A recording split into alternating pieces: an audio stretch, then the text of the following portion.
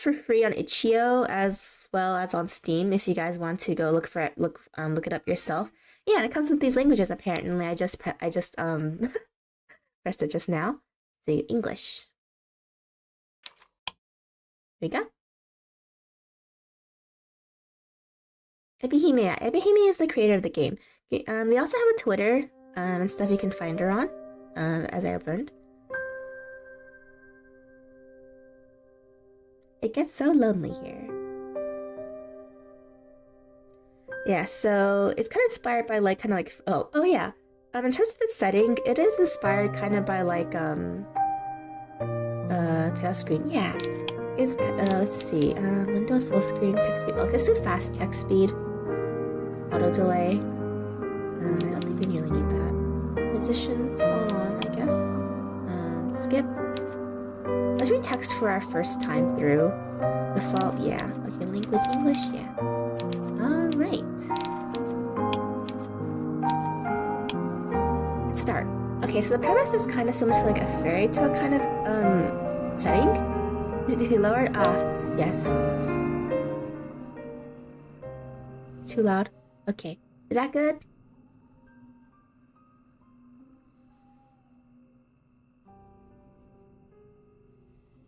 Is that good on the stream? Thank you. I go settings.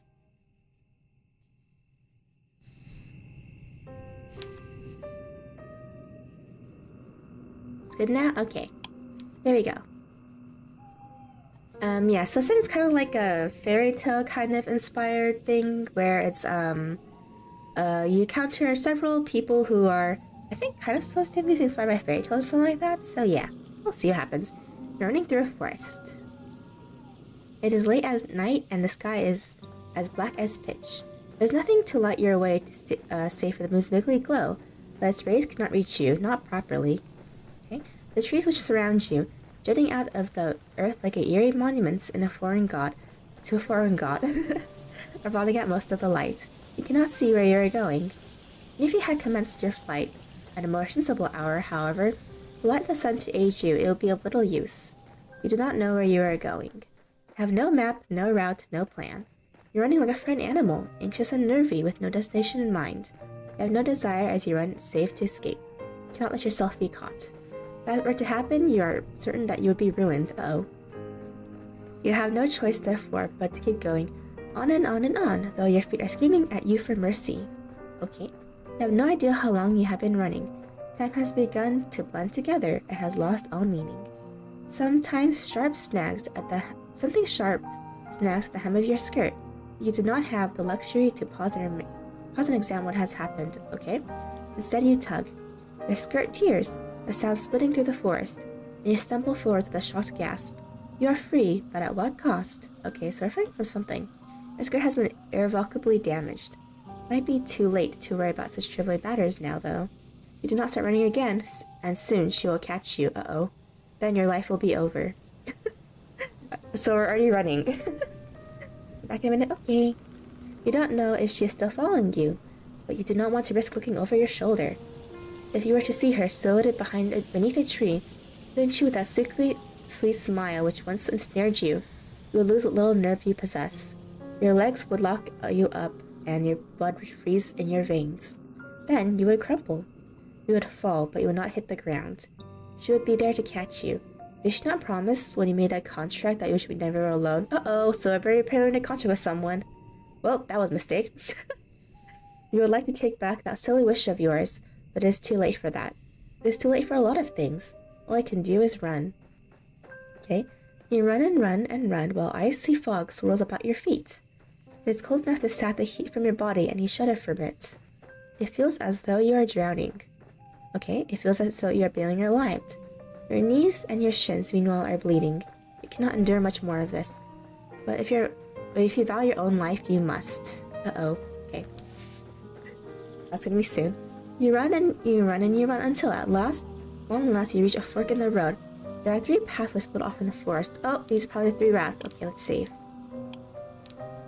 Okay.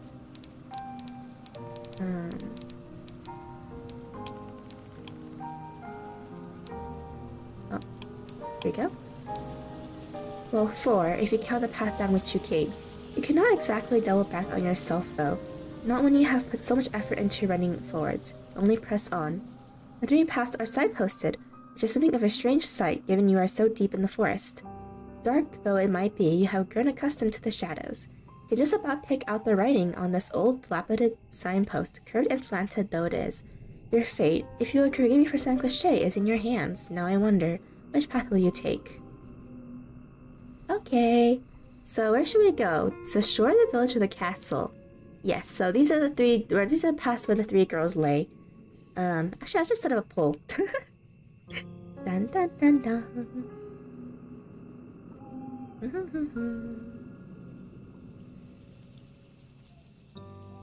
bum, bum, bum. Let's go to the shore, the village, and the castle. Nice. There you go. Yes. Okay, so if you guys want to know, the shore has a mermaid, the village has a gravekeeper, and the castle has a princess. So yeah, which one do you guys prefer? You want me to tell you who the three candidates are? Yeah. The shore, I see. Good choice, isn't it? Pretty sure each of them had their good and bad ending too. Bum bum bum. Dun dun dun dun.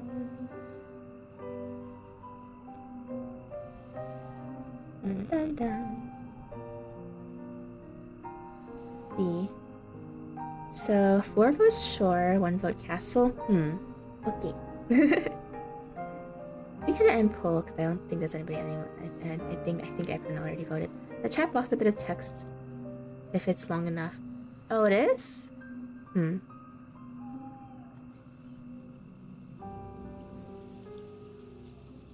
I see. Okay. Oops. I'll move the game then. Dun, closer to me again. There we go. That'll be fine, right? Make this smaller. Let's do this for a second. This is similar to the other game. Maybe we should make chat a bit smaller next time. Or this overlay, I mean. We'll see. Anyway, thank you for letting me know. Okay. So let's go to the shore. So you want to go to the shore? Yeah. Good idea. What will we discover there, I wonder? The night is far from over, and there are any number of adventures still awaiting you. Well, that you have prepared yourself in advance. I do hope for your sake that you have learned how to swim. Uh-oh. Thinking suspicion that the skill might come in handy. You follow a path in which leads to the shore, supporting yourself on weary, aching limbs, which feels ready to snap at the knee beneath the burden of your weight. Think about it. Why the chat box a gravestone? Why not? I mean, it's cute, right? Little more than a wisp of a girl, but you have been running for so very long, and your feet are so very numb. You feel like a great lumbering thing. You lie down, and quickly. You only hope as you continue to run that you will find a means to escape your current predicament by the shore.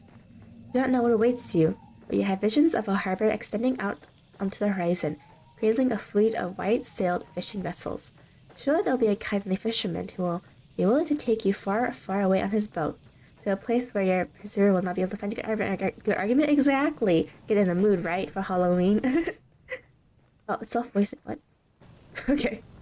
Can I imagine, too, the face of this kindly fisherman, a face you have lifted from the fairy tales you read in abundance as a small child. He will have thick, bushy eyebrows, and a dark brown beard streaked with gray. Well, that's not what you're gonna find there, but... What just happened? I don't know. I pressed the V button and it just popped up. I don't really know what the point of that was. What did I miss? Okay, so long story short, something or someone was chasing us. So we had 3 choices to go to, which was a shore, a castle, and a village. And we decided to go to the shore first, which, yes. Oh yeah, the 3 candidates in this game is a mermaid, a gravekeeper, and a princess. Yes, if you want to know. So how's the game so far? Good.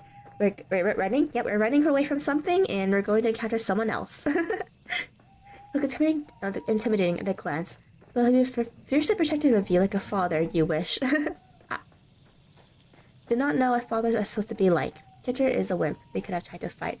Well, we don't know what she was running from. It could have been someone who, like, is a monster or something. I don't know. For example, one of the candidates is a mermaid, so it could have been, like, I don't know, a zombie or something. You don't know what fathers are supposed to be like. Uh-oh. Yeah. Press the wrong letter.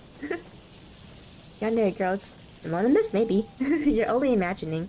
It is your imagination, however, which grants you the strength to keep going. Ooh. You run to the shore. Take some time before you finally emerge from the woods, but finally you do it. How much time, you ask? I cannot answer that. Did I not say that time has begun to lose all its meaning? Uh-oh. The forest is behind you now. At least, and all the awful nightmares that lurk within it. It is still cold, though, and still foggy. It is still dark, too. The sun has yet to rise. Okay. You can see the moon clearly now as it hangs above your head, round as any pearl or orb or crystal ball. The moonlight shines down upon the vertiginous cliffs, which plummet sharply downwards to an array of sharp, spiky rocks below. Well, hopefully that's not the way we can die in this route. You felt upon escaping the woods a degree of hope. The sight of those weather-blasted cliffs gave you pause. You inhale. Then you frown. Now what are you to do? Not think this plan of yours very well, not that you had much in the way of a plan in the first place. There's little in the way of civilization here. The cliffs are far from the village. How far? You do not know, and you cannot see any houses. Where exactly will you rest your weary head, and what of your weary legs? Okay. Fitfully, you look around.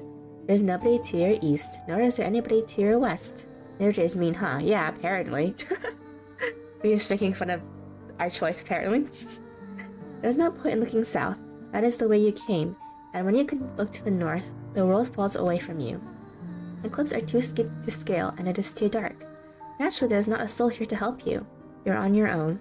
If you're so overwhelmed, you could very well cry. Do not cry, however. That tears have never helped anyone.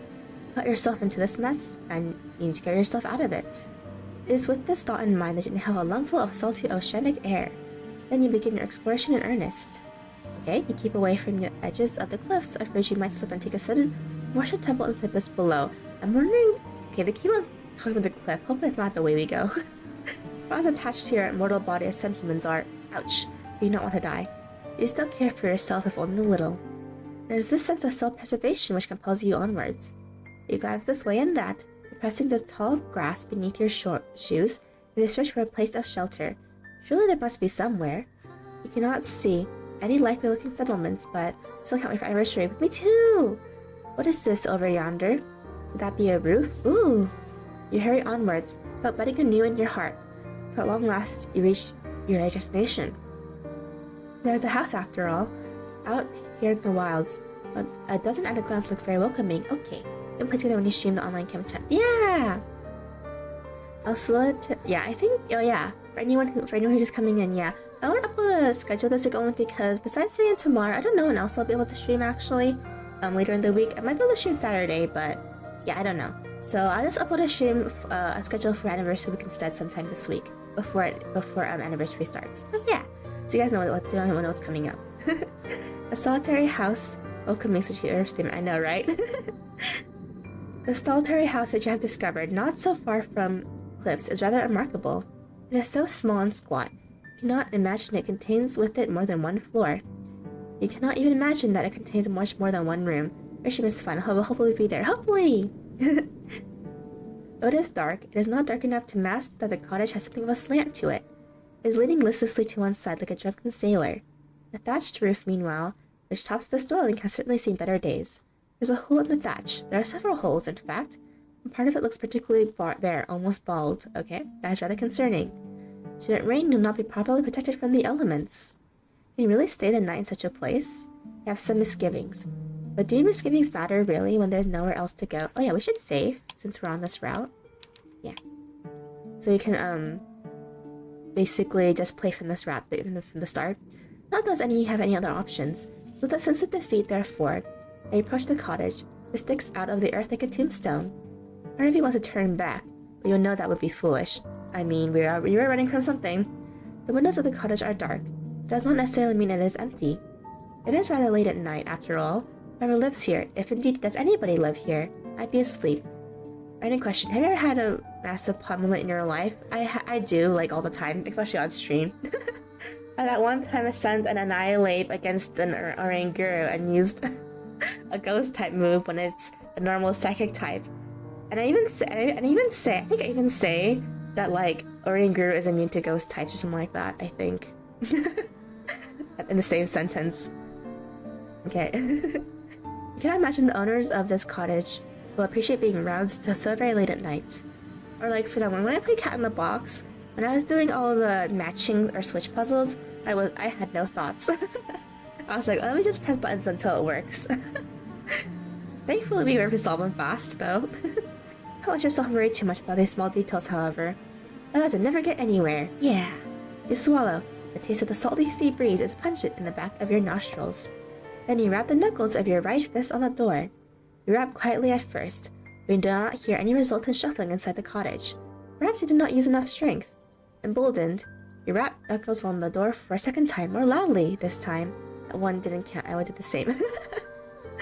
I think for me it's one of the hallmarks. I think I even say Oranguru is a normal psychic type, and then like at the same time I'm trying to use a ghost type move on it. You wait a few minutes, but still you cannot hear anything. Perhaps the cottage is unoccupied after all. You knock for a third time, then wait. No turn time as they say, the charm, but for all of that your knocking goes unanswered. Well, nobody can say that you did not try. More intrigued now than anxious, your fingers find the handle of the door. You pull it down, and to your surprise, it yields easily. You also ran a loop. I was once ran a loop unnecessary in that stream too. I did! You're right. The door swings back for you as if by magic. It feels almost as if preordained. I think it's because I was lost. I was like, wait, did I run a loop again? No, I probably did. I like go directions, okay? For example, why didn't I finish Outlast 2? I might play Outlast 2 this month, but I don't know if we'll finish it because I got lost the first time I played it because it's too complicated. It's too open area. You step inside the cottage, which is very dark, and glance around. It's hard to see given the lateness of the hour. The cottage's interior is about as expiring as its exterior. I should say not very. Oh yeah. Oh, I was going to tweet about it, but the Pocket Mirrors team's newest work, Miss Goody Two Shoes, is uploading or is gonna be released on Steam on Halloween Day. So yeah, I'm excited. I'm probably playing it. I don't know if we'll play Halloween Day. I might play it a couple days later, depending on what I have scheduled. But yeah, I'm excited. Just say not very. It's very bit as small and as cramped as you fancied when you observed it from the outside. There are a few cupboards which line the walls, a wood fire which has since been extinguished, and a straw pallet on the floor which must function as a bed. Ever played Detective Pikachu Returns? To be honest, I don't really know, because I didn't play the first game at all, so I don't know. I did hear it's a sequel, so I'm not too sure exactly how it's gonna play, so yeah. Or I don't know if I have to play the first game to play the second game. So yeah, because I didn't really look it up for spoilers or anything, you know? So yeah, we'll see. Maybe not. We'll see. It's just unsuccessful. However, when it comes to trying to locate the other humans, you cannot find another soul. It was quite fun. It was interesting. Oh, I see. The first game is on the 3D. Yes, I know about that. Surely that is to your benefit, though. If nobody else lives here, you might as well make yourself at home.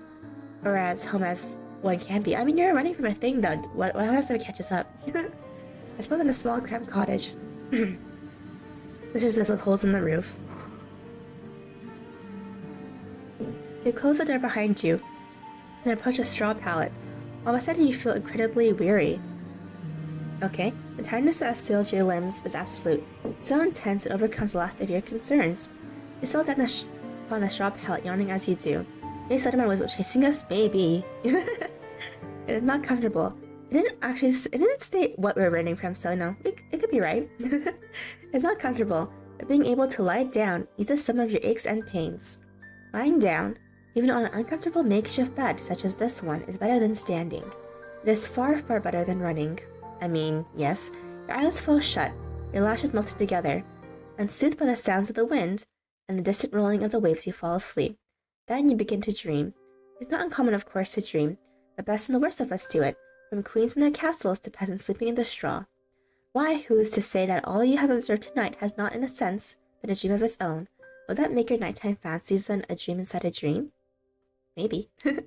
Perhaps our dreams are empty, hollow things stacked inside one another like wooden dolls. Later you're gonna get another kind of box when we got chased by ourselves. Maybe, you could be right, who knows? Not a mystical thought. How very dull. Your dreams, however, cannot be called whimsical, and neither are they particularly droll. This is right. They're not pure fabrications, as dreams sometimes are, fleeting fancies which can never come to pass. Your dreams are of a rather more pernicious sort. In your dreams, you are at the conservatoire, with your red hair tied back into two prim-proper braids. I think it's some sort of school, right? You're walking through the courtyard, pushing your books to your chest as you make your way to the library. Your head is bowed, so as not to look at the faces of your passing classmates. When do we start reaching Shakespeare? Beats me. Good thing I know how to pronounce, like, a number of these words. I want to meet their eyes. Besides, I did read a lot of Shakespeare for school back in the day. Those three girls with their sensible braids and the sensible suits are merciless. Oh no, we got bullied. Put your shoulders together in the stream of yours, so as not to draw their attention, but alas, it is not enough. You stumble, clumsy thing that you are, and you fall, and just like that all eyes are upon you. Oh no! They're staring at you, they're laughing at you. You lay there on the ground by the fountain, books scattered and your skirt in a woeful state of disarray. Your knees hurt. Is it bleeding? You examine your injured leg, trying not to cry, and as this transpires you hear a voice. Start playing Among Us, sure. One of your classmates is calling out to you. She has acknowledged you. You look up shyly, tears beating in your eyes at a girl taller than you and prettier and much more refined. She extends her hand towards you. Does she mean to help you? Kinda hard to try, can't it? Suddenly, you reach out to accept her offered aid. Her fingers curl around yours tightly.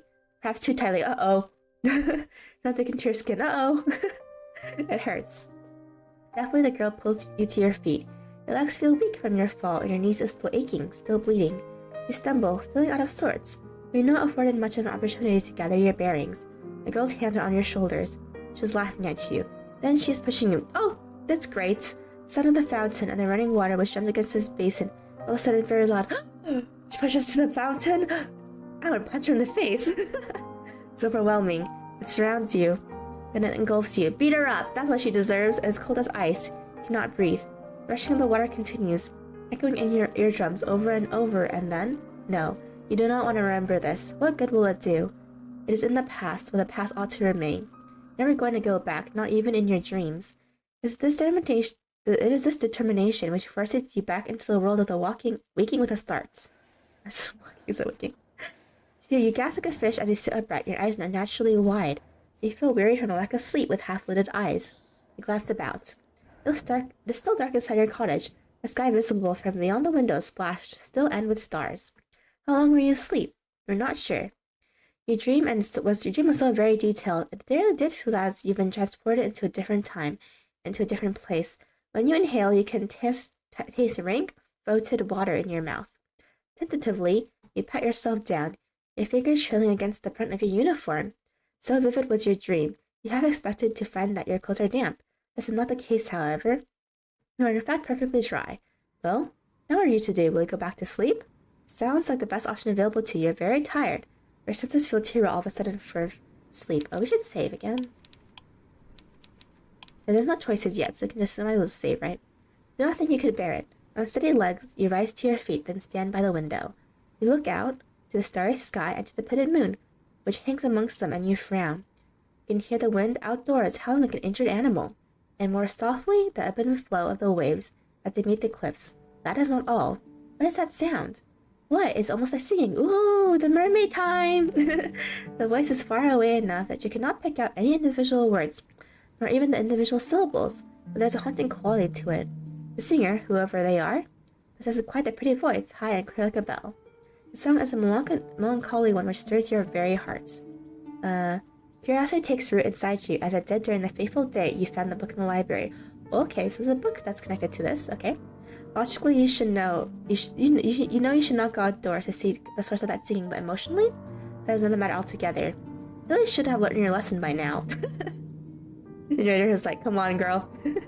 You should know better than to go sticking your nose into business which does not concern you. But naughty little girls such as you never do learn. You cross the old fisherman's cottage, as though in a dream, then reach for the handle of the door. The handle depresses easily enough between your grasping fingers. The door opens with a click. Alright, to meet the mermaid! The rest of the world yawns before you, framed in the doorway, all of it bathed in moonlight. You thought it was cold inside the cottage, but it is colder still now that the door is open. An unpleasant wind rushes forward to meet you. knifing mercilessly through the fabric of your uniform. You look across the cold, inhospitable landscape, your fingers clutched into fists at your side. Then you step out into the unknown. Okay, time to meet them. You canvass the cliff face, led by nothing more than luxurious singing. So haunting and ethereal is this voice, as it hangs on the breeze. It would be enough to send 1,000 ships off to war. Ooh, okay. As a cute comparison, or cool comparison, I mean, you keep walking into the night until you reach the very edge of the cliffs. They drop downwards into empty air. You ought not to go any further, but the voice has yet to cease. You can still hear it echoing inside your head. It compels you to act. You look down at the shore, which seems like a dizzying distance away, then out to the ocean, which is breaking against the scattered rocks below. Your eyes narrow with determination. Then you take a step forward towards the cliff. Okay, these cliffs are steep and the rocks below them are sharp. You can see them glinting in the darkness, their tips jagged like the teeth of hungry predators. The cold wind blows, rocking your hair and you shudder from it. Okay, your shoes are not built for scaling cliffs. Your heels do not have much in the way of purchase, particularly when the cliffs are so steep. Come on, why are you doing this? The cliff has no small feet. You're determined to ease yourself down onto the shore in one piece preferably. Okay, don't fall. The wind is so powerful, it feels as though there is something deliberately malicious to it. You wonder during your descent if it means to knock you off on your perch on purpose, cast you down to the rocks below. Well, if that is what it wants, you refuse to give the satisfaction. You can be awfully stubborn at times, and now is one of them. You continue to climb. How long have you been at it now? Thanks, narrator. Till at long last, your feet meet the shoreline below. I had made it, and you did not sustain too many injuries or mermaid food. Yep, we're probably mermaid food soon. Your palms are throbbing, yes, after gripping those rocks, and you might have a few cuts, but your wounds are of a shallow, superficial sort. Yeah, we might be mermaid food soon. You're correct, because the legend, the actual real Legend of Mermaids, they want to drag you down to the depths of the ocean. So yeah, we might die. Things could have been worse. You flex your fingers. You feel uncomfortably numb and cold alongside it. Your skin is prickling, but at least you can still feel discomfort. At least it is still attached to your bones, where it is ought to be. Your vital organs concealed with the hollow cavities of your body. You have a lot to be thankful for. Sure, thanks.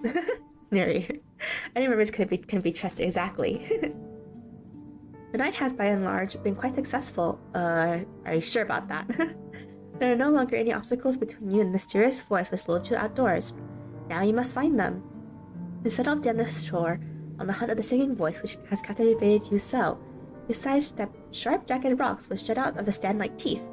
Okay, the rocks which cannot be circumnavigated. Meanwhile, you climb over. All the while, the sounds of the sea mingles with that of the singing, provides an ethereal, haunting backdrop to exploration, which further adds the surreality of the moonlight stroll. The waves lap against the shore, then retreat shyly, pushed and pulled by the bleached white moon which hangs overhead. The oceans that you have seen in your library books were all blue as sapphire, but this ocean is different. It is so late at night, looks black instead. The moving surface of the water reminds you of a mirror. Those depths are even deeper and much more mysterious. That does not sound good.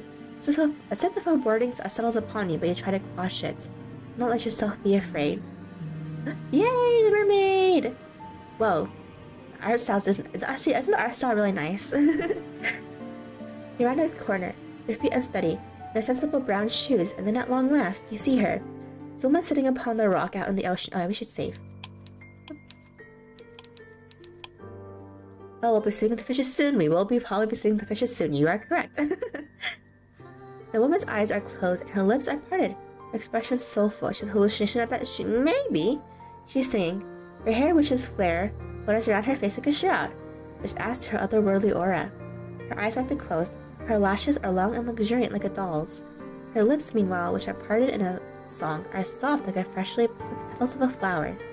Her face is perfect, as are her proportions. Art is very nice. Yeah, right? That's one reason why I want to play this game/visual novel. Her neck is tall and slender, the stem of a flower. Remember Sashimi 1? I think we're gonna be the ones who'll be sashimi. As for the lower half of her body, meanwhile, well, it is nothing like anything you've seen before. It is here and here alone.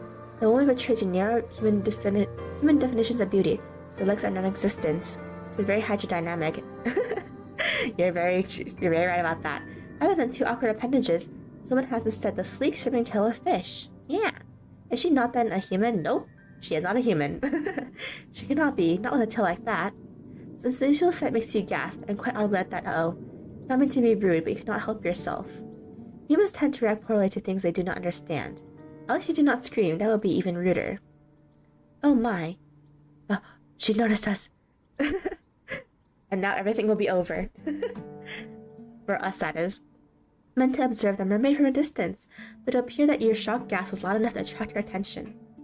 The fish-tailed vision, sitting upon the rock, is looking at you.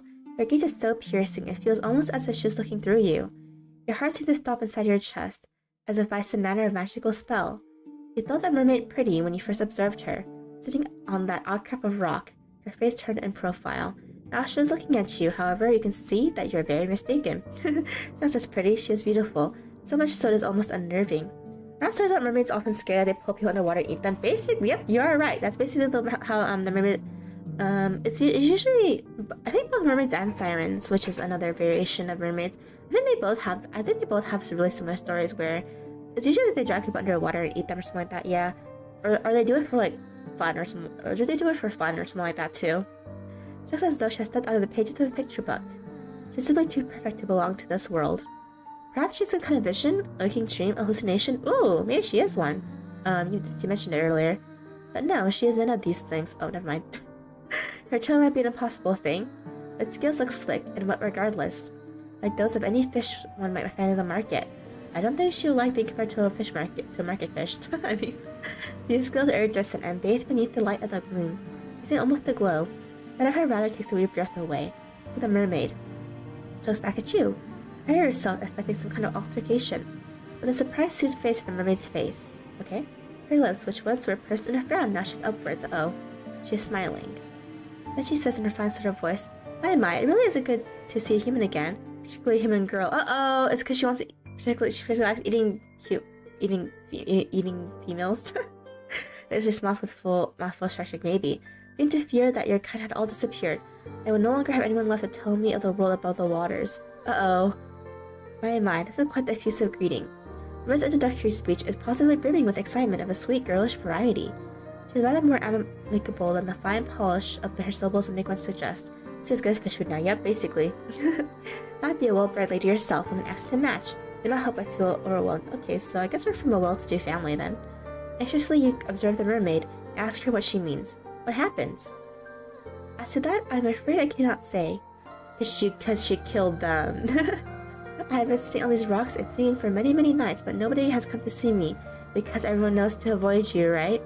There's been no lovely humans for me to play with. Hopefully play with doesn't mean to destroy us. aka our body.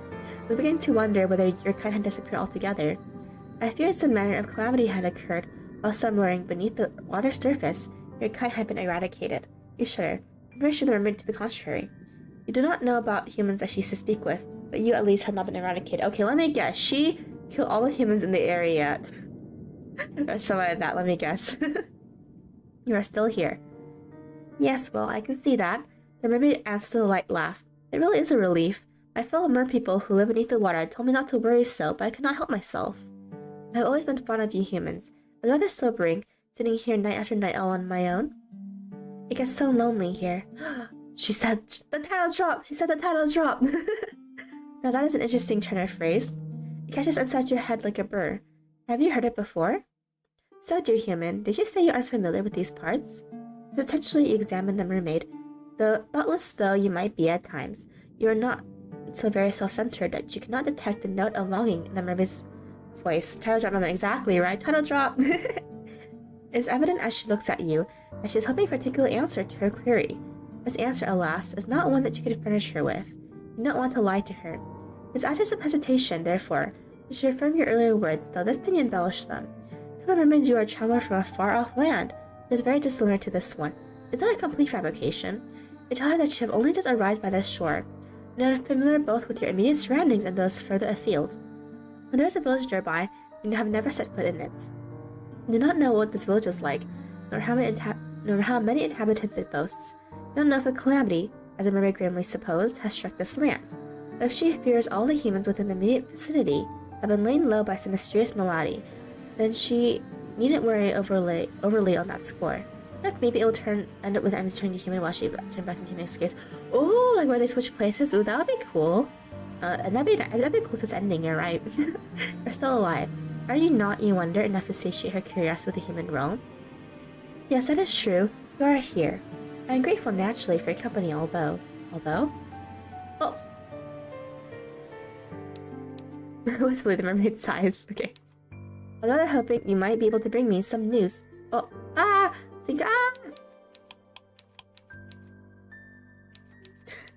Oh, I had, fast forward on. Okay. You don't have fast forward on anymore. I think I pressed the button by accident. But I'm hoping you might be able to bring me some news of the nearby village and of its inhabitants. I think that's a plot of another game. Maybe. It makes you wonder. Was there a particular person from this village she was close to? So you're able to work that out much out? The mermaid answers with a small smile. You're an intelligent one, aren't you?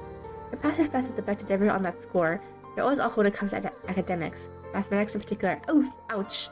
You never get your head around all the numbers. Your stern, stony-faced math professor used to spare in you. Oh no, she's not here. None of them are here. Yeah, MC, be more confident. But you're an expert mermaid, so, maybe not. It is you. It is just you now and the mermaid. You don't need to know about your dismal academic record. Exactly, you don't have to say it. You also have a small smile, touched by her compliment, and told that it's nothing more than a lucky guess. For a guess, it was remarkably accurate. You're quite right. I did have a close friend from the nearby village. She was very dear to me, and then you probably dragged her down to the ocean so we can be with together forever, right? You should see a Yandere original fairy tale theme. Yeah, basically. And I mean, the title is pretty self-explanatory of the stream, right? Internally, you congratulate yourself on this piece of detective work. How very clever you are, sure. There are many humans in this world of that I know. The human who spoke with me, however, was special. She was my human. Uh-oh, don't say that! Do not fail to catch the possessive note in that mermaid's voice. Yes, and I cherish her dearly. Uh-oh. She'd come to me on my rock late at night, when she was finished with her chores and we would talk. I asked her a good number of questions about the human realm and about her customs. Oh no, exactly, oh no! I fear my endless inquiries must have been rather tedious. She was always happy to indulge me. She never once scorned me for my ignorance, and neither did she make me feel like a fool. She always made time for me, no matter how many demands she had on her time. She was a farmer's daughter, and she was obviously busy from dawn until dusk, threshing hay and taking the animals out to pasture. Red flag? Yep, red flag indeed. Huge red flag. Told me of her work, and I marveled at her. Stunted though she was, she possessed a truly tremendous amount of strength. I, who had lived in the ocean all my life, could not countenance working as hard as she did. She bore her burdens without complaining. She was not the prettiest human who had walked the earth, but that mattered not to me. Her conversation was engaging. I knew through our continued encounters that she meant no ill will. She did not have even a single drop of malice in her heart. The sole manner in which the mermaid speaks of her friend makes you feel, for a few brief moments, a flicker of some ugly, primordial emotion. Maybe jealousy? Don't be jealous. This mermaid might eat you. To end the story, eating mermaid gives immortality. Yeah, you're right. There's legends where if you eat mermaid meat, you become immortal. By the way, you're right. It's painful, isn't it, to hear others wax poetic about those they hold dear, particularly when you yourself have never been regarded in so intimate a manner. You have for many, many years been woefully alone, but you are not alone now. You're with the mermaid, and she is with you. And though she might prefer to be in the company of an industrious farmhand, the farmhand is not here. Where did she go? She's probably a skeleton down in the bottom of the ocean. Oh, if only I knew. She quite suddenly disappeared one day. Most of she had been whisked away by a wicked spirit. I'm pretty sure you're the wicked spirit that whisked her away, right? That seems like quite the anticlimactic ending for such a close relationship. Did the farmhand not tell her companion beforehand that she might one day disappear? No, she did not. Nothing of the sort happened. It was all very sudden. So I asked, feeling affronted upon the mermaid's half, did she not give you any warning? Not a single one. I don't know about that. She might have given you a warning because without warning, you're the one who dragged her down, right? So eaten for sure, probably, right? And when you asked, did she disappear? I did not know. And she was, are you sure? Time is a strange concept to beings such as myself, particularly as it seems to ebb and flow differently, both above and below the surface. You humans have a strange compulsion to pin down and to place labels upon everything. You have names for your seasons and for your months and even for your days of the week. It is all very precise. Are you sure about that? Exactly what you just mean. We merfolk, however, do not bother with such affairs. Perhaps because we live for so much longer than you humans do. We have no need to obsessively document our days, not when we have so many of them at our disposal. This curious remark catches your attention. How long exactly do mermaids live for? The mermaid does not look much older than you, but you cannot help but wonder. My, nosy, aren't we? The mermaid asks, and she laughs, a soft tinkling laugh. A tinkling sound like that of a bell which makes you blush. Were you being nosy? Perhaps you were. Oh, yeah, maybe switch save again. It's been a while. There we go. You've always had thirst for knowledge, not of the dry, dusty academic variety, but as stories peopled with strange expressions. Okay? Literature was the only subject you were any good at. Again, it is hard for me to quantify, to put it in terms a human like you can understand. Thanks. I suppose mermaids can live for centuries. Centuries? What? Uh-oh, that's quite a surprise. Perhaps it shouldn't be. So maybe she picked off the villagers solely over a course of centuries. Who knows? Her and her mermaid friends, because she's not the only mermaid. I'm subjected to any number of surprises tonight. What is one more to add to the pile? I have not been waiting quite that long, however, for my friend to return to me. I think it has been but a few seasons. It may not sound like much, but never before have I been so aware of the passage of time. I've experienced any number of wants during my life. I've never wanted anything quite as badly as I wanted to see her.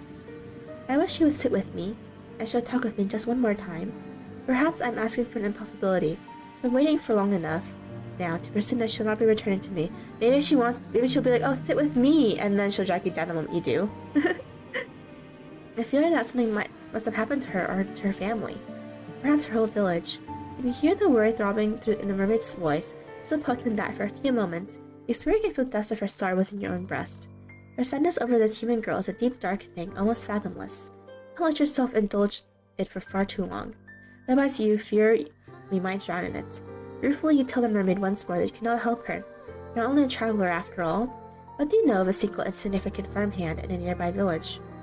Yes, I thought you might say that. It's quite unfortunate, but oh well. I ought not to reflect upon all that I'm missing. That would be churlish for me, and it would not be fair to you either. Okay? I want to invite you to dinner. You'll be main dish. Exactly. Exactly. I would be surprised. Do not approach me, I am sure, with the hope of hearing about all my woes. I should be grateful instead for all it is that I do have. I still have my long, long life, which stretches before me like a golden cord, and of course I have you now. But uh-oh. Does she? Do I not? I ought to go soon before I absent this notice. Will you not come and visit me again tomorrow night? I think I would like that. I've always enjoyed speaking to humans. Make me feel less alone. Not help but feel as the mermaid observes you with those enchanting eyes of hers. She does not literally wish to speak to you for your sake. She wants to use you instead as a substitute for the farmhand that she's been missing so very ardently. The thought stings, but you really ought to be used to it. Still, to be held in lower esteem than a farmhand of all things makes your self-esteem sting. You try not to let Mermaid notice this, though. The woes of your past are not her fault, much as the woes of her past are not yours. It's silly, in any case, to be jealous of a girl who might very well be dead. That's what you tell yourself. It's the only way to prop your bruised self-sense of worth. You would, you tell Mermaid after a pause, to see her again. Like that very much. Oh no! Main character, don't be an idiot! Oh, thank you. I've been feeling very gloomy for quite some time. The singing has invigorated me. Finally, it feels as though I can smile again. Is she not smiling, you wonder, after her friend disappeared? I did not have the heart. Without her, the world seemed very dull and drab. Her company has cheered me immensely. That's why I like humans so much. They're not callous and unfeeling, but merfolk who live beneath the water's surface. Fell for the bait. I didn't fall for the bait. The MC did, because they're an idiot. Well, they didn't say they weren't good at math, so I guess it checks out, or good at school in general. You're much kinder than they are. Oh, if only she knew. The mermaid was aware, I wonder, of how petty you are. How jealous. Would she still care for you? Well, that is neither here nor there. Alright. So we're gonna meet her again tomorrow. I guess we'll save. You agree to meet with the mermaid, come some down the following night, then make your slow stumbling way back up to the cliffs. In the cottage you have her one as your own. Within doors you settle down upon your pallet, and then you close your eyes. Setting of the wind outside and the distinct rolling of the waves against the rocks do not disturb you. You feel after a minute encounter of a marish kind. Quiet at ease, perhaps prematurely so. Yep, narrator, you are right about that. What happens to the icy fury which prompted your frantic flight to the forest? Exactly. That's all I got, exactly. I think you're being a bit too complacent. Exactly. No? Oh well, you will. Oh, thanks, narrator. A fine morning when it arrives, it's cloudy and overcast. It's not a particularly pleasant morning, but at least it's not raining. That is some small consolation. You rise from your straw pallet, stretching, then glance about the interior of the fisherman's cottage. It was dilapidated last night, when much of it was obscured by the shadows, but looks even more so when subjected to the morning light. The cottage interior had the guiding appearance of having been abandoned in a hurry. Uh-oh, that doesn't sound good. There is broken pottery strewn upon the ground, and a singular wooden chair, which once must have stood by the singular wooden table, is lying on the floor. Doors of the cupboards, meanwhile, are ajar, the shelves within depressingly bare. The fire pan does exist. I'm assuming she does. Or maybe she doesn't. Oh, you're right. You're right. Maybe the mermaid might be lying this entire time, and she might have been fabricating a story. Yeah, you're right.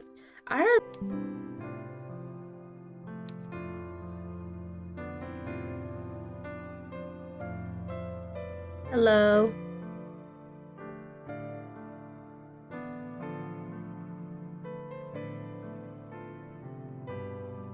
Hello?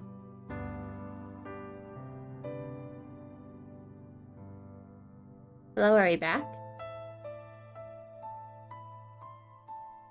You're back. Okay, yay! I don't know why I did that. All of a sudden, I said my OBS connection is green, and my internet is good. Maybe it's a problem with YouTube. Let me check. It says my true health is good, though. Well, okay. I guess we'll continue on. Hopefully it doesn't happen again. Picture feels a handful of edibles, but there is precious little to be getting on with. But you live here comfortably, you had to look into foraging. You ate very little last night, and your stomach's empty. Jane stays dead. As we can see. I know! Unfortunately. It was the malcontented rumblings of your stomach. In fact, actual fact that drives you from your slumber. Oh, wait, let me go. Let me get something. Open. Go. Alright. Your body seems to be very far away indeed, much like the great clouds which choke the sky. You're not thinking of your own physical discomforts. You're dwelling, instead, upon the events of the night prior. You cannot help but think of the mermaid. Did you truly meet an aquatic maiden last night, during your nightly stroll when you could not sleep?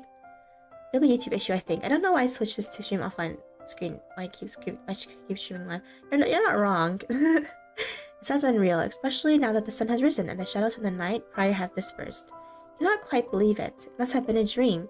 Why then can you recall it feel very clearly? Who knows? Hey there. Hello. Hey there, indeed. Keeping yourself healthy now? Yeah, I'm healthy now. For now, that is. You help yourself to the scant food and drink available to you, all the while thinking of your next course of action. Now what are you to do? You plan, of course, to return to the shore come nightfall. If not, might once again see the mermaid, but the night will never or not arrive for quite some time. That still means the keeping so occupied until then. Will this affect anything? Okay. The entire interior of the cottage is not furnished with any particular advice, so I had to go for a walk. Your soul still aches after your excursions last night, but if you go slowly, you ought to be alright. That's what you hope, at least. You don't want to spend much longer than you have in the fisherman's cottage, no matter how cold it might be outdoors. It's almost as cold inside as it is out. In any case, the cottage is far too small. You leave the cottage behind you and set off. You don't know exactly where you're going, but you're supposed it does not matter overly much. You don't have any particular destination in mind. Okay? Your meandering road leads you to your cliffs, which are steep and sharp. The drops to the shore is a perilous one, so much so that you have to wonder how you're able to descend the cliffs at night prior to meeting the mermaid. But rather more determined than you ever realized, though I, of course, could have told you that much. You're surprisingly capricious for such a small, slender human. It's gonna make your bot angry. You'll hope it eases up a bit. Yeah, I know, right? Hopefully. I know, I need to really take care of myself though, first of all, but you know, don't worry. I'll take care of myself when I have to. Along the sides of the cliffs, keeping a sensible distance away from the drop to the shore. You have survived last night's excitement unscathed, but you do not fancy trying your luck. It would be so like you, really, to avoid a drop to your death in the darkness, or to stumble during the morning's light and take an irreversible tumble. Your fortunes have never been the fairest. Your meanderings along the cliff revealed to you all manners of curious flora. You thought the night prior the cliffs were weather blasted, you can see that your assumptions were incorrect. There are flowers here, very warm and bright, like the sun's light during the summertime. A bit rough on me too, so I can't be judging too much. I see. The flowers are cute, and you think with a flush of pleasure. The fair-haired mermaid, whom you are certain you spoke to last night. These flowers are so very like her hair, it's uncanny. Step towards the flowers, draw towards them, and sink down to your knees. The tall grass brushes your ankles like a caress. Morning is dew wetting your skirt. Clothes are getting damp, as are your legs. You care not for the smear and your discomfort. You have just the idea. What if I could get for your new friend? Ooh! You're sure that she would appreciate it. Why would she not? Told you in a voice which was steeped with dolor that she had been feeling lonely. Or see her again. To see her, you like to make her smile. It is with this thought in mind that began to pick the flowers which are growing upon the cliffside. These flowers do not have any thorns, and the delicate stems snap easily enough between your fingers. Okay, you take care when plucking these flowers to leave a substantial amount of stem intact. You'll need these stems so that she might twine the flowers together, and to make for your mermaid a diadem and something she will be able to wear in her hair, basically a flower crown. As tiara started to suit her. She is so pretty, anything would suit her. Oh god. Continue to work, slow and steadfast, as the weak sun shines. It takes time, but you are eventually able to fashion something you are satisfied with. Alright!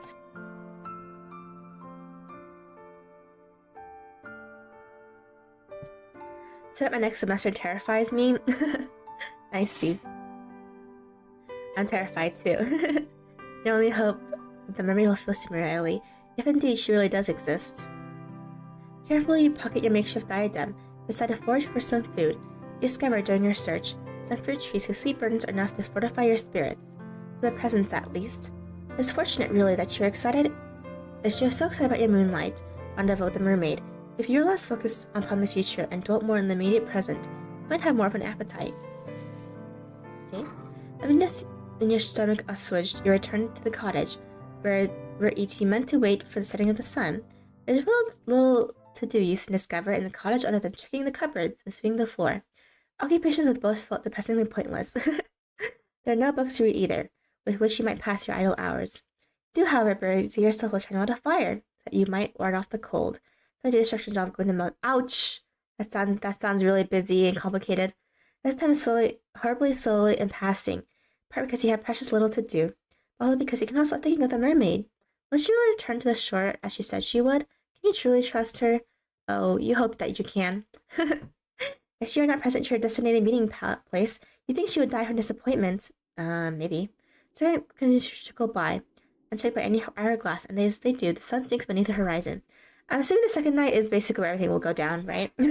Upon the worries, however, it might still be too early to search for the mermaid. Will she be there yet? You sit there, your stomach tied up in anxious knots. As you listen to the wind above your windows, you hear it. The sound is faint, but you recall it well from the night before. There's a single, solitary voice outdoors. Tempest tossed amidst the rolling waves. The voice is a high, clear one, silvery, if indeed voices can have colors. Your finely polished dinner plate in a noblewoman's home. Okay. The voice belongs, of course, to the mermaid. What else do you think with a voice as angelic as that? Also random, but people who really like Yandere confuse me. I think mainly they just like Yandere because Yandere will only devote it to you and you only. And they just ignore the bad stuff because they're like, she likes everything about me or he. and then they get lulled into false security, and then the Yandere puts him in a cage. Call back to a game I once to Otome game I once played, which did get an anime amnesia. Yeah. Long story short, there's one route where the main character gets locked into a cage by Yandere for a lot of the routes. Believe it gets a bubble up inside you. Yandere. Yandere, good minute one, then dying. Yeah, basically. What else do you know the voice as angelic as that? Relief begins to bubble inside you. I really suppose that you feel dizzy from it. Who abandoned you after all? Why, you wonder, did you ever think she would? She said she wanted to see you. Did you think that was a mere nicety? Buoyed as if by a gentle breeze, you hurried to the door. The trembling fingers, they are trembling, I presume, from excitement rather than fear. Uh-oh. Easily handle and turn it.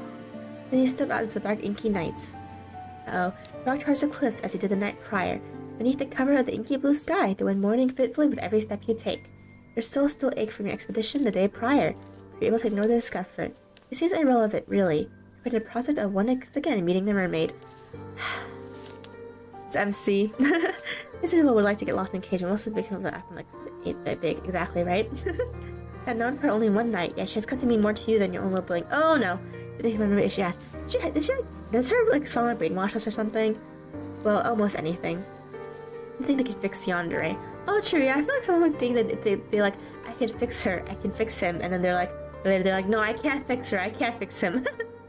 You're down the shore, inclined up the cliffs, the shore, almost stumbling in your scuffed round shoes, which were really not built with rock climbing in mind. Are we gonna fall toward death or something instead? I'm not too sure. How frantic are you in your attempts to once again make a nice acquaintance that you are very nearly fall? It's not that you still have enough sense about you to gain your footing. Yeah, see, instead we actually just died just going to the cliff, actually. Personal best gotta be Korea is like a cat. Koreas are very cute. The cat Mo. Otherwise his tale would come to a premature ending. And eventually make your way onto the shore, and approach a jagged outcrop of rock, where you last saw the mermaid. And fix her, and what's wrong with her makes it better. Basically, some people are like, I can make her worse, and some people are like, I can fix her. Like the night prior, the mermaid is perched upon these rocks, her fair hair strewn about her shoulders. As you see from across the shore, she sees her singing, and her eyes light up. Or at least they seem to. Uh-oh. She's already planning something.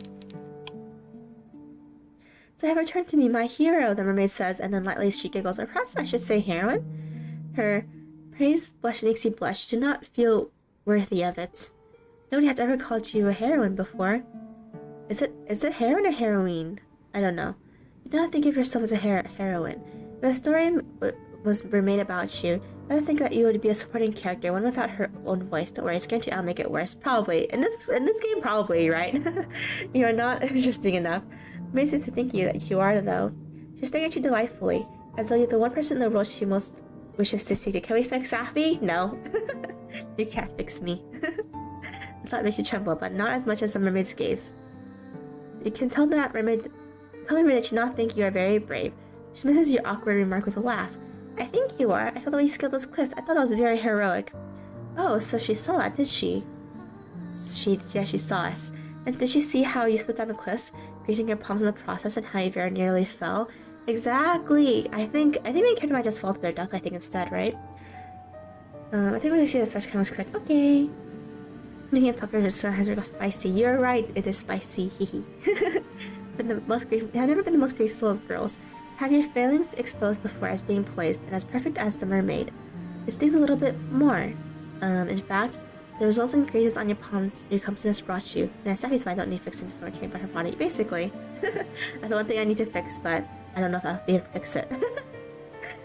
I'm infixable. You tell the mermaid there was nothing very heroic about all of that. She's excited that is all to see her again. We weren't thinking. Well, the next two of us are excited to see you again. She was? Well down, but living there she will eat you. Basically, right? I think so. Actually, I had a very good time speaking with you last night. I hoped that we might receive our correspondence. That's why I came to the rocks a bit earlier than usual. I was waiting for you. Did you hear my song? Yes, you reply with a nod of your head. You heard it all the way in the abandoned cottage. I called out to you. Yeah, maybe her songs has like a hypnotic effect or something? That was a general idea. I was singing for you. She was? I don't think you're worthy of the mermaid's song. If she does not mind dedicating her voice to you, then. Well, who else would I dedicate my voice to? There's nobody else to hear me. That is a good point, we suppose. Shyly look at the mermaid. You thank her for her song. It was very beautiful. And tell her before you can lose your nerve that you have prepared a present for her too. Oh, have you really? And fixable, classic thought process like this, like for real, for real. She's like me, for real, for real. You have. It's a small thing, nothing but a silly trinket, but it would not be too much of an imposition then. With clumsy fingers you reach into your pocket. For a few moments you fret that your near fall down the cliff might have damaged the delicate chain nestled within it, but your words are in vain. The chain is surprisingly sturdy. It was made with only a few flowers, and it had held firm against the odds. Sorry about mermaid songs, so just check those crushed the rocks. Yeah, basically, that's what I was thinking. Like maybe the songs have an hypnotic effect, so like maybe Acom makes them like that. By the way, what day is your official anniversary again, Safi? It's the 19th of October. But unfortunately, I won't be able to stream in October, so the anniversary date will be celebrating on technically like the day of. I'll be celebrating the 18th because on Friday I have work and I cannot cancel it. So, unfortunately, I have work all day. So, I mean all day. It's from morning to night actually. So, 12 hours. Yeah, isn't that great? Anyway, yeah. Basically, so I couldn't get it canceled because busy. So, yeah. So that's why we're gonna celebrate anniversary will be Monday to Thursday instead. So yeah. I might be able to stream Sunday that day as well. But we'll see. The chain is surprisingly sturdy. Tough, yeah. Right? Very hardworking, thank you. Surprisingly sturdy, given it was made with only a few flowers and it held firm against the odds. You handled the chain with great care all the same, however. You hold it up, presenting it for the mermaid's approbation. It was for that mermaid... I remember exactly, right? The mermaid that she fashioned this chain. You thought that it looked nice nestled in her hair. You were pleased with the chain when first you made it. But looking at the mermaid, you have begun to reconsider. Mermaid's beauty is otherworldly, so much so it almost hurts to look at her. Your fair crime of a comparison seems a very meager offering indeed.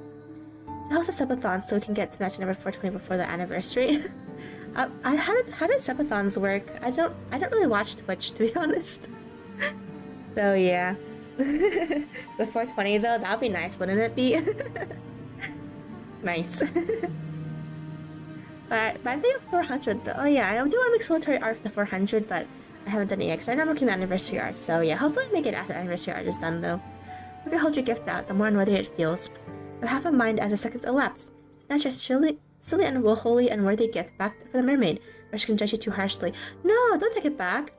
But the mermaid's lips curve up into a smile, and in a voice so full of gratitude, as her heart throbs, she says, "Oh my, did you make this for me?" "Well, yes," you reply, still feeling a little flustered. Saw these flowers earlier when you went for a walk, and they made you think of her. Nice. Wait till I get my job and just pass out on my computer, not working till last moment. It's important right now to pass. It's important right over passage programmers. You're right, basically. Yeah, far inferior when contrasted with her good looks. For some of them, I don't even have Streamlabs or anything, to be honest.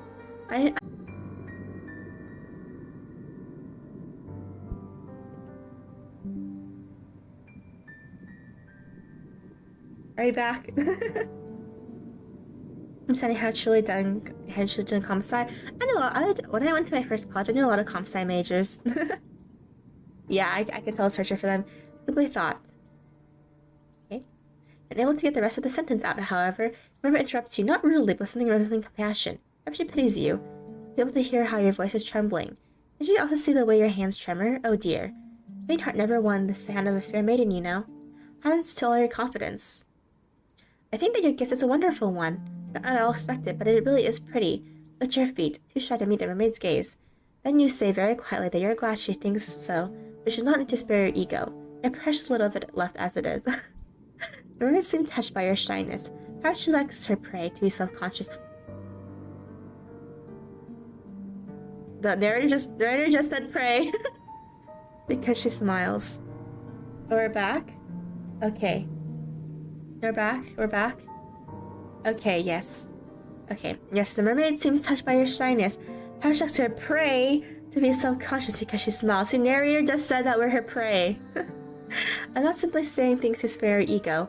I am not that. Humans might spout platitudes as easily as they breathe air. But I do not compliment others unless I truly mean elusive Safi, yeah, right? Takes like 2 semesters for all hope and also despite this big concept engineers. Like,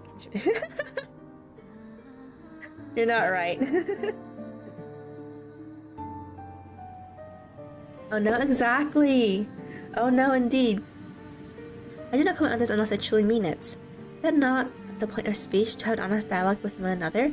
If one party in a conversation is withholding their true intentions, a conversation is impossible.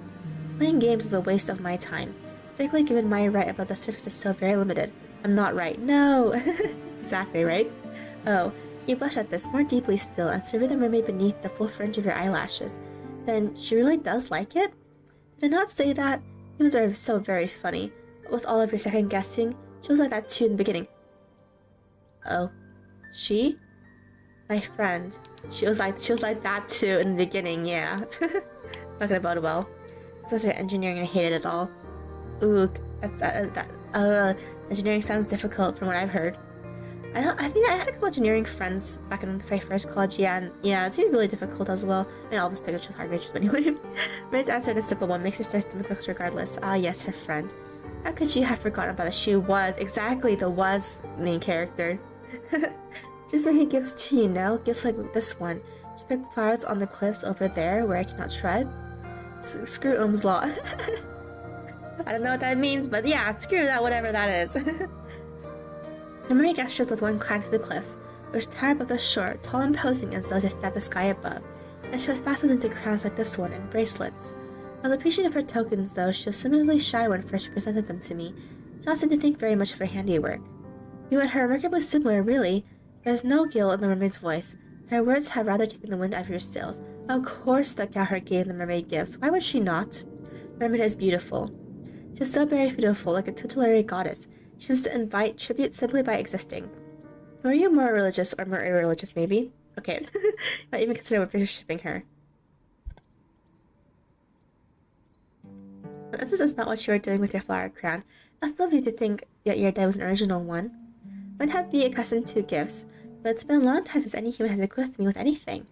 This is a pleasant surprise. I'm truly thankful for your kindness, dear one.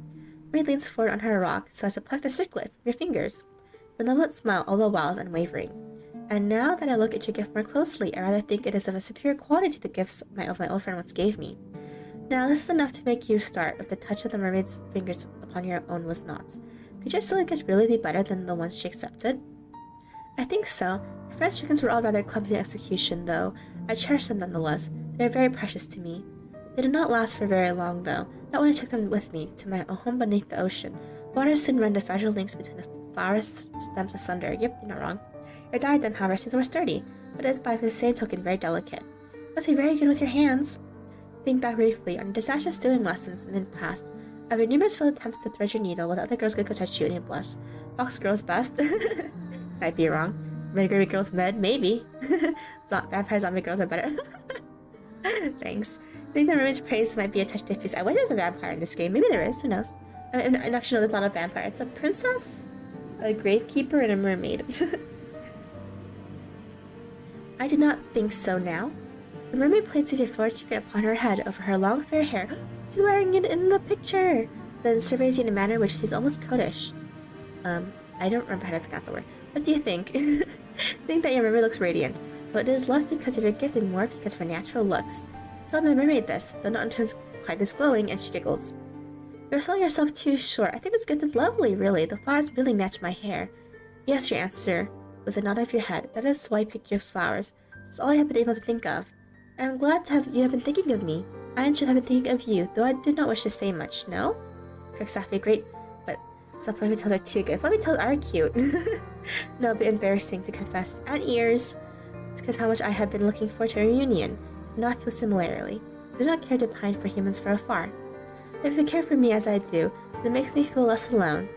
Hasten to assure the mermaid you face aflame. Do you ever stop blushing? Goodness gracious. Thanks, narrator. I do care for her, very much so. Do not have known for her very long, but she has made an impression upon you. Not a good one. She is such an easy conversationalist. The time simply slips by when you are together. It does not hurt, of course, as she is also pretty. I have heard it said, yes, that my looks are rather appealing. The old friend was singularly complimentary. I don't blame you humans for being so taken with me. My form is so very graceful, thanks, mermaid. Your looks seem rather cumbersome in comparison to my smooth, sleek tail. Blush, blush, yeah, blush, blush. Must be very depressing to lumber about on land as you do, living your days beneath the harsh sun and the cool, unfeeling moon. Sometimes I think I pity you. The surface is a good deal brighter than it is beneath the ocean. I will grant you that much.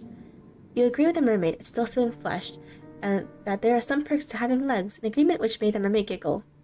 I ascertain that there are, though you cannot experience the ocean's depths as I can. I presume you have never tried it? No. Don't show it to me, because I'll be dead up, because you're gonna kill me, right? Shake your head no. Hello. Hello!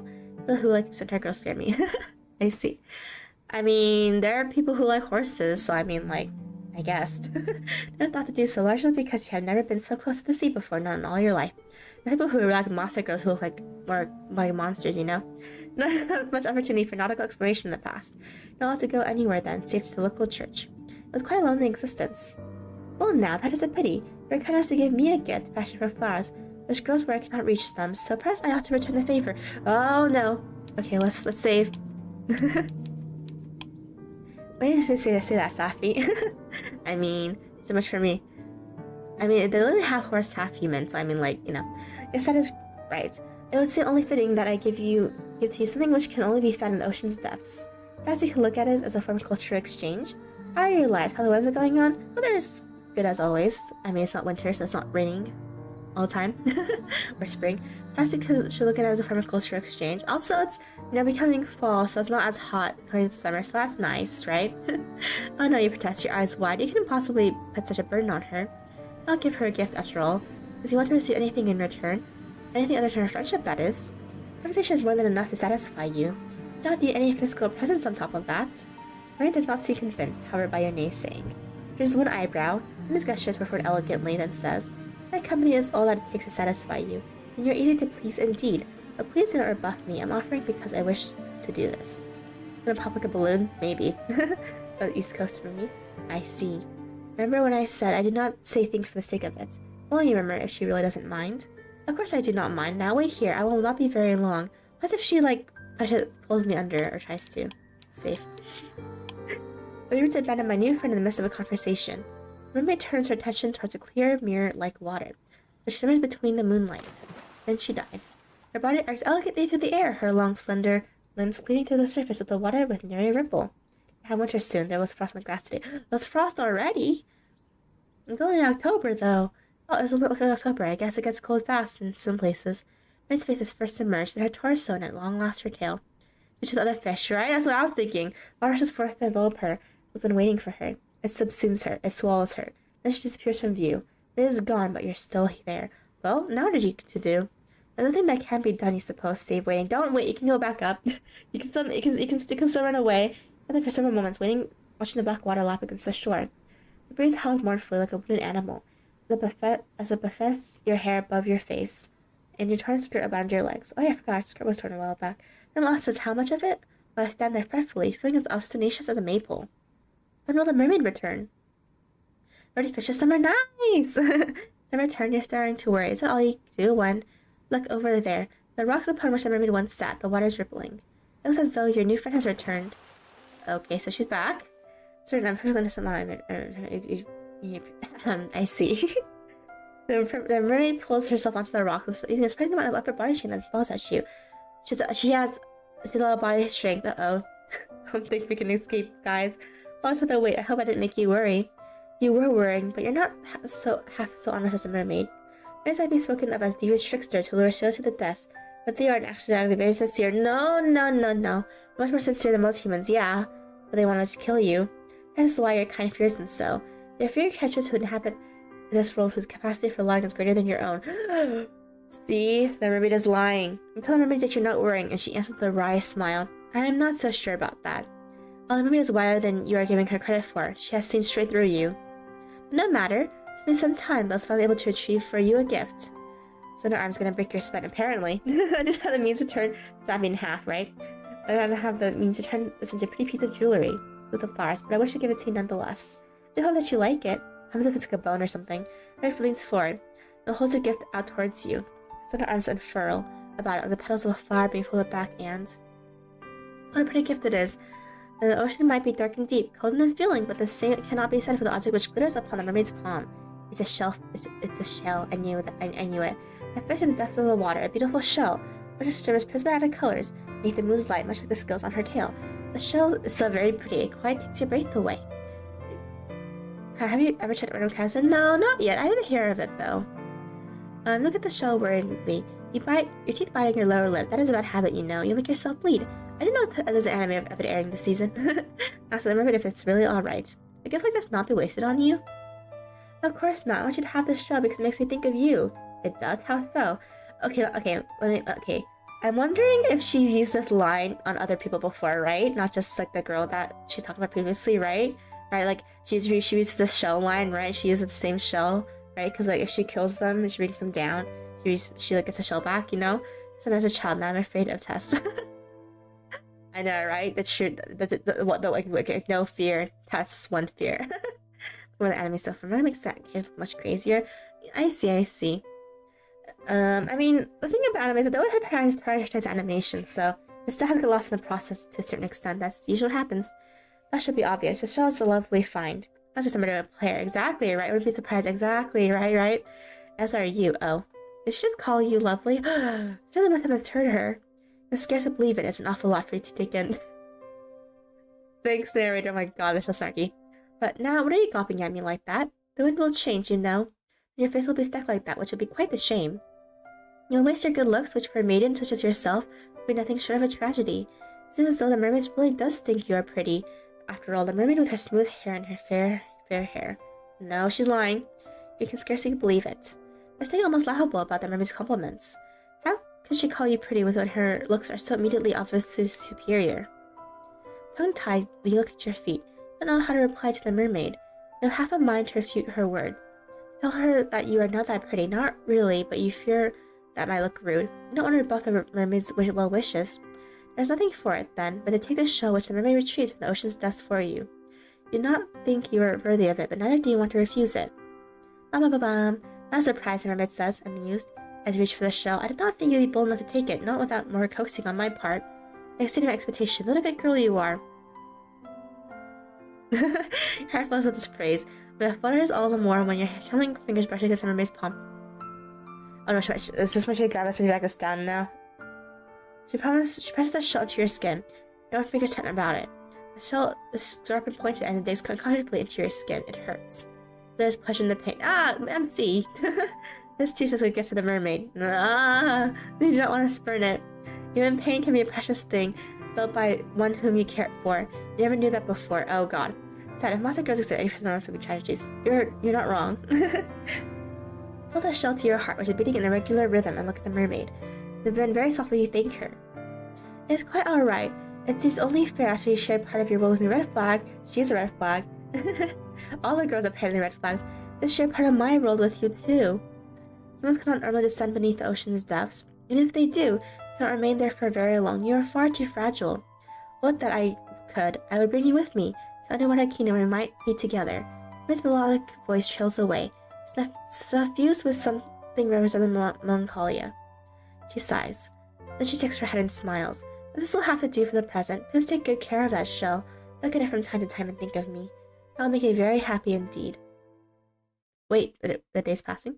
Oh, okay, we survived, so I guess the third night is when we're gonna die.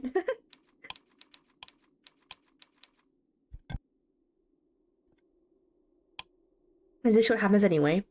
The days pass, following this night encounter with their aquatic acquaintance with almost intolerable slowness. You endure the hours of sunlight as best as you can for long. Hello? Are you back? I think we're back, right? Okay, we're back. Can I just open my canvas? I'll open my camera on my phone so I can see if you're back or not. Okay, we're back. Alright, we're back.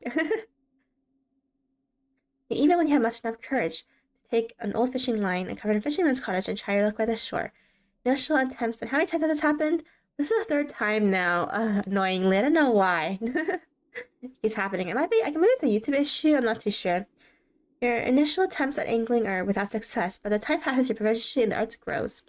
Sometimes you take up your rod, you find you're able to catch odd fish here and there, small scrawling things, mostly, but the meat goes away to bolstering your rudimentary diet. Teach yourself how to remove the scales of these saltwater fish that you have captured and how to gut them. Okay. Okay, class now, we'll be back later. Okay, see you! Okay. At this point, I don't even know what the episode is running from, but apparently another taster here. You learn how to cook over a simple fire. Sometimes you skewer these fish of yours on spikes and roast them slowly, innards and all. Ew. You're able to sustain yourself quite during the day. Though the faint pangs of hunger you experience never quite go away. There's discomfort, however, secondary when compared to your desire to visit the mermaid. Of course. Your days might be dull and drab. Your nights comparatively are made of magic. It is only during the night that the mermaid emerges from beneath the waves, and when she does, you hurry to her side. You have never had anyone who took so great an interest in you, not until you met a mermaid. That's why she has grown to mean so very much to you. She's the first friend you have ever had. But if you do not temper your obsession accordingly, I fear she may very well be your last. Uh-oh. She probably will be the last, though. You care very little for potential danger, however, which lurks beneath your interactions with the mermaid. But only to show the mermaid how much that you value her. And you hope within time that she will come to value you too. Keep seeing her, surely she will stop thinking of her human friend, whom she lost so suddenly. That is your plan, at least. Fortunately, your self-serving wish to grow closer to the mermaid seems close to being granted. Okay, so yeah, we're close to the ending, I think. Your nightly conversations when you greet her come easily enough, the words tumbling from your mouth like thread. You have grown rather comfortable in the mermaid's company, and she yours. She must have, for it's not long after you bequeath your diadem of flowers, to me that she looks at you, then posits a curious question. Okay. We should save. I was wondering, dear one, whether you would mind indulging me. I know this might not seem... Wait a minute, I'll be back. Okay. I know this might not seem like an appealing proposition, but I thought it would be remiss of me not to ask. I have seen some of your world, perhaps sat on the shore for many, many nights hence, but I have seen nothing of mine. Uh-oh. This is where everything's gonna go wrong. This is fair that I should know some of the world that you inhabit, while you know so little of my own. This is not gonna end well. So would you care to come with me beneath the ocean's waves? There is much that I wish to show you, sights that cannot, I fear, be accurately represented in language alone. Words cannot be obviously stifling when it comes to communicating experiences such as this. Quite the florid speech, but the heart of it be a simple enough request. Mermaid wishes to bring you beneath the ocean surface so that she might show you her home. You're flattered initially that Mermaid wishes to show you something so personal. This is how she killed everyone else, didn't she? Okay. The flutter of flattery, there comes an uncomfortable sense of unease. Mermaid might feel at home beneath the water surface, but what of you? You're not a human girl with two awkward, ungainly legs, and you're not made to live under the sea. You frighten mistrustfully, you look at the ocean. It's late at night, as it always is when you speak to the mermaid, and the water does not look blue. It appears instead to be obsidian. Waves moan as they break against the rocks, which jut out of the shore like mighty dragon bones. You sound angry, violent almost. Salty sea spray arcs through the air, caught in the moonlight. It shimmers sharp as knives. Hesitantly, you take a step back. You are a little afraid of the sea. It is so restless, so deep. It's so all-consuming, and it reminds you of a hungry monster. Just go for a swim, sure you'll be fine, right? I've never submerged yourself beneath the ocean before. Never had the opportunity. You don't even know how to swim. You're fearful for your own safety should you consent to dive beneath the undulating meniscus of the water, but... Do not look so frightened, dear one. I'll be with you, and I'll not let you go. You have my word. Yeah! So I looked at the mermaid. She's still perched upon her rock, her hands full neatly upon her. Well, I'll have a laugh, really. Oh, friend, members' researchers does help. Yeah, this is so over for us. It's over. Well, has she not told you numerous times that she's nothing if not honest? Trust her not to break her word. She will not leave you beneath the waves, abandoning you to a cruel, lonely fate to become the food of so many fish. Thing is, even though she might not be lying, doesn't mean that she's not, picking and choosing her words to say, to say like, to not lie. You know what I mean? But she technically is hiding stuff. You know what I mean? But of that you are certain. That's why despite all you find yourself nodding your head. No! That's what she wants, and you will accompany her. No! There's a tune what lies beneath the ocean's surface out of sight. No! Oh, I know you agree with me. Thank you very much for humoring me. I'll endeavor to make these new next moments the most memorable of your experience. Yeah, of death. If you care to come with me, I shall be your guide. The ocean depths might be dark, but I promise I'll let you get away from me. I promise. I'll let you get away from me. Exactly. Mermaid extends her hand towards you, and which seems to cut through the moonlight just like a blade. The celestial rays play against Mermaid's upturned palms so that it shimmers. Mermaid's hair too, glowing backlit by Celine's glow, so that she almost looks like an angel. Okay, save. Okay, saving. Doing such a that, for a few moments you can't do anything. Now step towards her and back away. She was frozen in place, rooted in the sand like some shore-growing tree. You also don't understand how the mermaid has taken such an interest in you, but an old thought just occurred to you. Not thought to look a good horse in the mouth, or ignore the pleas of a graceful, dignified mermaid. Reach out, your arm shaking like the skinny bough of an ancient tree, and find the mermaid's hand with your own. So here I am. Okay, so the mermaid just asked us for her hand, so that we can take her, so she can take us down to the bottom of the ocean. She'll show us how it's like. So yeah, I'm pretty sure you get what that means. The mermaid's fingers curl about your own. That's where the result of English test. Hopefully a good score. I hope I did. Her nails, only you now know how sharp they are, digging into your skin. Though the mermaid herself looks very soft, her grip is surprisingly strong. Not think if she willed it, you would be able to get away from her. Oh no, but why would you want to? Oh no! It's not mean you any harm. Let's be on our way. There's much to see in my underwater kingdom. I cannot wait to show it to you. But we're screwed. Mermaid turns to the ocean, as do you. A brief moment passes, one during which you allow yourself to stand there. Your hand claimed by the mermaids as a wind buffets your hair and your skirts. You inhale deeply. The soul of the salt is heavy in the back of your nostrils, so much so you can choke on it. It is not a particularly pleasant smell, but you have grown accustomed to it after living in your tumble-down cottage by the shore. It is nostalgic almost. You have a vague feeling as you stand on the precipice between your world and that of your aquatic companions that you might never again be able to smell the salt in the air like this. That is just a silly supposition, though. My poor head transmitter on this test. Oh no. You're being foolish. Hopefully that's a good thing or is that a bad thing? Mermaid, yeah, but I hope you did well though. Yeah, English can be difficult. I mean, even I get tripped up in English, and I speak English mainly. Will return you back into the surface and due course, will she not? Hope that she will. You like her cannot breathe underwater. Nope, she's not gonna bring you back down. Open your mouth, and I gotta be. Ooh, that's nice. That's a good score. Open your mouth, meaning to ask the mermaid about this fact, but you're not afforded the opportunity to speak. Mermaid has already shifted, her fingers still twine about yours. She dives forward, her body slicing through the surface of the water like a knife. And you, inexorably, are dragged along with her. But we're dead. It was nice knowing us. Not bad. Water rushes forward to meet you in a sudden shocking rush. Mermaid's descent might be graceful, but yours is anything but. Oh yeah, so the pink girl on the left is us, by the way. I showed on the thumbnail, if you guys want to know. The pink hair girl is. You do not know how to position your legs, and your limbs feel awfully ungainly. The shock of the water as it touches your skin, meanwhile, is intense. And did not think that the water would be this cold. No, it's not just cold, it is freezing. Thanks, you're welcome. It feels as though all the warmth has been sucked out of your skin. If your head was not already beneath the ocean's waves, you would grasp from it. Not gasp, however, you cannot. You've already been submerged. Your body no longer feels as though it is your own. Your hair is unspooling behind you like a thread, and your skirt is fluttering. Your body rocks to and fro as though being soothed in a mother's arms. It's a curious feeling. It's not wholly unpleasant.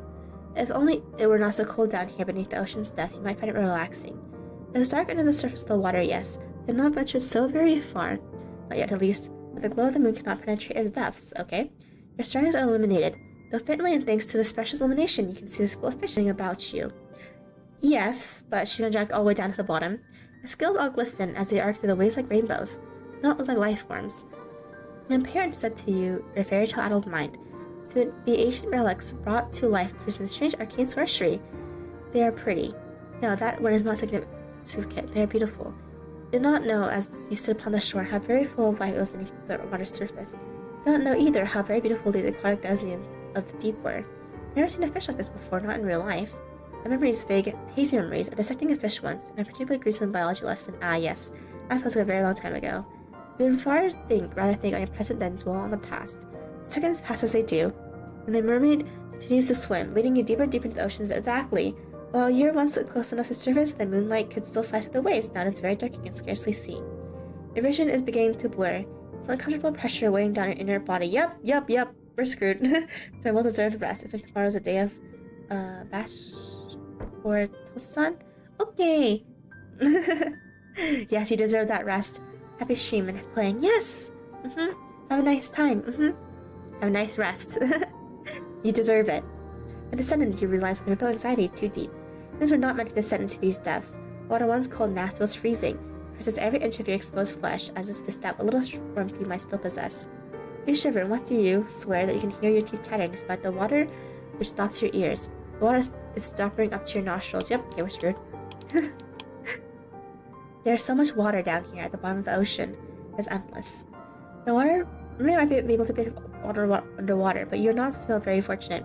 Your body is far less sophisticated than hers, and it requires oxygen with which to furnish your body, which continues to shrink, not salt water.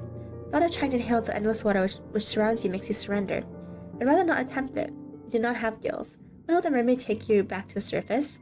Surely she must know that you have fast begun to near your limit. I have not been underwater for too long, and it is too cold, and it is so dark now in any event. Cannot see much of anything. Yep, we're screwed. Joy you once felt during the underwater adventure has begun to dissipate. Just the last of your oxygen you still possess. Uh-oh. And return to the surface now, but how are you going to communicate this to the mermaid? You cannot speak, and she's not looking at you. She's staring instead fixedly, as if something beyond your comprehension. Something far away, perhaps in the water gloom that you cannot see. Not enough to do, you probably pull your arm free from the mermaid's grasp. Hope that this will signal to her that she has grown too carried away in her endeavors. She ought to cut your expedition and return you to the shore. The mermaid does not react, however, to your attempts to escape her. Your grip does not slacken as you had held from above your wrist. In fact, it's quite the opposite. Uh-oh. Although she's gripping you more tightly than she was at the prevent your escape. But why would she do that? Till the mermaid's shoulder get her attention, a gesture which prompts her at long last to turn. Her fair hair billows out above her, suspended in the water like a shroud. Then she says in that calm, incredibly reasonable voice of hers, "Yes, dear one, what is it?" If you could, you would open your mouth to relate to her, but alas, you're a human girl, not a fish, and you cannot speak underwater. Intent to do so would accomplish naught, save filling your pretty little mouth with water. Mermaid really ought to have considered that before she started asking questions. I don't think she wanted you to ask any questions. I think she wanted to make sure you didn't talk. The comfort seemed to last in the mermaid's mind. That's what she gently, delicately, and said, I understand. In order for songs to be beginning to take its toll, do you almost feel like iron? Are they heavy? But she does understand your woes. Not be able to speak, suspended as you are. In the dark, murky depths, but communication is not wholly impossible. Note her head empathetically, hoping that this will be enough to make your distress apparent, but yes, that will happen. It's a natural part, so I've heard, of drowning. Not that I've ever had that experience for myself. Oh, Jesus. See, she is evil. I'm capable of, you see, of meeting my demise in such a manner. No, what was that? You're gonna die? Goodbye, MC. What should she mean? MC was being an idiot. The mermaid answers, can she read minds? And this is the calculated act upon my part. Forgive me, dear one. When you consented to sinking beneath the water with me, your fate was sealed. Lungs will be flooded with water soon enough, then you will die. There's not a pretty way to go. You needn't worry about your cover exploding, disfiguring, or being eaten by fish, so I promise I'll take very good care of it. And that thing will look lovely, almost angelic. Is that not what you always wanted? Not know what the mermaid thinks it is exactly that you want, but you think she's laboring under some severe misunderstandings. We'll have to cry and correct her. You do not want to die. But of course you cannot open your mouth. What a pity. At least it saves me the effort of transcribing your dying, please. Wow, narrator, thanks. I thought that'd be particularly interesting. If you want to know why I'm doing this, I would not mind obliging. I have no secret keeps from you. Other than the secret, perhaps, that upon your first meeting, she nursed within her cold fish heart desire to bring about your watery murder. You might have liked to know that before you agreed to sink beneath the ocean surface with her. Well, the MC was an idiot. Well, I did this because I have no choice. The girl I liked after all, the one whom I adored, disappeared. She went away, and I was never again afforded the opportunity to see her. Okay, so she actually did not kill the other girl. That's interesting to know. She probably killed a lot of other people, though. You remind me of that girl, though you do not look much alike. You do not act very alike either. Both you are humans who, despite your delicacies, have no shortage of determination. How your kind is able to live when your lifespans are so very short, and you are susceptible to so very many diseases is a mystery to me. My lifespan far eclipses your own, and I am far sturdier. I help but marvel at the tenacity of you humans. I know that if I were fragile as you are, and not be able to exist in this world, I'd be far too afraid. I would see my own death lurking behind every corner. Just as you can see your own death looming before you. It's not so very far away now. Thanks! You can feel it coming closer and closer, and closing its cold, icy feeling fingers around your throat. You humans are incredible. I cannot help but respect you, weak and pitiful though you are. Shows your tenacity so very much wishes to extinguish it does not make very much sense. Perhaps my words are confusing you. It makes perfect sense to me, at least. My beloved cowherd left me. I did not know where she went or what happened to her.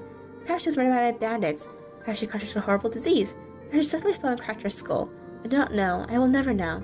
For many, many days and many, many nights, her disappearance tormented me. I could not help but wonder how it came about, but there were so many possibilities I could not imagine all of them. This thought terrified me. It still does. This is why I'm going to take you to my underwater kingdom with me. There we can be together forever. Nothing will be able to tear us apart then. Thanks! R.I.P. R.I.P. indeed. Brush your hair, and I'll dress you in the finest pearls found from the bottom of the seabed. It'll be lovely. Much, much lovelier than any sort of miserable existence you might be able to eke out above the water. In my title, you'll never be attacked by bandits, nor ravaged by diseases. You'll be quite safe, I promise. Quite safe, yes, and quite dead too, surely. Yep, narrator's right. Well, yes, that is that was only an unfortunate aspect of my plan. Is your death nothing more than mere misfortune? Or it might be surprisingly cold after all. But perhaps you ought to have predicted this. She is part fish. Are fish not cold-blooded like lizards? You probably learned this at some point during biology class now. But you're just beginning to feel very faint and far away now. What is beginning to fail you? No! Do not take much more of this. Uh-oh. Necessary sacrifice, though, if you are to be happy. I'm doing this, you know, for both our sakes. No. No pleasure shaking you, but please try to understand. I really have been lonely. I'd be much more inclined to sympathize with her. Perhaps if her loneliness was not assuring in your inevitable demise exactly. But you're too preoccupied with your dwindling reserves of oxygen. Not much in the way of anything for your captor. I feel the pressure of the water against your eyes. They're beginning to ache. Perhaps you are crying. No. The water masks much of your anguish. Ingesting water for almost 3 minutes. That is a remarkably long time to go without any air. The ocean begins to cloud. Your surroundings, already dark, look darker. Still, unpleasant and obscure, and not at all like the paradise mermaid promised you. Yet being suffocated slowly is far stronger and far more oppressive. Then the sensation of the mermaid's hand wound tightly around your arm. Is there no escape for you? I don't think there is. Prognosis, I am sorry to say, is grim. We'll save again in case there is. I don't think there is, though. Your fate, as the mermaid said, really was sealed the moment you met her. Look shooting on those rocks beneath the moonlight. You'll forgive me if my sympathy is limited. You didn't bring this upon yourself, you know. The narrator is not wrong. You reap what you sow, and in your case, you made a series of bad decisions that led to your untimely demise. Yep. Now what do you want to do? Will you accept this fate of yours and rest in peace, or will you try to fight against it? Oh, okay, so we have two choices. Okay. Let's do the first ending, accept your fate. That is a bit of an anticlimactic answer at this juncture in your life story, but suppose it would be remiss of me to lecture you too much. I'm sure you're well aware of what a terrible series of decisions you have made. There's no need for me to belabor this point. That would be boorish, not to mention tedious. I'm tired of scolding you. But I think I'll content myself with loving you. Why? What, you thought your death and maybe would be the only one who would be able to cosset you? I know I have said this before, but you really are naive. You cannot escape me, even if you are at the bottom of the deepest, darkest ocean. Oh, so is the narrator the person chasing the main character? Okay. No matter how forsaken you, but I never will. I'll never leave you. Ba-ba-bum. Never be lonely again. Oh.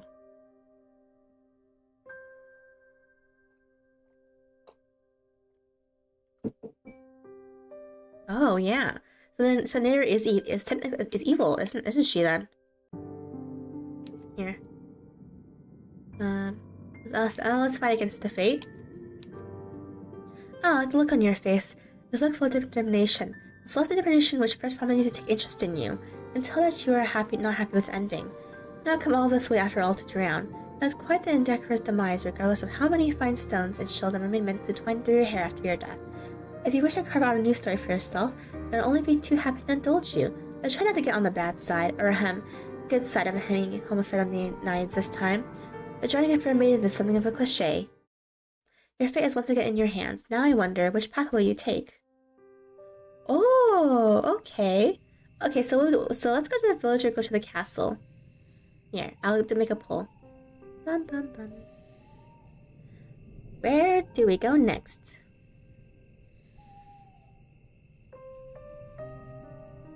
Village? Castle. So, the village is where a gravekeeper lives, and the castle is where a princess lives. So yeah, so what's your guys' choices? I'm fine with either. Oh, that's interesting. That's how we reset the pass, I guess. So Dale had to continue from the save onwards if you want to finish the ending. Bum bum bum bum. Right? I wonder if you remember your path on mermaid now. Maybe, right? I think you guys are right. Bum bum bum bum bum bum bum bum. I won't be surprised. Dun dun dun dun. Bum bum bum.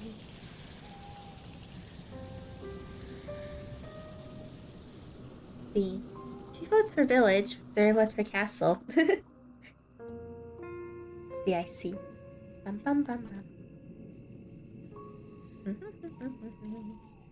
Yeah. So I guess I can continue on from the save now. I think we have 60 slots. So now we have the game works and that there's no choices but the ones for the ending. So we don't have to save for a while at least. For the other routes, maybe. We'll see. Yeah. Okay. Let's go to the village since it's 2 votes. Alright. Let's go to the village. Oh, okay. So want to go to the village? Yeah. Good idea. Okay, let's save. First, this is the village route. Let us see what village trials await you there.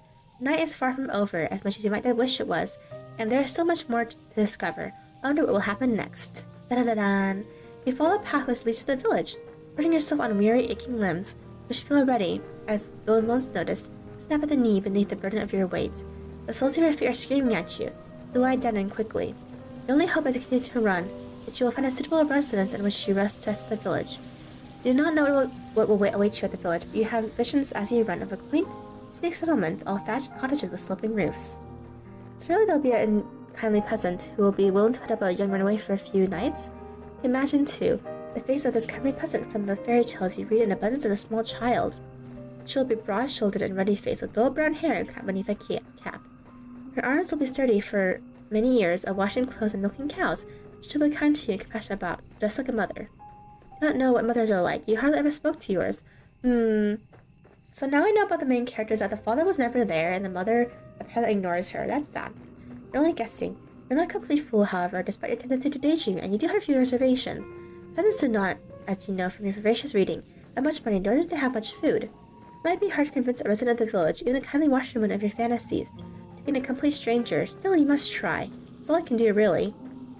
Okay, so you run to the village. It takes some time before you finally emerge from the woods, but finally you manage it. How much time, you ask? You couldn't answer that. Did it not say that time has begun to lose all its meaning? The forest behind you now, at least, and all the awful nightmares which dwell with it. It is still cold, though, and still foggy. It is still dark, too. The sun has yet to rise. You can see the moon clearly now, though. It hangs above your head, round as any pearl or orb or crystal ball. Okay. The moonlight shines down upon the village, nestled among the hills of a diorama. Hope anew bubbles within you. You have finally made it. Surely not, but your salvation awaits you. Maybe, but I don't think so. I laugh if the village was like empty or something. It's like, never mind. Oh, oops. Where the game? I accidentally close game tab. Okay. But your hope such a precious fragile thing soon begins to fade. The village upon close does not look half as welcoming as you imagined. There are cottages, yes, but they are still disrepair. Oh, okay, so it's abandoned village technically. We got food already. Yeah, we basically got the mermaid ending, so what happened was that the mermaid just brought us down to the deep of the ocean and basically just wants us to be there forever. Because surprisingly, the cowhand did disappear and did not die, and so she wants someone to be with her forever that she likes. And then we actually had two choices. The other one was to fight your fate, and the narrator actually resets the file for us. So we're continuing on from that save. There are holes in the roofs and holes in the windows. Most of the doors are tightly shut, but others are gaping open. The kitchens beyond them even darker than the night sky which shrouds you. There are no lights on in any of the windows, and you can't see any people and insomniacs like you at them. You cannot hear anything either, beyond the sound of your own footsteps and the low, mournful sighing of the wind. The village is quite quiet, eerily so. Really obvious even to night girls such as yourself. Something terrible must have befallen this village. You know before you try to look at one of the houses that nobody will answer you. There will be no kindly red-armed washerwoman to welcome you here, no matter how much you wish for it. Let us stop you from wishing regardless. Your knuckles grasp smart against the wooden door. Efforts soon prove, however, to be in vain. There's nobody here to hear entreaties. How very sad. You try another door, then another. The result is the same regardless of how many doors you rap upon. Nobody answers to you. How could they? There's nobody there. So again, you have found yourself all alone. At least you have found some dwellings in which you can rest your weary head. Will you utilize one of those cottages for your purpose? Nobody's here. You might as well. But no. The abandoned cottage is not what you're looking for. You'd rather have companionship, would you not? Gravely swallow your tears. Wipe your eyes with the back of your arm in a well-practiced motion, then inhale. Feel your shoulders, and keep on going. Surely the village can't be completely deserted. There's only one person here, at very least, who can help you. That's what you were thinking as you resume your search. You flip from cottage to cottage with precious little to show for your determination. You will get another discovery. Okay? The village with its squat thatched cottages bathed in moonlight glow has its church. Of course it has a church. The villagers who once dwelt here were not godless heathens. Not that their faith did them all that much good in the end. Thanks, MC. Thanks, Yandere. There's several kindly fantasies of a kindly washerwoman taking you in. Not positively the fancy of a kindly nun doing much the same. All hope is long lost. You approach the church. You see the tower over you despite it being so humble.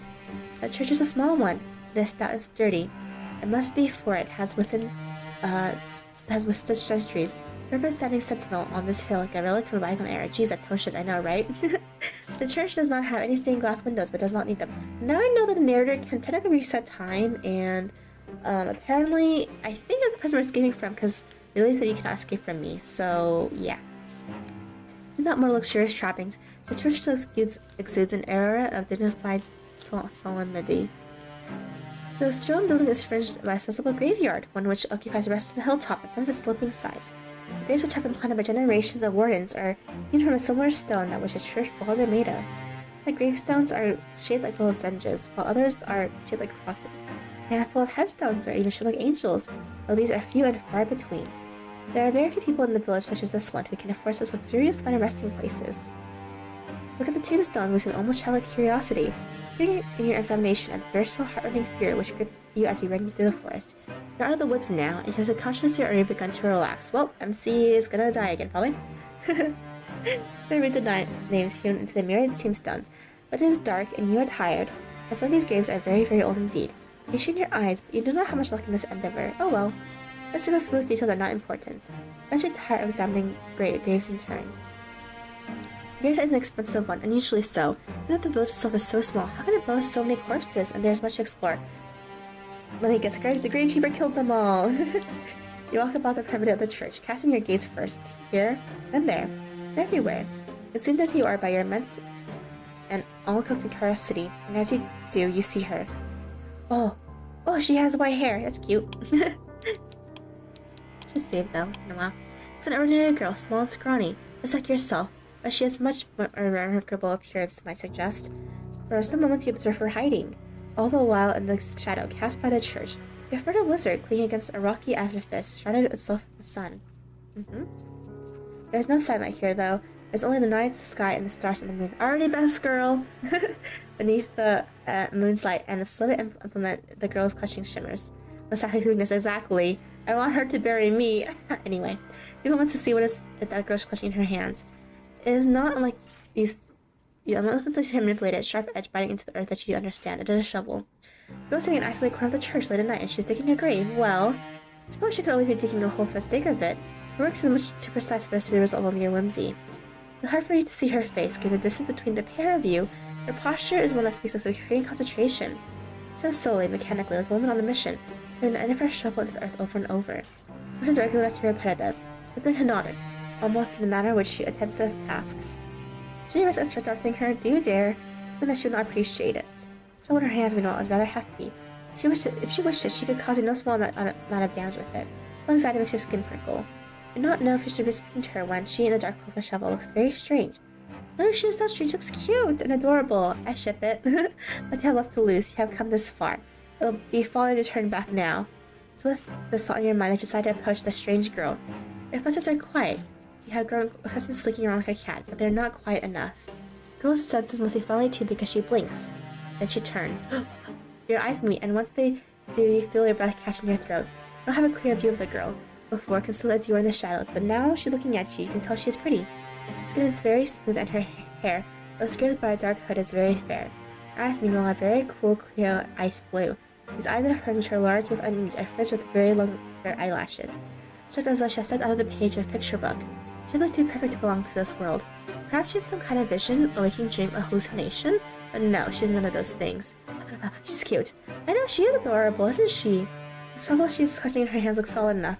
That pointed tip glitters wickedly in the moonlight. He stares, expecting to have some sort of outburst. I wish she hit me with the shovel. Legend soon drains from the girl's center shoulders. Her fingers, which once were gripping the handle of her shovel, tightly relax. Her lips curve upward at the edges. Cute! Smiling, what a smile it is. It is transformative. She smiles with radiant, angelic almost, but then she's a gravekeeper, so... There's a smile that is so suffused with light that your eyes begin to prickle from it. You are so relieved, you almost feel as if you could cry. It would not be the first time you have wept during this night, and neither would be too surprising if you did. You have been through a lot. You must be exhausted. The girl holding the shovel seems to realize this, because she bridges that distance to you cautiously as one might approach a skittish cat. Then she says in a rough voice which does not match her dainty appearance, but she does want a real appearance. What was she expecting? Ooh, cute that cap. Oh, it's so good to see another person. I was afraid I was the only person left alive, the only person in the whole world. Now, this is quite an effusive greeting. And her speech is riddled with exclamation marks. She's rather more personal than her apparel make one suggest. Cute. You, a well-bred young lady, can help but feel overwhelmed. It's your turn now to be on your guard. Anxiously, you observe the girl with the shovel and you ask her what she means. What happened? Oh, do you not know? There's a whole awful lot you do not know, so much in fact with the whole encyclopedia. The whole library. Shake your head ashamed at your ignorance, and the girl frowns. You mustn't be from around these parts. I guess I should have known.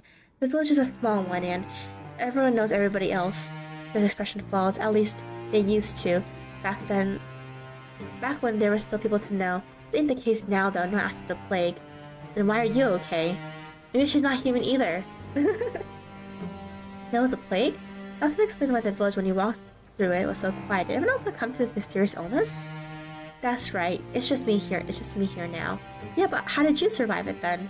Not seen another human being in a long time. It's so lonely here. Now that is an interesting turn of phrase. You just said your head like a burr. Have you heard it before? Oh, yeah, we did. Oh, so we do remember the mermaid thing. Okay, so we do get slightly new dialogue stuff. I have time to ponder this. However, because a girl takes a step forward too, we must not fall for the bait. I want to fall for the bait! But where are my manners? I must have gotten rusty after being on my own for so long. My apologies, miss. Look like you've come a long way. You said you were a traveler, yes? Your hands are very cold, just like ice. Would you like to come inside? Maybe have something warm to eat and to drink? My home's small. I'm afraid my food ain't nothing fancy, but you're more than willing to share. It's not every day another girl stops by. It's not one as pretty as yourself. I'm feeling very blessed. Oh, that's interesting, yeah. The girl laughs, a carefree, airy sort of laugh, which does not match your initial impression of her. But when he saw her amongst the graves, that she would be more distant somehow, more mysterious. Perhaps you're mixing her up with somebody else. Oh, yeah, it looks like we do remember the mermaid. We're still unsure if you can trust this girl. Her reputation is an appealing one. It's much more appealing, certainly, than spending the night outdoors in the cold keeping on the graves. What are you, a romantic poet? Please. Please, narrator. They show pondering the girl's invitation at the very least. I don't appear too eager. Your acquiescence is, alas, an inevitability. Why would she ever refuse her? She's the first friendly face you have seen all night. Without her, you would be alone. Yep, not wrong, I guess. Houses leads you to a small, humble home, located but a stone throw away from the church, built in the shadow of a twisted, tiring sycamore. The girl's home is in such a state it seems a folly to even call it a home. Hovel would to you be the more appropriate descriptor. When your hostess leads you inside, her eyes alive, and she says, "Here we are, home sweet home." How hard to tell her. You don't find her home very homey or very sweet. That'd be incredibly rude. I guess you ought to be more appreciative. Not hardly. Look around your newfound surroundings. The ceiling is supported by wooden joists and is perilously low. Not so much that you are in danger of bumping your head, but just enough to feel claustrophobic. There's a fire in the corner, though it is not consigned to a grate. The fire set is blazing in the open, a circle of logs. They look like a scene from a witch's kitchen. Maybe she's a witch and she cursed everyone? We'll see. But the fire has a silver pot suspended from one of the wooden eaves. Other objects of interest are hung from the eaves.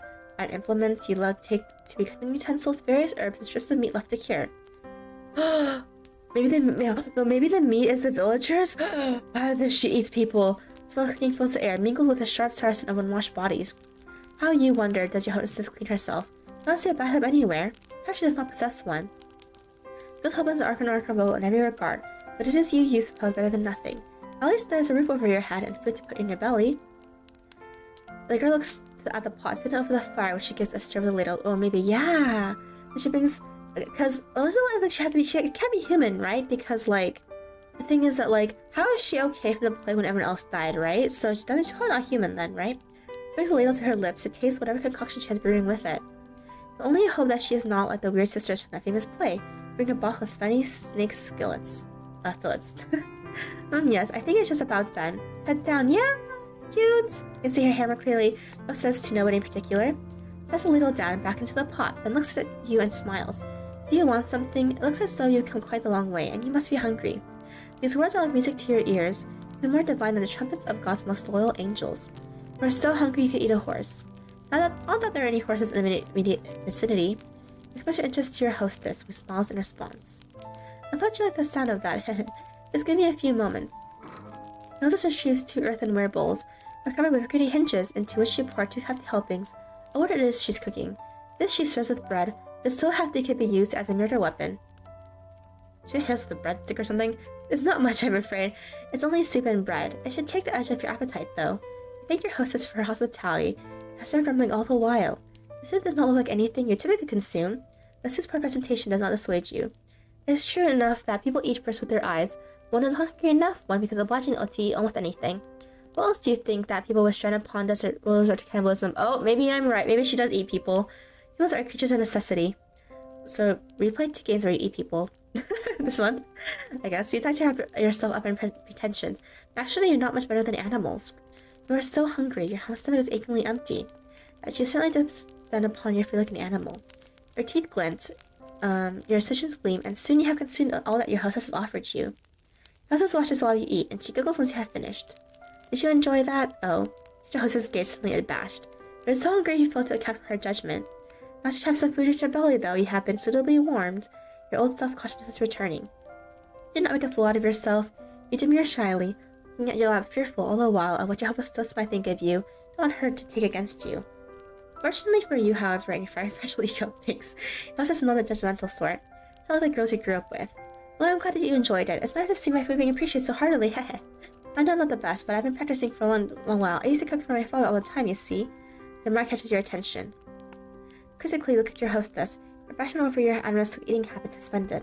What happened to her father? He died, probably.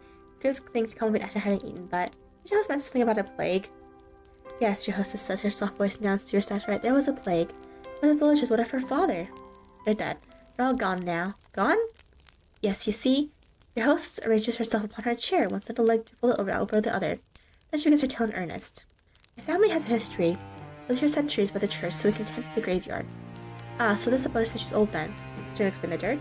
My father used to prepare bodies for funeral back when he was alive. He built the coffins and he dug the graves and rolled the coffins into the dirt. I know it's like an awful job, but someone's got to do it. There's no sense of averting our eyes from death, not when it happens to the best of us. It is a noble profession, and has been handed down in our family for generations. My father's father was a gravedigger, and so was my father's father, and my father's father. Digging graves is in our blood. It's who we are, my. It's a surprisingly pretty speech coming from a girl who lives in the countryside, a girl who's without much in the way of education. As a parent, just to listen to her, when she slurs her syllables together. No. Are we back? Hello? I think we're back. Okay, I think we're back. Yes, your house is a giver, Circus says. That's about right. That was never supposed to be a day giving to herself. Yay! We are back with you. Thank you. It's not a woman's profession. That's what everyone that he says. My father didn't mind that, though. He taught me everything he knew, and then some. I might be a woman, but I have plenty of upper body strength. I can dig a grave just as well as my father did, without breaking a sweat. Just spare my mother up in heaven, I'm sure. I'm sure if she was still alive, she'd rather focus on more feminine pursuits like basketball or sewing, but an attractive suitor. Not that would do much good now. There's nobody around who'd court me, not for miles and miles. I'll court you! Happens to her mother. Died when I was young, during childbirth. I was only 5 years old. Oh well. My turn, at least, upon this point. Hers are not dead, at least, but not as far as you're aware. I've not seen them in an awfully long time.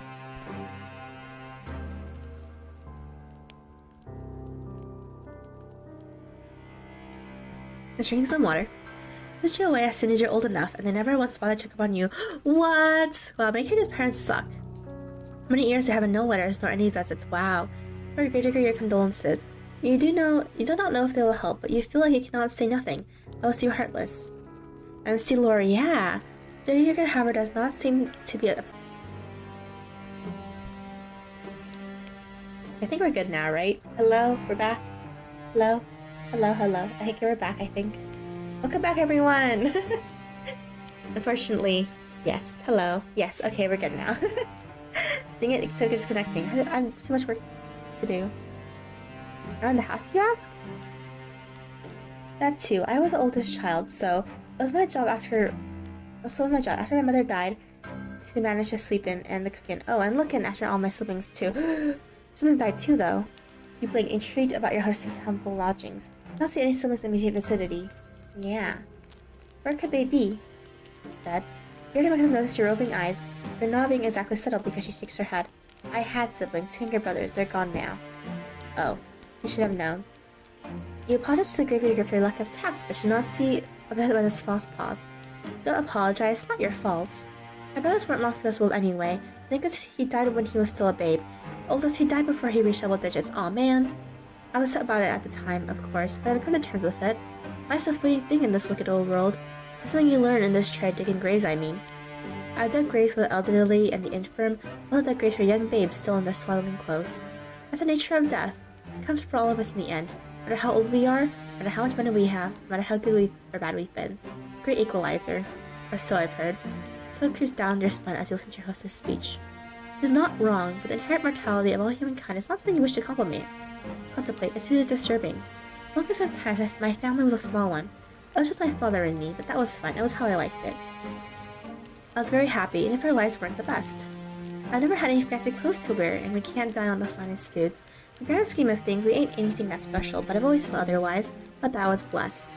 We knew hardship, of course, and famine, but that's just the way life is around here. When food supplies were low, we always helped out one another out. I had my father, but I also had the rest of the village. Both after one another, and things always worked out in the end. At least they did. Until the plague happened. Yeah, she had mentioned a plague. I've been wondering when she was going to turn to that topic. Suppose that the plague is the reason the village as you traversed it was so very empty? You suppose, right? The plague tore through the village. I don't remember when. It feels like it was a while ago. It wasn't all that long after all? Yeah, I don't know if she's human. We'll see. It feels like I've been my own for centuries, but man, maybe she's not human. Notice how his eyes begin to cloud over. Just as though she was entrenched with her own memories. She may be remembering. You've never seen a plague before, though you have heard of them in your history lessons. The professor was quite enthusiastic about the subject. It was about piles of dead bodies stacked upon the streets, and stacked upon the wooden cars coming to take them away with no source of aplomb. She's a ghost. Oh yeah, she could be a ghost. Maybe that was like, yeah. It's a strange moment in your history, professor. The plague came on very suddenly. There was no warning. One day everyone was fine, and the next, they were all dead. So with no small amount of anxiety that you eyed the gravedigger. Then you asked, really, surely they could not have all died? Not an exaggeration? Oh, if only. Us is so exaggerating, but it's the truth, honest to God. People in the village died, one after the other, just like that. I saw what that plague does to people firsthand. My father was one of the first people who caught it. I think one of the bodies which came through that we buried must have had it. Not that I know for certain, I'm just guessing still. My father didn't have an easy time of it. His skin turned all gray and clammy, and he complained of a horrible fever. There were nights with the stomach cramps, and then there were the boils. Uh-oh, the boils? Pustules. Ew! There's 7 of eggs, and they were full. Ew! When they burst, it stunk. The whole house was full of it, the stink of death. The white woman of the village came to see if she could be of early use, but it was no good. My father was too gone already. She took one look at him, lying on his deathbed, and she shook her head. She said she didn't want to get any closer. I can't say I blame her, it was a ghastly sight. I didn't appreciate it at that time, though she was turning her back on us. I wished her ill, I remember that after she left, until a few days passed and she fell sick too. Then I feel bad for cursing her. I couldn't help but worry if it was all my fault. It's silly, I know, but... Giving her to close her eyes, she seemed to squeeze her lids together until her lashes smelled like flecks of fallen snow. Her shoulders were very slender are shaking, just as though she might at any moment fall apart. It wasn't long after that the rest of the village fell ill. They all had the same symptoms as my father, the clammy skin and the fever and the boils. Ew. I think they made the front guard that did plague. Oh, yeah, you're right. Because she didn't say that. She didn't say that the girl came from a village nearby. So yeah, so she could have actually died of plague. You're right. Yeah, maybe the stories are connected in a weird way. The boils grew, then they burst, and they died in a screaming, stinking agony. My father died too. Only 3 days after he's still ill. I think even that was 3 days too many. I didn't want my father to die, of course. I did everything I could to help him, but it was all pointless. None of my herbal salves had any impact. I could make a blind bit of difference. Oh. All I did was stand beside about his bedside, telling him it would be alright until his eyes sank into his skull like 2 black stones and his mouth dried up. Ew! During that day before he died, I'd have been a corpse already. He didn't look at me. He didn't speak to me. He just lay in bed with his eyes closed, groaning. I never wished any ill will on my father before, but during this moment's eye, Shaker squeezed her hands, which were resting upon her black-clad lap, into fists. She trembles. Then a voice throbbing with awful emotion, she says, I wish he just died. Well, based on an anecdote, it does not sound like she had overly long to wait. I wonder if she would consider that a silver lining. No, perhaps not. Her feet are still shaking. She will not cry, will she? I do hope not. Awkwardly with the gravekeeper. You're not sure how to soothe her, but you know you must make some sort of an effort, even if it's a token one. You shift upon your chair. It was very cold and hard, and beneath your thighs. Then you say very softly that you are sorry. It's not much, but it is all I can think of saying. I thought initially that your situation was comparable to that of the gravedigger. Now you say that is not the case. Yep. Suffering has far outstripped your own. Another suffering's competition, of course. Your apology feels narcotic to your ears. That's because it is, but the gravedigger seems not to mind it. She's very big-hearted, that girl, to smile at you so, or how foolish she might be. Do you really deserve such kindness?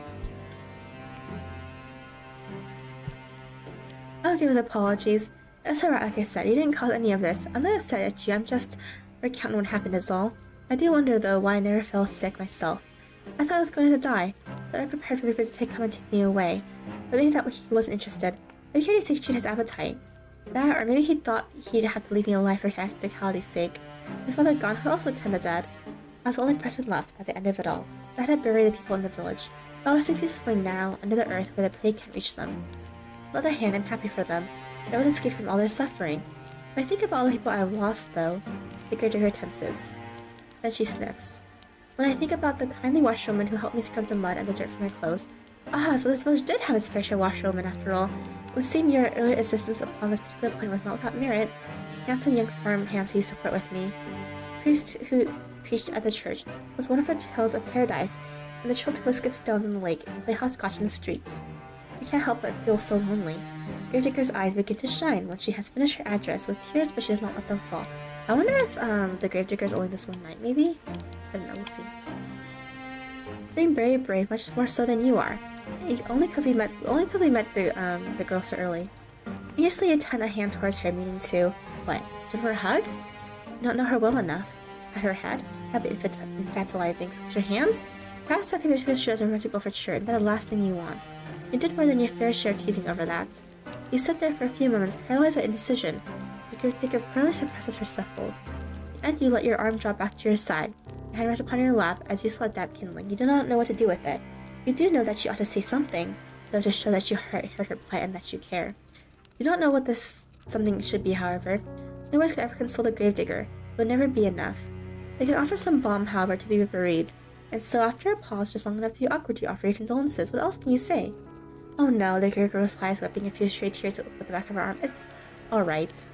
I've grown used to it, really, being on my own. I mean, it ain't so bad, really. How did this girl get Yandere? And I'm not alone now. At least I met you. You'll keep me company, won't you? Well, what can you say to that? You aren't counting to trample this poor girl's hopes, are you? You know full well with yourself with how awful that feels. You do nothing but nod, a response which makes the girl smile more widely still. That's wonderful. I know you're a traveler who passing through. I can offer you bread and board until you leave. I have food enough in a spare bedroom, and make it up for you right now. I'm tired of your long journey. Just give me a moment. Gravedigger rises to her feet in a flurry of excitement, then retreats. Why did she depart, alert to eager to please and frown? The girl's home is a small, humble one with a low ceiling and slanted walls. So close to her bedroom is, in all likelihood, the room her father slept in before the plague carried him off. I don't think you would much like to spend the night in the room of a dead man, but what choices do you have? Yep. Because every bed is a dead person's bed. But all you can do to keep your eyes open. While you're running through the forest, desperate to escape your pursuer, you have no thoughts in mind beyond finding some sanctuary in which you recuperate. Okay. Not your fancy sanctuary, it will be unreasonable to find faults with it. You ought to learn to be more thankful than what you have. There are many people in this world with us. You rise and follow Gravedigger while she finished preparations to her so-called spare bedroom, every bit of kind as he feared it would be. At least there was a bed, which comes as something of a relief. The rest of these lodges are so humble you're half expecting a straw pallet. But tired as you might be, you cannot lie down to yourself. You have no desire to sleep among the hay like an animal. The sheets of the bed are clean. The fact is from the cursory glance. Don't be expected to sleep upon the sweat-soaked lining of a plague-ridden man after all. It really is your lucky day. I got you this too, the gatekeeper says, somewhat shyly, as she hands you a folded gown to sleep in. I thought it might come in handy. Your own clothes are, a little shabby. You can say that again. Your skirt is covered in mud and the hem is torn and ragged. The nightgown is one of my old ones, and so it's suffered a bit of wear and tear, but I hope it fits all right. It's clean if nothing else. Get the nightgown from your benefactress with words of thanks. You want to sound appropriately appreciative, but you cannot mask your fatigue. Weariness overcomes you, and you yawn. The fact that Gravedigger does not fail to notice. Oh, begging your pardon. I don't want to keep you. I'll be making myself scarce. If you need anything, don't hesitate to ask. I'll be happy to help. Gravedigger bows her head to you like a drudge, then hurries off, slowly closing the door behind her with a thud. Okay? Tired though you are, you soon find that you rather miss your hostess's company. The face of her good-natured smiles, and almost forget all the hardships you have hitherto endured. In her absence, however, your lodgings feel almost unbearably cold and hospitable. You suppress a shudder, then unclothe yourself. You work as quickly as you are able, but your fingers are cold, and they fumble with the buttons of your blouse. It takes you more time than you would have liked to complete this endeavor, but you soon have your shirt and your skirt dispensed with. You are too tired to fold them neatly, so you do not bother to fold them at all. Instead, you cast them carelessly upon the floor, as defiant as a sulky child, then pull on your new nightgown. Hostess's early warnings were apt enough. It is quite warm, but it fits well enough. It's more comfortable, at least, than your old uniform. You have endured worse. Newly dressed and ready for bed. Loosen your hair from your braids and settle down among the sheets. It is with your sigh you extinguish the weakly flickering candlelight which burns on your bedside, but with another sigh that you lay your head down on your pillow. Though physically exhausted, you have to wonder whether you'll be able to sleep at all. and recall your previous dash through the forest with such vivid detail your heart is still pounding. The fear has yet to leave you. Perhaps it will never leave you. Your terror was such, it almost feels as though it has suffused itself into your bones, into your very being. But your exhaustion is greater than your worldly anxieties, and soon it claims you. Okay. Your eyelids fall shut and your breathing inevitably begins to be even out. It is not long until you're spiraling through a dark, deep abyss lost in Morpheus' kingdom. But your sleep, despite your weary state, is not as restorative as you have hoped. Your imagination has always been overactive. Even in the conservatoire, you are frequently possessed by dreams of the most vivid nature. The dreams that you have this night, lying beneath familiar bed sheets upon a familiar bed, are no less intense than usual. In your dreams, you are at the back of the conservatoire, the place where the adventure begins. Wearing the crisp white blouse you once discarded and your great uncomfortable shirt, your tied up in braids and your eyes downturned, forever focused upon your feet. You try not to look at your classmates, and you thought yourself fortunate if they not look at your return. The awful winter, that is, where everybody stopped paying attention to you for good. Nobody tried to trip you when you walked past in the hallways. Nobody, in fact, so much as glanced at you. All of a sudden, there was no malicious whispers, no wicked laughter, no pulled hair, no thrown objects. You're giddy with relief, at first, with newfound means of tormenting you that your classmates have devised. But the little game, that complete utter disregard, continued on and on and on as the days grew shorter and the nights grew longer. And the time being has you begin to fret as to the state of your own corporeality. Can anybody still see you? Do you even exist at all? And at long last you found it, quite by accident, the source of all your woes. One of the girls had erected it in the forest through which you were sometimes forbidden to jog for PE class beneath the shade cast by an old oak tree. The makeshift tomb, a small, meager monument made of stone, from which one of your cousins had honed a name, your name. You knew at once that they stood there, standing beneath the shade of the ancient tree. This was the reason behind your classmates' silence. This was why they had for many months been ignoring you assiduously. They had buried you. In their hearts you already died. So, does each of the girls represent, like, something that happened in your past, I guess? That's what it seems like. Your dreams notwithstanding, you sleep more comfortably than you had anticipated. When you awake the following morning to the sweet chirping of birdsong, song, you feel rested about woozy. Your head is aching. There's nothing, however, that a cup of hot tea cannot fix. Nice. In the kitchen, in your night clothes, your hair loose and your feet bare, and the gravedigger turns to you. She looks at your face, which is pasty, and your under eyes, which are dark, and explains in the manner of one accustomed to solving problems, not complaining about them. Oh, you look awful. I think you need something warm to drink, and maybe you need something to eat too. Let me get started on breakfast. That's exactly what she does. She gets started on breakfast, which proves to be quite the simple affair, nothing like the luxurious food you're accustomed to in your past life. Bread is hard enough to break your teeth on, and the cheese is a bit too strong. It is all the same, though, and you do not complain. Your stomach was beginning to grumble. That dream is like a foreshadowing. Yeah, maybe that dream is foreshadowing for what's going to happen. Tea's unoffensive, at least, and you drink it gratefully. Thank the gravedigger girl for her hospitality, and she smiles at you in return, a sunny smile like the fields of blooming wildflowers. It is no problem. Don't hesitate to ask me if you need anything else, she says, words which come to symbolize your relationship. Okay. You stay with the digger for many, many more days, and limited through her means might be, she always tries to help you. Okay, so that means I feel like it's already close to being over then. That's similar to what happened with the mermaid. Gravedigger sets you chores above the house, keep you occupied, a fact for which you are grateful. You do something to keep your mind off your frantic flight through the forest. Almost forget about it now, during the day.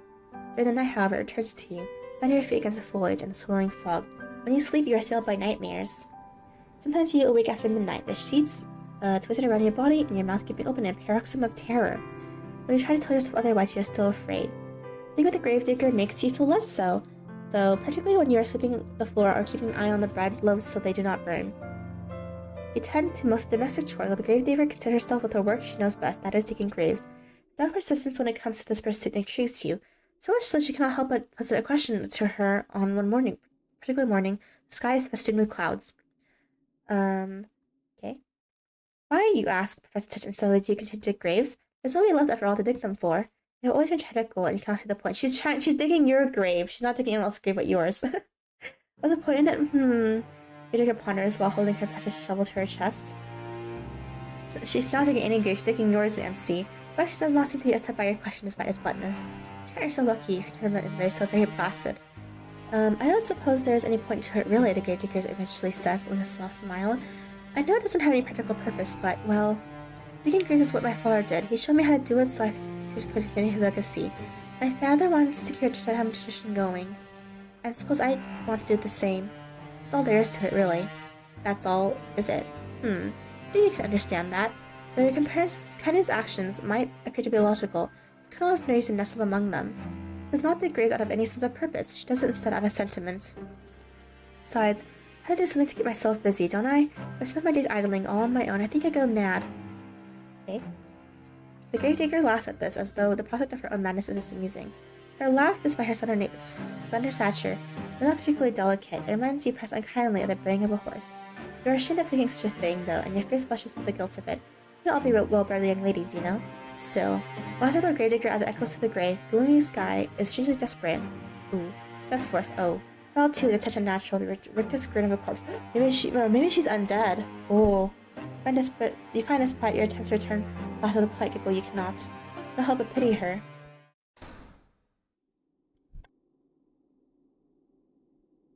You retreat indoors briefly after your talk with the gravedigger, then settle about some simple chores.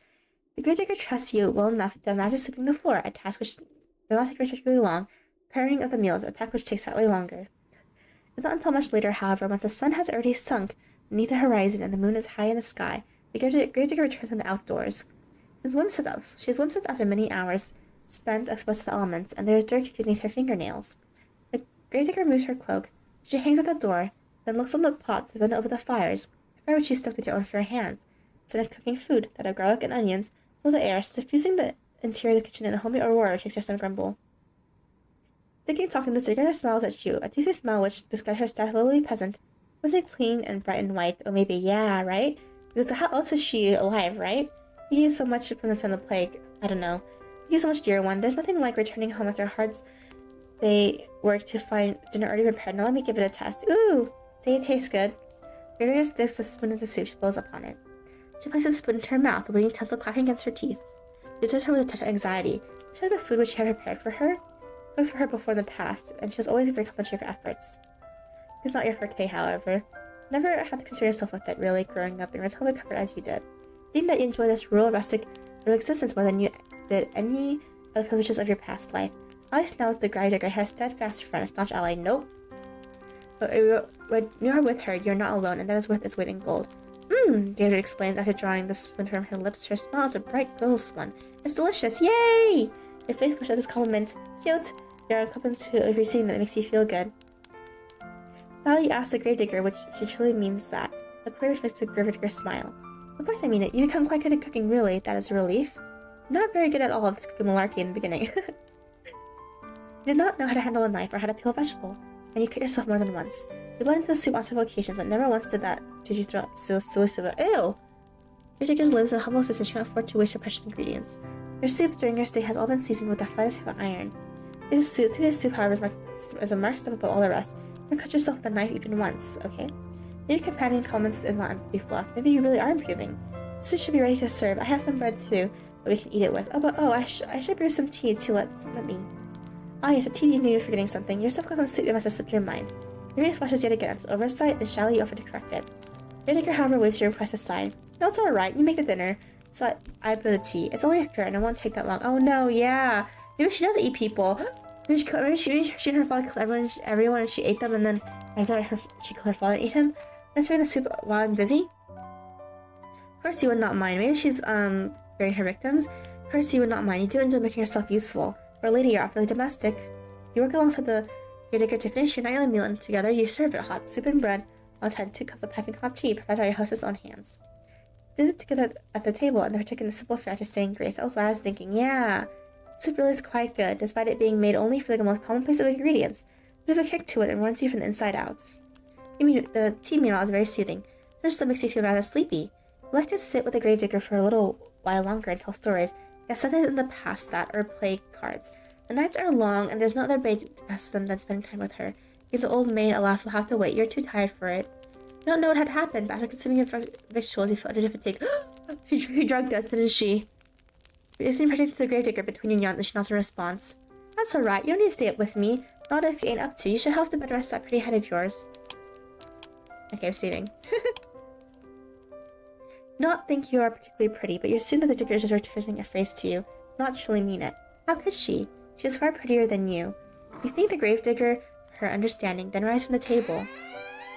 You retreat to your spare bedroom on trembling legs and change out of your clothes. You only just slid into your nightgown when you hear the rapping of knuckles upon your door. And if she said, yeah, I know, I'm like, everything could have corresponded to one person. Gravedigger come to check upon you. I'm sorry, the Gravedigger says in her soft voice soft, but you rushed to your room so soon after eating. A couple hours after you. Yep, she put something in the tea. Wouldn't mind if I take a look at you? I just want to see if you're alright. Gravedigger is trying to keep her voice steady, but you can hear it wavering regardless. Phil does sound concerned, so much so, verbally on the brink of tears. You don't want her to cry for you. You'll feel horribly guilty if you upset her, inadvertently given all that she's done for you. You bid the Gravedigger enter into your room, therefore. Without further delay, an invitation she hastens to take. The door swings inward with a creak, and there your hostess stands, still attired in black. Your clothes are stark contrast to your pure white off nightgown. The Gravedigger looks at you seated in bed with your hair free from your usual braids and exhales. That relief you wonder playing about her face, but why? What was she expecting to see exactly before entering your bedchamber? Thank you for letting me in, the Gravedigger says, toying with her fingers. How do you feel? Not terribly, you assure her. There are no particular problems with your health. You just feel tired.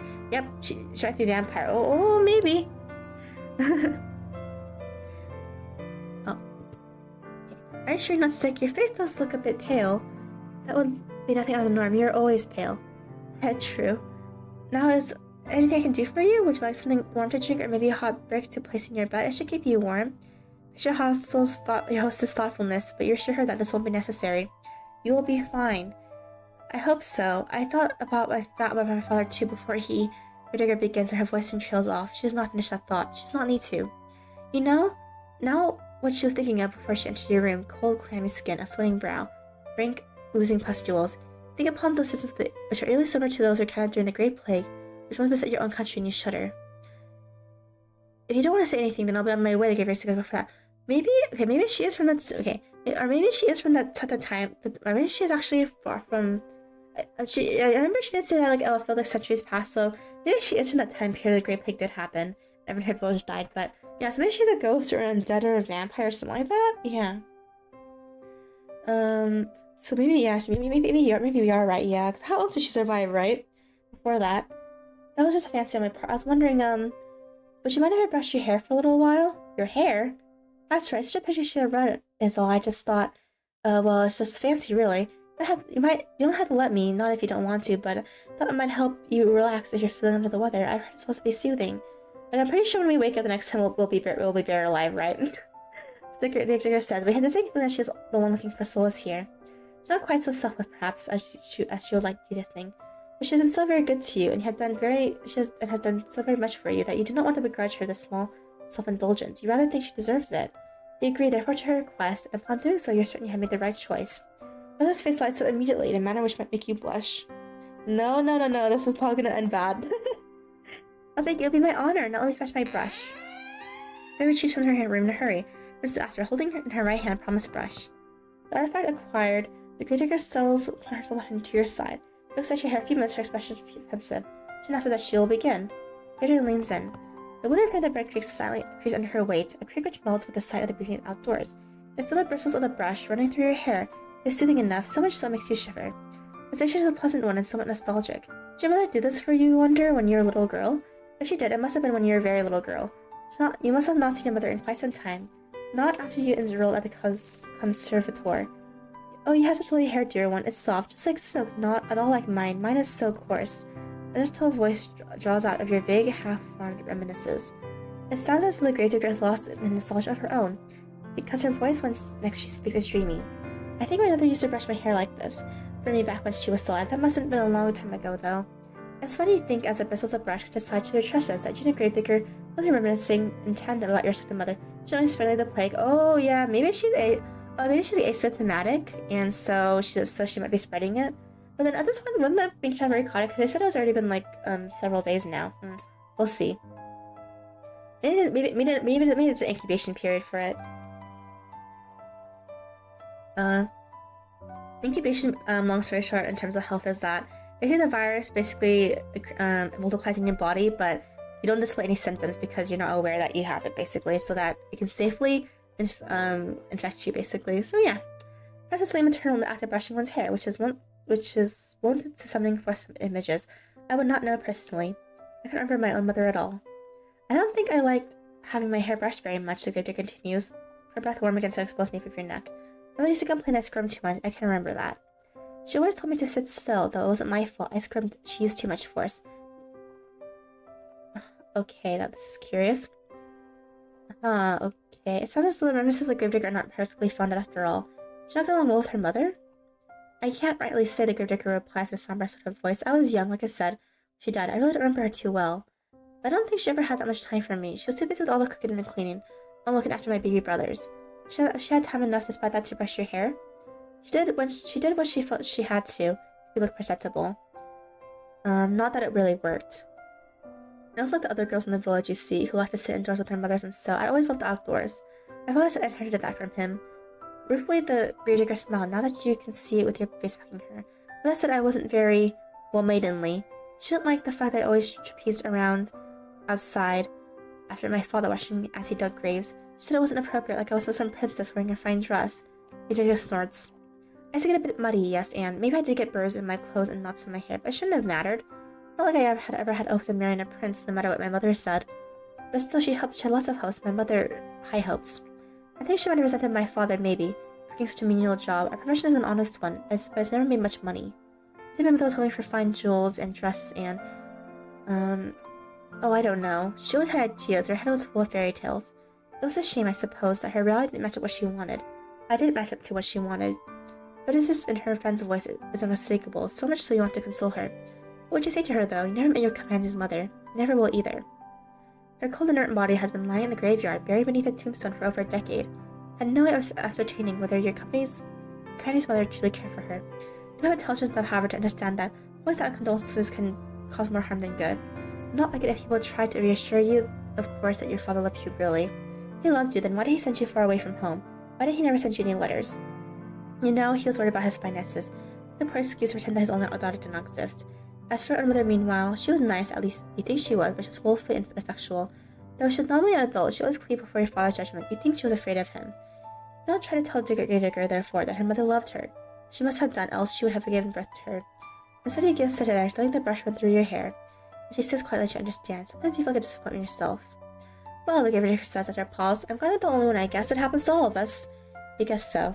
Parents are only people after all. While one would hope one's parents would be kind of attentive, they too can fall victim to caprices of their own. Caprice? Because one had brought a child into this world does not mean one will be able to take care of it properly. Not all parents are responsible, not all people are responsible. It is a painful subject. Oh well, it's alright. If my mother never liked me, or even if she never loved me, I know my father did, and that's all that matters. He was always there for me, no matter what. Kenneth's voice catches in her throat. She winces. At least until he wasn't. Yeah. He died. He died, and I didn't do a thing to help him. Anska's shoulders are beginning to shake. You still cannot see her, but you can feel her body convulsing. You can sense her loneliness rolling off in her waves. It is all-consuming like the waters of a deep, dark ocean. Grief anew pierces your heart, not on your behalf, but for the sake of your benefactress. She does not deserve to suffer so much. This you have no cause with telling her. Turn to face her and pluck the brush, which has been hovering in the air, inert from her fingers. Then you let her know that her father's death was not her fault. What could she have done? She would not have cured his illness. I know, but I can't help but think, what if? I just keep racking my head around over and over. Should come up with something. But I can't think of anything, and if I could, it's too late. He's already dead. He's dead and buried. I buried him, and now I'm all alone. She might have been alone, the gravedigger, but she isn't now, not anymore. How could she be when you are there? I know that, and I'm grateful, but I don't know if I deserve it. I deserve your company. Yep, okay, I feel like she hasn't had a fault in spreading it, right? Don't understand. Because I couldn't do nothing for nobody. My father always looked out for me when I was a little girl, but when he needed me the most, I failed him. I failed everyone. All the villagers, all my friends, all died. What would I do if the same thing happened to you? I don't think I could bear it. I don't want you getting sick too, not when I care about you so much. Thought I got used to being on my own. Now that you're here, it makes me worry all over again. I'm worried so much I can't sleep from it. I'm scared. Her voice catches in her throat. And she claps on herself. Uh-oh.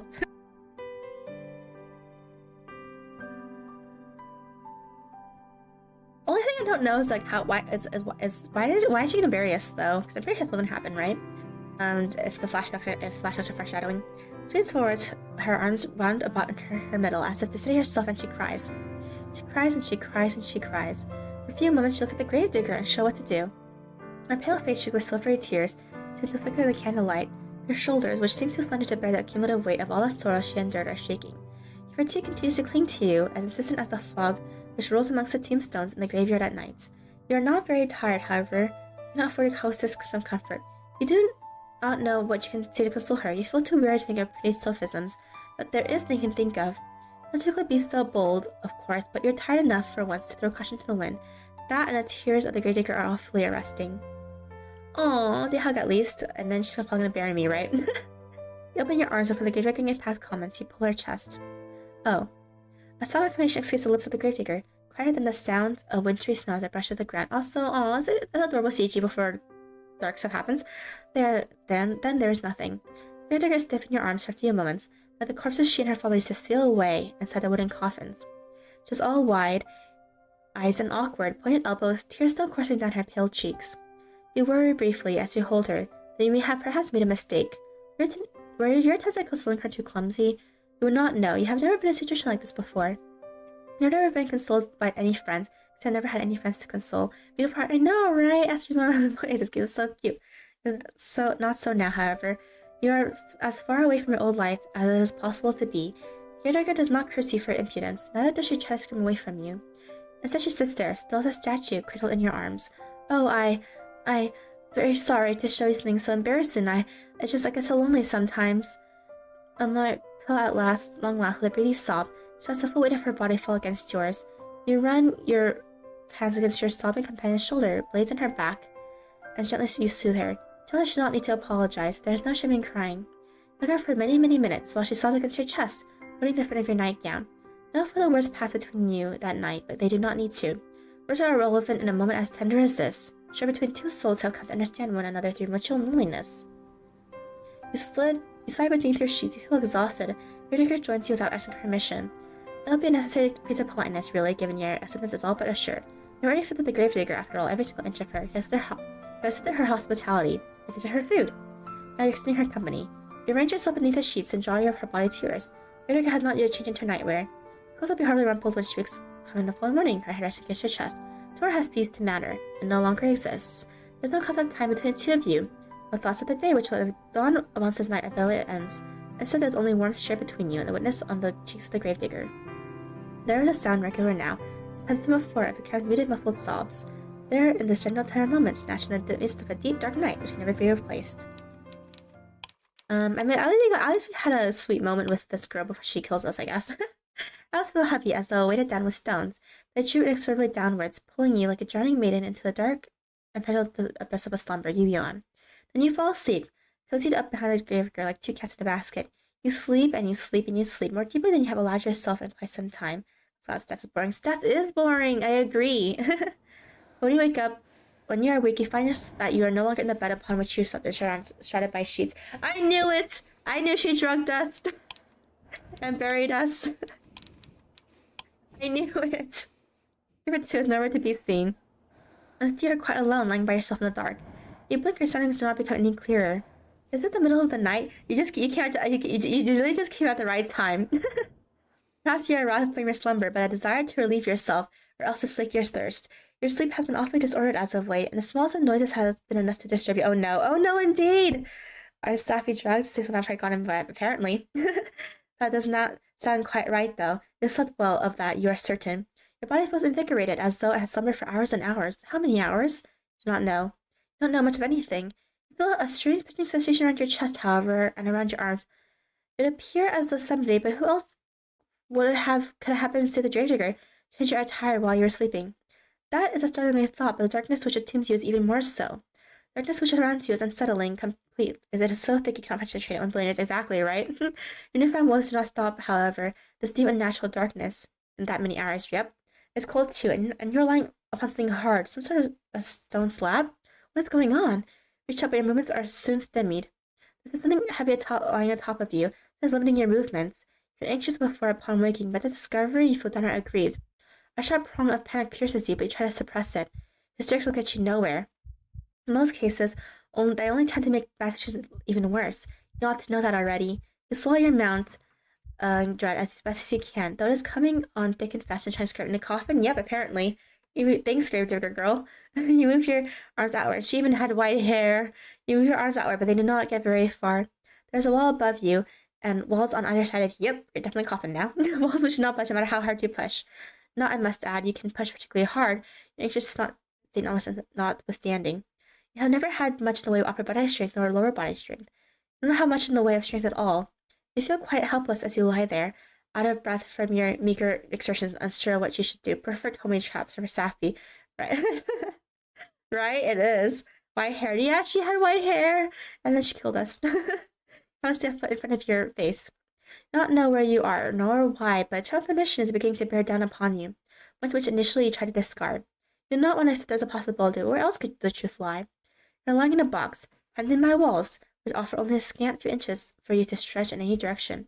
Where else could you be but a coffin? You won't allow yourself to ponder this awful reality, and the moment you hear it, hear someone drumming. She was cute. Yeah, she was cute. And then now she wants to bury us alive. Because, she was nicer than the mermaid. Because we formed a friendship, and then she wants to kill us anyway. And so somebody, though they might see a very large somebody, tapping their fingertips upon the lid of your coffin. That, or it's raining. It is not the fingers of giantess, though, which is disturbing you, nor is it falling rain. It is dirt. This sound continues on and on, though it is drilling its way inside your skull. It is relentless. It is merciless. The ticking of a great central clock, it cannot be stopped. Time is almost running out. Oops. Save again, so we can get to the choices soon. But you know that already, didn't you? When you were running through the forest, you ought to have known, silly thing, that you could not outpace your destiny forever. Sooner or later, it would catch up with you. You're stubborn, though, and you do not want to accept this. Not content to simply lie there, you cry out. You cry not for your parents, who you hardly knew, for your school friends, for you never had any. You cry for your new companion, the girl with whom you have been living, and with whom you share one precious cherished moment. You cry for the gravedigger. Sure, this is a manner of mistake? When she realizes that you are in fact entombed in one of the coffins she is currently filling, her else will be moving the dirt above you. She'll cease her operations at once. She'll pull you out of darkness back into the world of living, and then she'll hold you close. She'll embrace you. She cannot mean to cause you any harm. Not when she was so good to you and so kind. Why would she bury you? You cry to her so loudly you feel the vocal cords of a tear, while beating against the roof of your compact prison. You cry desperately, helplessly, to your relief your cries do not fall upon deaf ears. Then the falling soul sobs, albeit briefly. You hear a voice. The voice is very faint, given it being filtered through your coffin's dirty lid, but you recognize it. So you're awake then, are you, dear one? The gravedigger said, why are you burying us then? She sighs, safekeeping in the grave, apparently.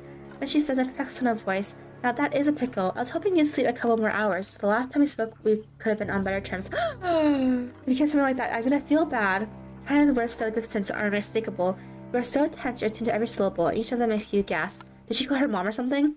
Was that a mistake then? Does she truly mean to bury you alive? You posit this question to the gravedigger as best you can, trying to keep the charms of your voice as you do. Perhaps you think in your opposition that if you do not let her know how afraid you are, she'll judge you for your bravery and let you go. If this is what you're hoping for, though, it is in vain. That's right, you really do catch on quick. So it really... Little creature really had committed to the task of burying you. What an unfortunate turn of events. Why would she do such a thing? You thought she was your friend. We are friends. Gravedigger said, her voice soberingly offhand, wearingly empty. I'm very fond of you. There's nobody dearer to me than you. I had a really good time with you these last... How long has it been again? I don't remember. Neither do you. Well, if this little partner has to the both of your minds, it can't be all that important. I had other things to worry about. If you really are friends, you take her, then what does she hope to gain by burying you? You do not understand. Yeah, exactly. But you understand her plight even less. Well, here's the thing, the gravedigger says in a reasonable sort of voice. As what burying someone alive could ever be thought of as a reasonable action. I've been thinking it for a long time, see? You cannot see. It is too dark, but your friend you do all the same. Well, I was digging all these graves, but I have not had anyone put them in, not for ages. It was rather sad. Oh god. You think you know where the train of logic thought it is might be going, but so you do not interrupt her. No good would come from it. All I can do for the present is lie there and listen. I was thinking I would never find another person to bury in this godforsaken village. Not after the plague messed everyone up. I was getting desperate. Until you came along, that is, good lord. No, she was cute, and wow, she's... Should I even mess up in there? Maybe, I don't know. Not that much I have somebody I can bury. I'm not gonna let this opportunity pass me by. I'm sorry, but this is just part of the job. It's just what my father taught me to do. It's all I know how to do. All these graves bodies, yeah.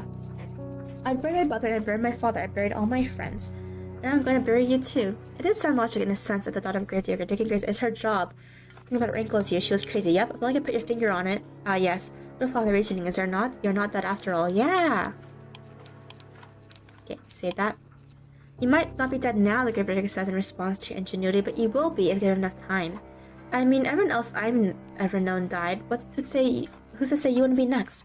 It seems rather more likely that you will die, and quickly, if she persists with her poorly thought out plan to bury you. Your coffin is not very large. It affords you precious little space.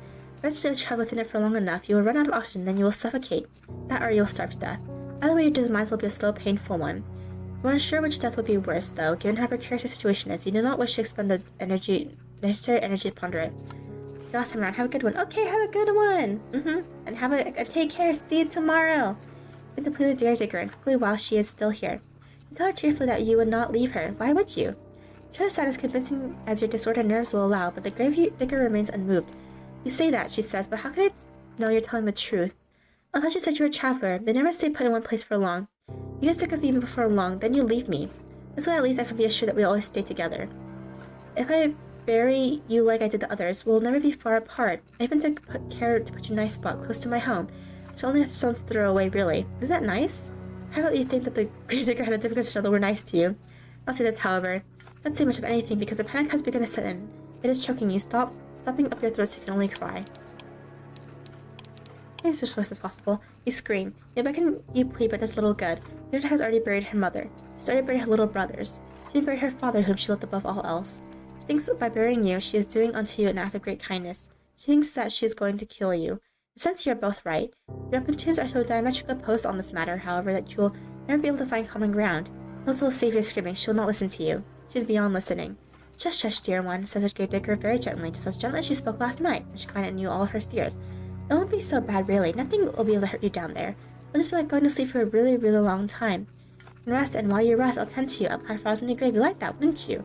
Looks like we can always be together. I'll never be lonely again. While the gravedigger speaks, she begins to pile up even more salt onto the roof of your coffin. Without dirt on top of you, on your arms, your legs, and your head. Still see companion's final words. You cannot hear her. You cannot hear anything besides the sounds of the dirt. Screaming the shovels and your own desperate, frantic screams. You scream and you scream and you scream without cease, so your throat feels hoarse, but your efforts are in vain. Now on the lid of the coffin with as much strength as you can muster, the lid of the coffin is nailed shut. No position to move it. Nailed shut, thanks!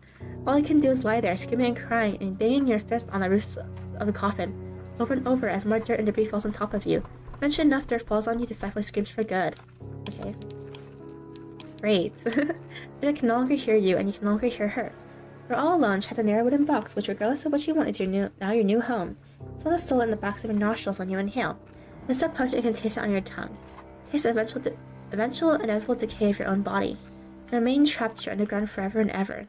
Or to use less melodramatic terms, until the last of your energy escapes you and you succumb to your own self-suffocation. Isn't it a very pleasant way to go? Though forgive me if my sympathy is limited. You did bring this upon yourself, you know. Yep. Okay, whoops. Okay, so very close to the ending of the choices then, since it's the same dialogue. You reproduce soda in case of mysteries and blah blah, not what you do. Okay. Let's just say the fate first like we did last time. You only build and enjoy your eternal slumber. This is good night for now, but it's not goodbye. You cannot escape from me, even if you're buried deep beneath the earth. And there is a will, there is a way. If the whole world has forsaken you, I never will. I will never leave you. Yep. And as I said, I think it's the person who's chasing you. Never be lonely again, right? Yeah. Bum bum bum bum. Load. Okay. Now let's go fight against your fate. You're not happy with the hand that fate has dealt you? Very well, I cannot blame you. It is quite a grim ending. I would not wish it upon my worst enemy, and you're rather dear to me than that. Yes, I thought there is a person chasing us, right? Right? Because it says you can't escape from that kind of stuff, right? Now, why don't we give this another go? Let's try not to be buried alive this time. It only endures so much of your screaming. Thanks. Your fate is once again in your hands. Now I wonder, which path will you take? So I only have one more left. The castle to meet the princess. So want to go to the castle? Good idea. All these fairy tales tend to conclude in castles once they're beleaguered upon heroines are finally able to wed the handsome princess they once dreamed of. Why bother trying your luck with the shore, which may very well be deserted, or the village, which will be full of dirty, barefoot peasants? It is better to skip the suffering and go straight to grand finale. That is very astute of you. I didn't realize you had it in you to be so mercenary. Yeah, they sound like they like you all. Yeah, in a messed up way. I only wonder what you uncovered during your moonlight meanderings. Night is far from over, and your adventures are only just beginning. I hope only that you have brushed up on your curtsies. It might come in handy when one is interacting with the sovereign. Most can be temperamental after all. So treat them with a prerequisite amount of respect. You might come to regret it. You follow the path which leads to a castle, putting yourself on wearing, aching legs with feel ready at a moment's notice to detach yourself from your hips. You're a little more than a wisp of a girl, have been running for so very long, and your feet are so very numb. You look a great lumbering thing, clumsy and ungainly. The soles of your feet are screaming at you. You'll lie down and quickly. You only hope as you continue to run that you will find a spare room available for you in the castle. You do not know exactly what waits you at the castle, but you have visions as you run of a vast opulent dwelling. This dwelling will surely be finely furnished rooms in which you might rest your weary head. There must also be a king and queen inside this castle, you ponder, who will be kind and wise and one of their children, of a princess. Every good castle must possess a princess who will take pity on you and your plight. You imagine the fairies of the generous princess with ease, thanks to the fairy tales you read in the abundance of a small child. Princess will be fair of hair and blue of eye, soft pink lips pursed like rosebuds. Her limbs will be slender, her hands dainty, and unsullied from physical labor, and her sensibilities will be smooth than marzipan. She'll be kind to you and compassionate as an older sister. Sure. You do not know what older sisters are like, though, or younger sisters for that matter. You're only guessing. You're a complete fool, however, despite your tendencies to daydream. You do have few reservations. Monarchs do not, as you know, from voracious reading, have the best track record when it comes to caring for the peasantry. Nope. Was there not a famous queen who once said with a cavalier wave of her hand that the hungry peasants in her kingdom should content themselves with the cake if bread was not an option? You think that might be a misquote, but the point still stands. The royals are supposed to grant their subjects succor in their times of need. This does not always happen. In fact, it very rarely happens. Even queens and princesses and princes are just people in that end of the day, and they are subject to the same caprices that all humans are. They can also be careless and selfish and inconsiderate. There is no guarantee that this mystical princess of your imagination will help you. Ain't that the truth? Why, there is no guarantee that this mystical princess exists at all. So I must try. It is this hope which keeps you going. You two go on to the castle. It takes some time before you finally emerge from the woods, but finally you do it. How much time, you ask?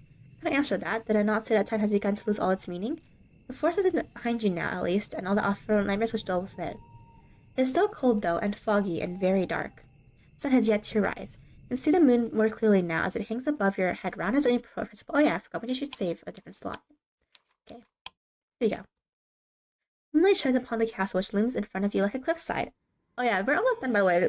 One more round and we'll be done with the game. Yay! The stone edifice of the building is imposing, and it drowns you in shadows darker than the depths of the deepest ocean.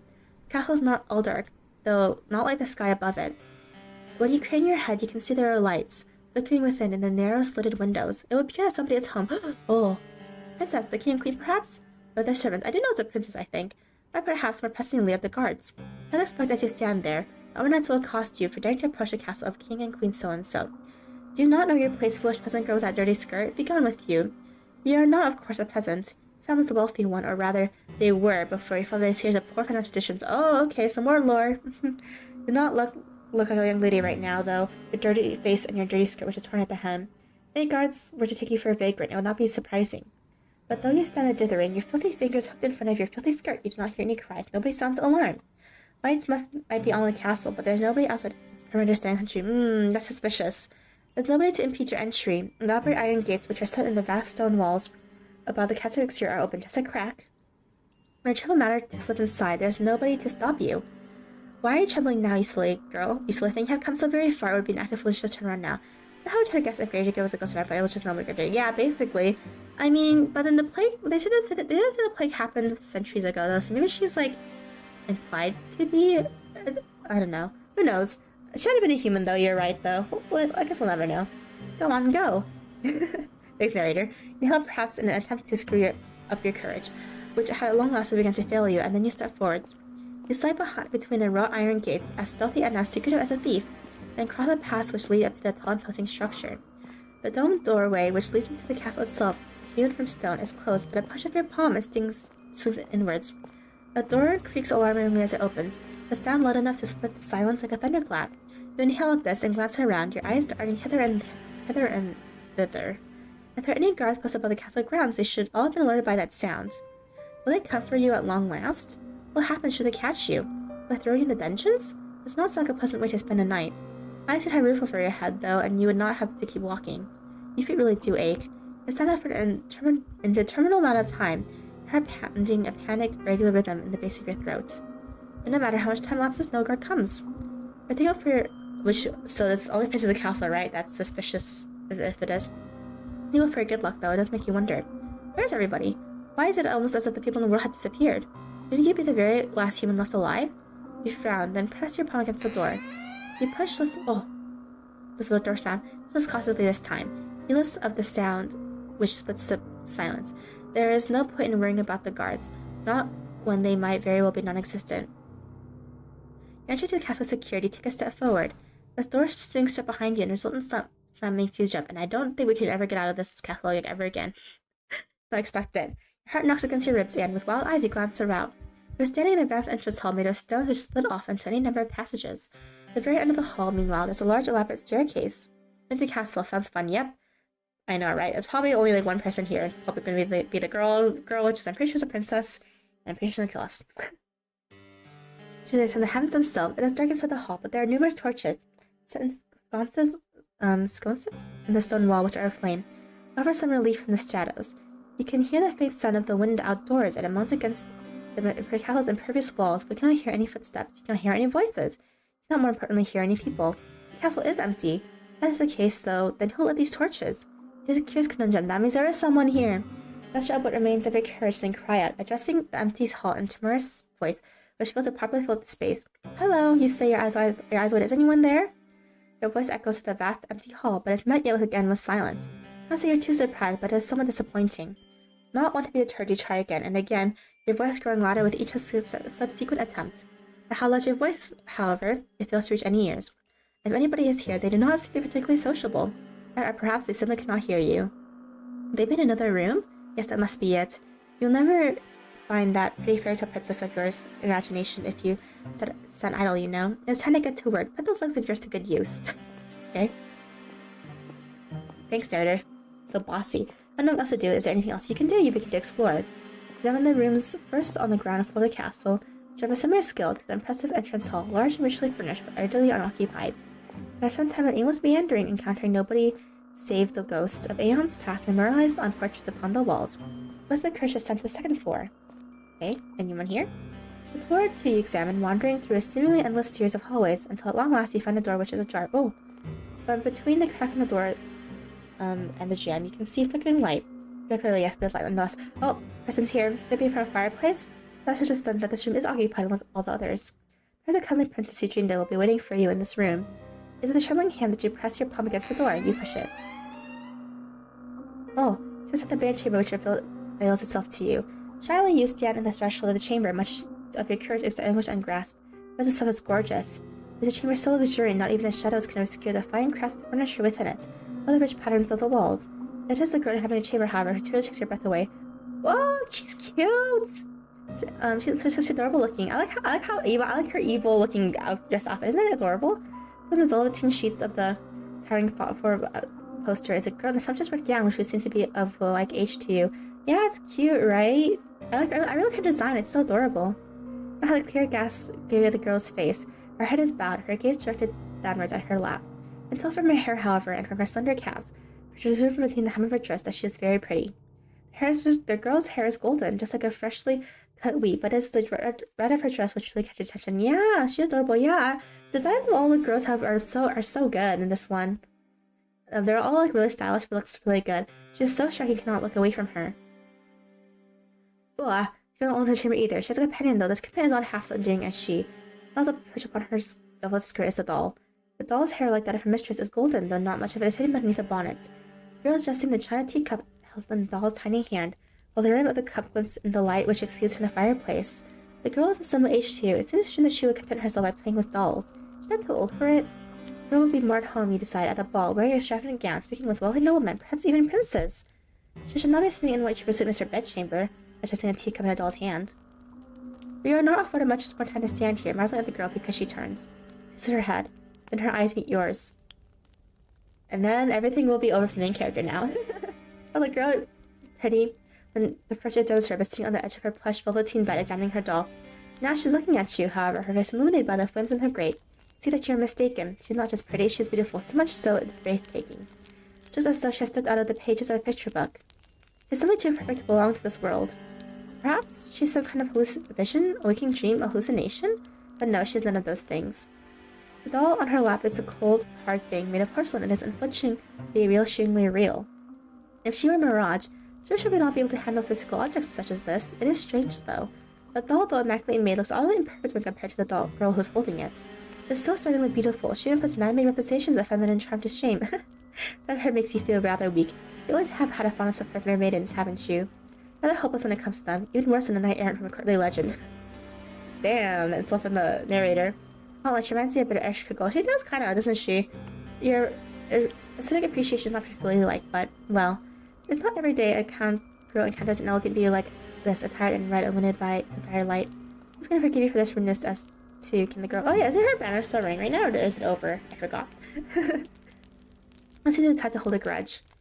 Oh, the girl says in a voice of surprise, being far less refined in her appearance. It is good to see you. I've been waiting. Has she? This is news to you. Being perplexed, a response on the tip of her tongue, but you are able to expel it into the other. The girl is setting her doll aside, then she stands, the hem of her dress swishing about her legs. Nimbly like a ballerina, she canvasses the space between you. Her room is still very large. It's quite a large space. Then takes your hands in her. I think her banner is still here, but I'm not too sure. Yeah, I don't remember if it's... This doesn't end this week, that's the reason why. I don't remember exactly when it ends to end, though. That's why I don't remember, but yeah. I'm pretty sure it ends this week. You must, the girl says, her eyes will go with excitement. Be my new lady's maid. It's been a while, but it's such a relief that you finally arrived. I knew that she would. You never leave me alone, not when you knew how long I was waiting. Oh, I'm so happy. The girl's good mood is contagious. So much so you find yourself being swept away with it. And then it's accept any identity she might press upon you. You have never been a maid before, but you might not mind being this girl's maid. She's not a single poor mistress to serve, not if she is always that kind. Do not mask confusion, however, which flickers across your face. You're not good enough actress, and in any case, this has all happened too quickly. Why, you barely know this girl. Why is she being so familiar? Well, it's with blank woven eyes that you examine the girl. The refinement is pronounced enough that even the girl, despite her good mood, notices it. She frowns. Then she says her fingers sliding away from your own. Or, am I mistaken? Are you not my new lady's maid after all? Something in the girl's face is abundant, so much so your head clenches. You do not know her. She is still a stranger, but you are struck all the same. The dense desire to appease her. You don't want to let her down. That is devastating. You're not aware, you tell her, that you had applied to be her maid, but if that's what she will, she would not be opposed to it. You pray that she forgives you, though, for your discombobulation. You come from a distant country that you have traveled for many miles. You don't know who you are, and you don't know who she is. What? You don't know who I am? It's regretful you tell her, but no, you don't know her. So that is no fault of her own. Why, such a long time running, you hardly even know yourself. Is that foreshadowing for something? Ah, so you're a fugitive then, from another country, I see. I'm proud of your past, and if you'd rather forget about it. I don't mind sharing my past with you, though. The country knows who I am, after all, or at least they should. Now, this is quite an impressive boast. If I were to come from the lips of another, you would find unpleasantly arrogant. I don't think, however, this girl is trying to show off. But the feeling says she's really telling the truth. You don't have the honors of knowing me. Oops. Allow me to do the honors. My father and my mother were the king and queen of this realm, and I am its princess. I lived in this castle all my life, so I don't know much about the outside world. I know that other countries do exist out there. I presume it's one from one of those foreign countries that you come from. And it's very good to meet you. I've always wanted to talk to somebody from overseas. It feels like quite a opportunity. Girl smiles at this, and you smile in response. Tell her unthinkingly that it is your pleasure really to meet her, or at least you mean to. You get halfway through this remark when the full gravity of what the girl has told you sinks in. You come to a stop, then you stare. Just say she was a princess? Yeah, that's right. I'm a princess, and one day I'll be a queen after I've done a little bit of growing up. And I just don't think I'm ready to run the country just yet, but I've been doing my best at lessons. One day I'm sure I'll be the best queen there ever was. Okay, how's she gonna kill us though? So she really is a princess. Makes sense, you suppose, given she lives in the castle, but it comes off as a surprise regardless. Maybe she isn't a princess, she's just faking everything? Who knows? Not known before you enter this chamber. You're trusting a lady of such great renown.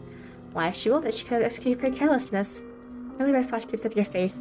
The flush is far more lurid than the princess's dress as you look to your feet. You actually stammer out in your dress that you are very sorry for cheating upon her, and you hope that she can forgive you. That's what I've been thinking, yeah. Only because, she's in the castle alone, right? So either everyone else died, it's probably because of her, or she's faking it. She's actually the princess, and she's, like, delusional, right?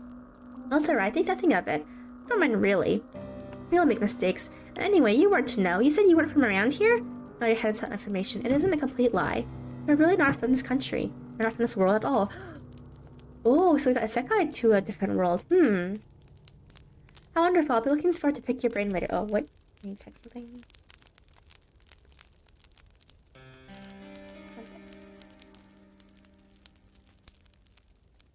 Thing. Okay, never mind. It's not an important message. It was from school, but it's not important. Wonderful. I'll have to pick your brain later. Does she eat people? She just said picking your brain later. Does she eat people or something? Let's have us come. Just into the past. Oh, maybe, yeah. Let's come from all the come from the nearby village. The tales are all the same, and so are their superstitions. Oh, the nearby village. I could do the breath of fresh air. My last lady's maid told me I was too impetuous. I don't think there's anything wrong with wanting a bit of adventure. Not that I've ever been afforded much of that. I should have been here for so long. I never get the chance to talk to other girls my age. My last lady's maid was older than me, and so was the one before her, and then the one before her. Some of the princess's fair mood to dissipate as she speaks, especially turning by degrees into something rather more pensive. But I haven't seen any of my old lady's maids in a while, or any of the other servants for that matter. They've all disappeared. Now that is quite curious. How could a full household disappear? That I don't know.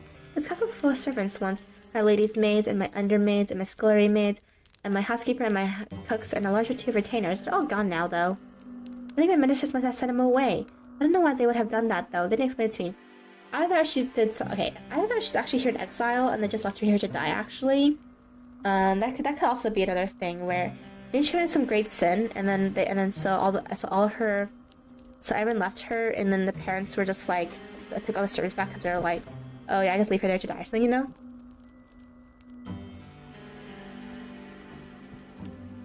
No, but then again, they never explained anything to me. They're still treating me like a little girl. It's so tiring. That her ministers sent her servants away? Or her parents, the king and the queen, would they not be the ultimate authorities in the castle's hierarchy? They would, yes, if they were still alive, but they're not. They died a long time ago. I was waiting for most of my life by my servants. Oh, or maybe she was sent here to die, and then maybe the ministers basically just took over the country, and then they told the people that she died. So like, and then they lied to her, saying like, oh, you had to stay here, basically. Right? That could be a thing. And the clay killer maids. Oh yeah, you're right about that too. Yeah. Oh, you answer and then you flush. I didn't know. It's alright, no need to apologize. I'm just happy that I have you now. I was really sick and tired of only having my dolls to speak to. They are the best conversational partners. Imagine so, yes. You doubt any doll, even one made for a talented artisan. The intelligent face is distinguishable from humans. Very good at answering back. Full live, hello! Oh no, they aren't. They're helpless as it is, really. They're so stony-lipped. You've no idea how much relief it is to see you. The castle is so big, and without my servants, it feels so very empty. It's so lonely here. Oh, she said the title. Now that is an interesting turn of phrase. It catches inside your head like a bird. Have you heard it before? We did! Yeah, because in a previous route, the mermaid. I don't have much time to ponder this. However, because this princess is speaking anew. That curiously conversational manner of hers, which does not seem particularly princessy, I should learn how to speak from her servants. Next to her consonants are so unrefined. Oh, but listen to me yammering on again. It's a bad habit. I really must put a stop to it. I'm probably tired, dear one, from your travels. Would you like me to show you to your room? Yes, the princess announces before you can say anything, because I think I'll do just that. I'm going to show you a bit around the castle first, though. It's like amazing here, and I wouldn't want you getting lost. I'll be staying here for quite some time, after all. Ooh, she just expects us to stay here. She then hastens to take you on a tour of her home. First, she does not show all the rooms in her abode, and neither does she offer overlong descriptions as to what the few rooms she does show you are used for. Just have her pause by the kitchens when she offers you some victuals. When the growing belly has been satisfied, the princess then resumes her journey. She leads down a dark, twisting hallway and up a series of equally dark, twisting steps, until she arrives at long last before a door. The princess pushes this door aside temporarily, preventing you entrance to a small, humble bedchamber. The chamber is not half so opulent as the grand bedroom in which the princess resides. With its resplendent four-poster and its richly patterned wallpaper, this room's ceiling is not as high as its singular bed shoved against the walls, thin and narrow. Okay, the walls are soon beige, and the floors beneath her soles of the worked wood. There's a melodorous scent, too, which hangs in the air, one of use and general decay. Ew! I'm feeling myself in this room for quite some time. That's why it feels so very cold in here. Though, if it's a princess tour of her castle has taught you anything, is that it is cold every room in her abode. Now, here we are, the final step of our tour. It'll be your room, dear one. I hope it's to your liking. Princess, despite her exalted status, looks somewhat uneasy as she observes you, rather than turn like those loyal dogs. She consider about your reaction to this room. Perhaps she's afraid that you'll turn your nose up at her kindness. For Princess, she is always eager to please. There's an unexpected contrast with...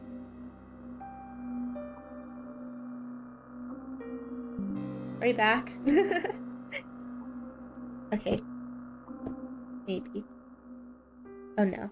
Yes, okay, I think we're good now, though. I think. We're back, I think. Okay, yay, good. There's roof and four walls, and though it is cold, you fancy you will feel warmer once you slip beneath the bed sheets. Well. There is not a fancy dormitory, the conservatoire. Neither it is so large, but does it have one very over your previous lodgings. Don't be expected to share with anybody else. That's true. There's only one bed in this room, and this bed belongs to you. You think that the peace and quiet will do you a world of good. Princess as much, and she smiles. That's good. I was worried you wouldn't like it. I know it isn't much to look at, but it's one of the nicest servants' rooms we have in the castle. Most of the maids sleep beneath the roof in this teeny tiny room which is all cramped. There's 10 beds up there, and they're so close together there are barely any room to pass between them. I thought it was perfectly ghastly when I saw it the last time I went up there. Not that I was supposed to be up there. It was a very rainy day, and I couldn't go outdoors as I was doing a bit of exploring. Housekeeper hadn't now been skulking around. I don't think she would have been best pleased. Well, in any case, nobody sleeps up here anymore. The scullery maids are all gone now. I couldn't put you up there, though, in the attic with all those empty beds. I don't think it'd be very cheery. You're not just a scullery maid, you're my lady's maid. That means you deserve good lodgings. It'd be an insult to offer you any less than this. Now it's getting late. Let forgive me for rabbiting on. I've heard something I tend to do. It's a bad habit, one that's becoming for a lady. Housekeeper warned me enough times. You're sure the princess to contrary smiling as you do so. You do not mind if she talks too much, but I'm not talking at all. Her humble nature makes it easier to spend time with her, manners be damned. You're always scolded back in the conservatory for your behavior.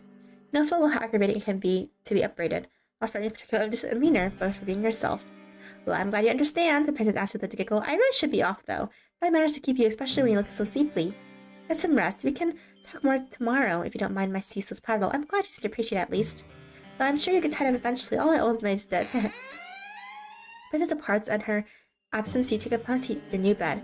Oh, but think this is all happening very quickly. It does not seem like very long ago that you are still in the forest, running for your life amongst the tall imposing branches with their gnarled, grasping branches. Forest might as well be a distant memory now, though. You're indoors inside a castle, no less. You might have been given a room in which to sleep and clothes that she might wear. It seems premature still to declare that you are out of the woods in a metaphorical sense. I mean, things could certainly be worse. True. You could really be buried alive. Force yourself to stand on legs which feel too weary to support you, and change into night clothes hanging in your wardrobe. The night clothes do not fit you perfectly, but you're tired to care about that. You're too tired to care about much of anything. You retreat to your bed and slide beneath the sheets. Then you let your eyeballs fall shut. You exhale? Okay, so what's the bullying thing? Because basically kind of, foreshadow what's going to happen to the character. Look by the breeze which blows out as you fall asleep. You're very tired. This was a deep dark one, darker even than the first abyss of the nighttime. The nighttime sky, however, which shimmers with stars, is not devoid of those prismatic fragments you human call dreams. In this case, I think your nocturnal imagings are worth rather more than that. They're not dreams, are they? To which your sobbing mind is subjected to. Yeah, they're memories, basically. No, they are not. Otherwise your body would not be so very cold, not so clammy. Images that flicker beneath your closed eyelids, like the ghostly images in a phenakistoscope. I know what that is. Will not conjure from within your mind. They are instead taken from your memories. Not really dreaming, you're remembering. That girls who slept in your dormitory and how they always hasten to use the shower first, so that you were last to breakfast. Remember how when you finally did arrive at dining hall, the most enjoyable morsels had already been snaffled up by the girls who got up there earlier. You go to find a seat, only once you finally did get your hands onto food because nobody ever wanted to sit with you. Aw, the girls all acted like you were uppers, save for when they wanted favors. They never asked for these favors, mind, for why would they? To them, your father's prestige did not matter. They're all with ladies too, many of them wealthier than you. When everybody has the airs and graces of princess, how's anyone supposed to stand out? You stood out the least in your class, perhaps you're the ones of the smallest, but Phyllis the sickest who always came down with colds. Her bullet hell did not stop the other girls from treating you as a servant. Oh no.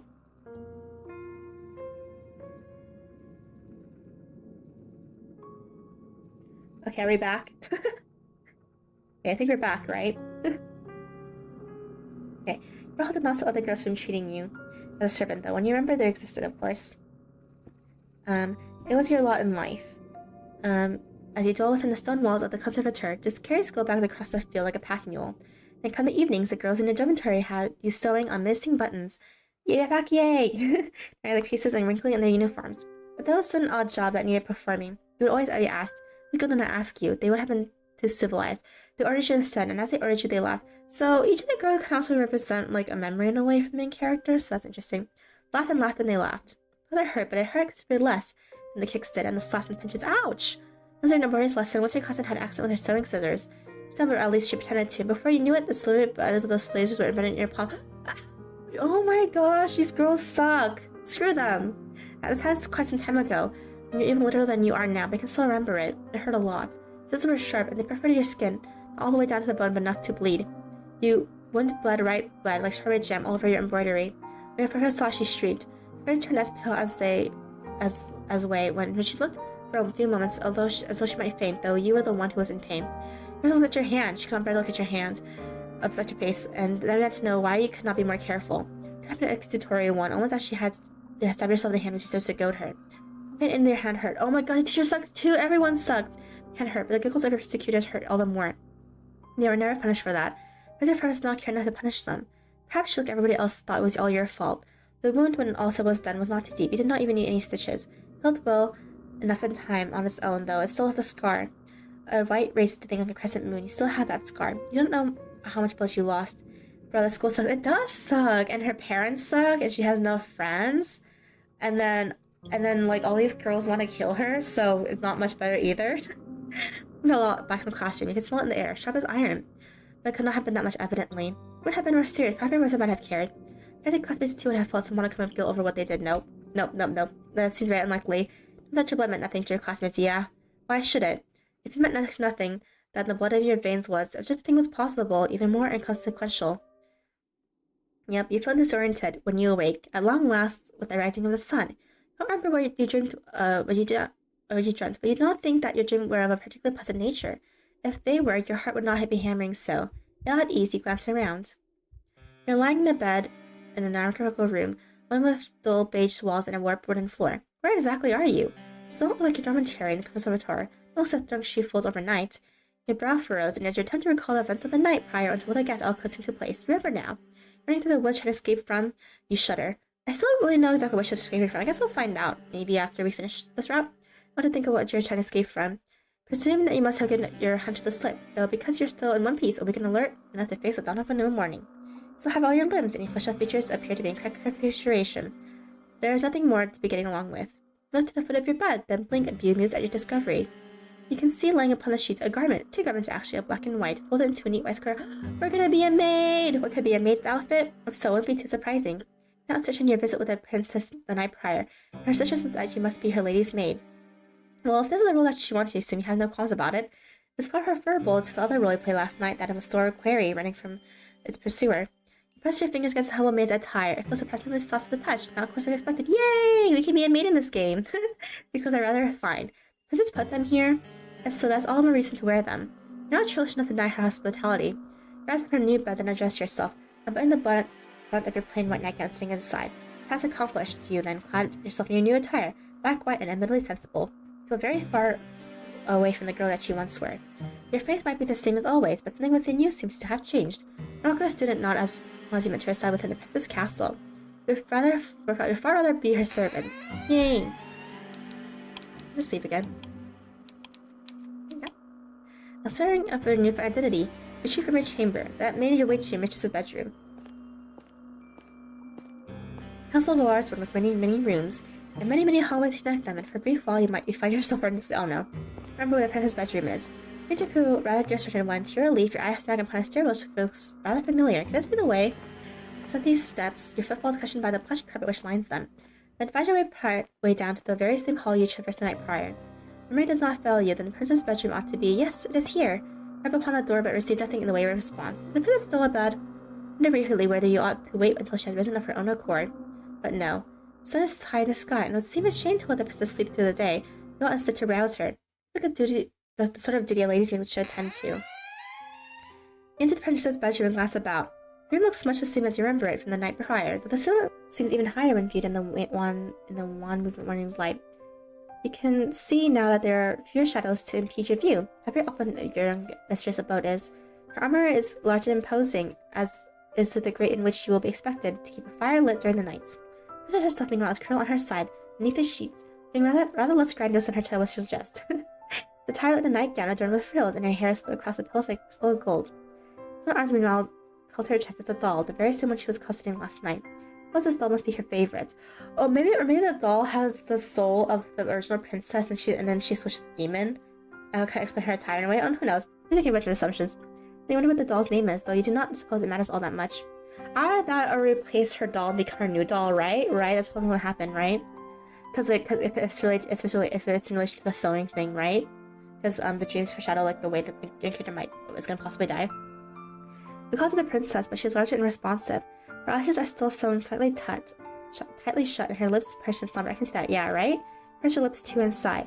But nobody ever said your job would be easy. It's getting called the princess, and this time she replies. No, it's not a favorite one, however.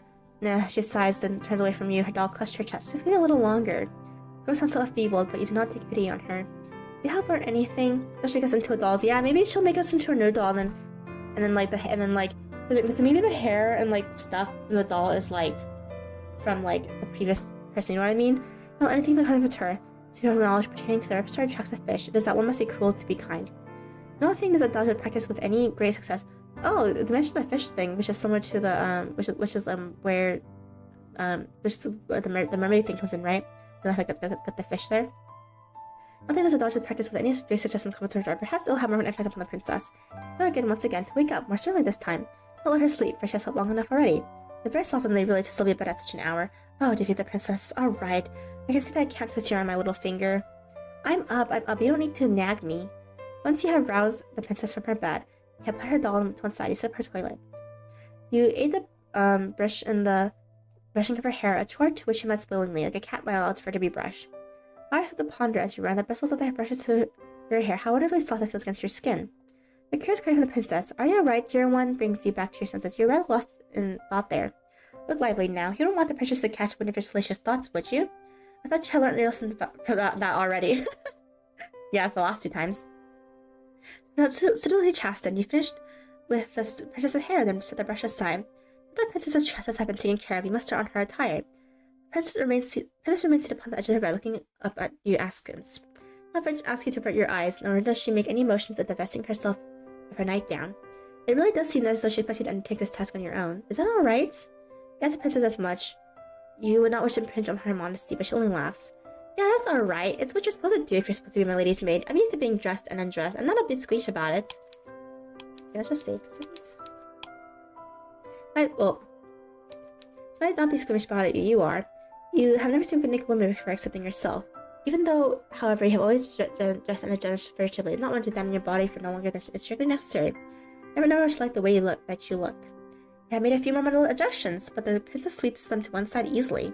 It's alright, I might be a princess, but we're both people underneath all of our clothes. I doubt we look much different. Not sure about that. I have not seen the princess unadorned, but you already know, but to look at her face, that you are different. She's much prettier than you are. But she is waiting, and do not wish to keep her any longer. Steady your nerves. She with trembling hands, and begin to undo the buttons which run down the front of the princess' nightgown. You run as quickly as you are able, which, given how badly your hands are shaking, is not very. But we cover the buttons, flinching as you do so. Princess, however, seems blissfully unaware of it is exactly you're doing or not doing. Fingers have begun to seize it with the front of her nightgown, not even looking at you. Instead, her gaze is directed beyond your shoulder to the windowsill and the sky beyond it. It isn't particularly sunny, but I don't think it's too cold outside. Going for a walk might not be a bad idea. What do you think, dear one? I think that you would like to finish undressing the princess as soon as possible, so you can make some progress on dressing her again. Instead of all this exposed skin is bad for your heart.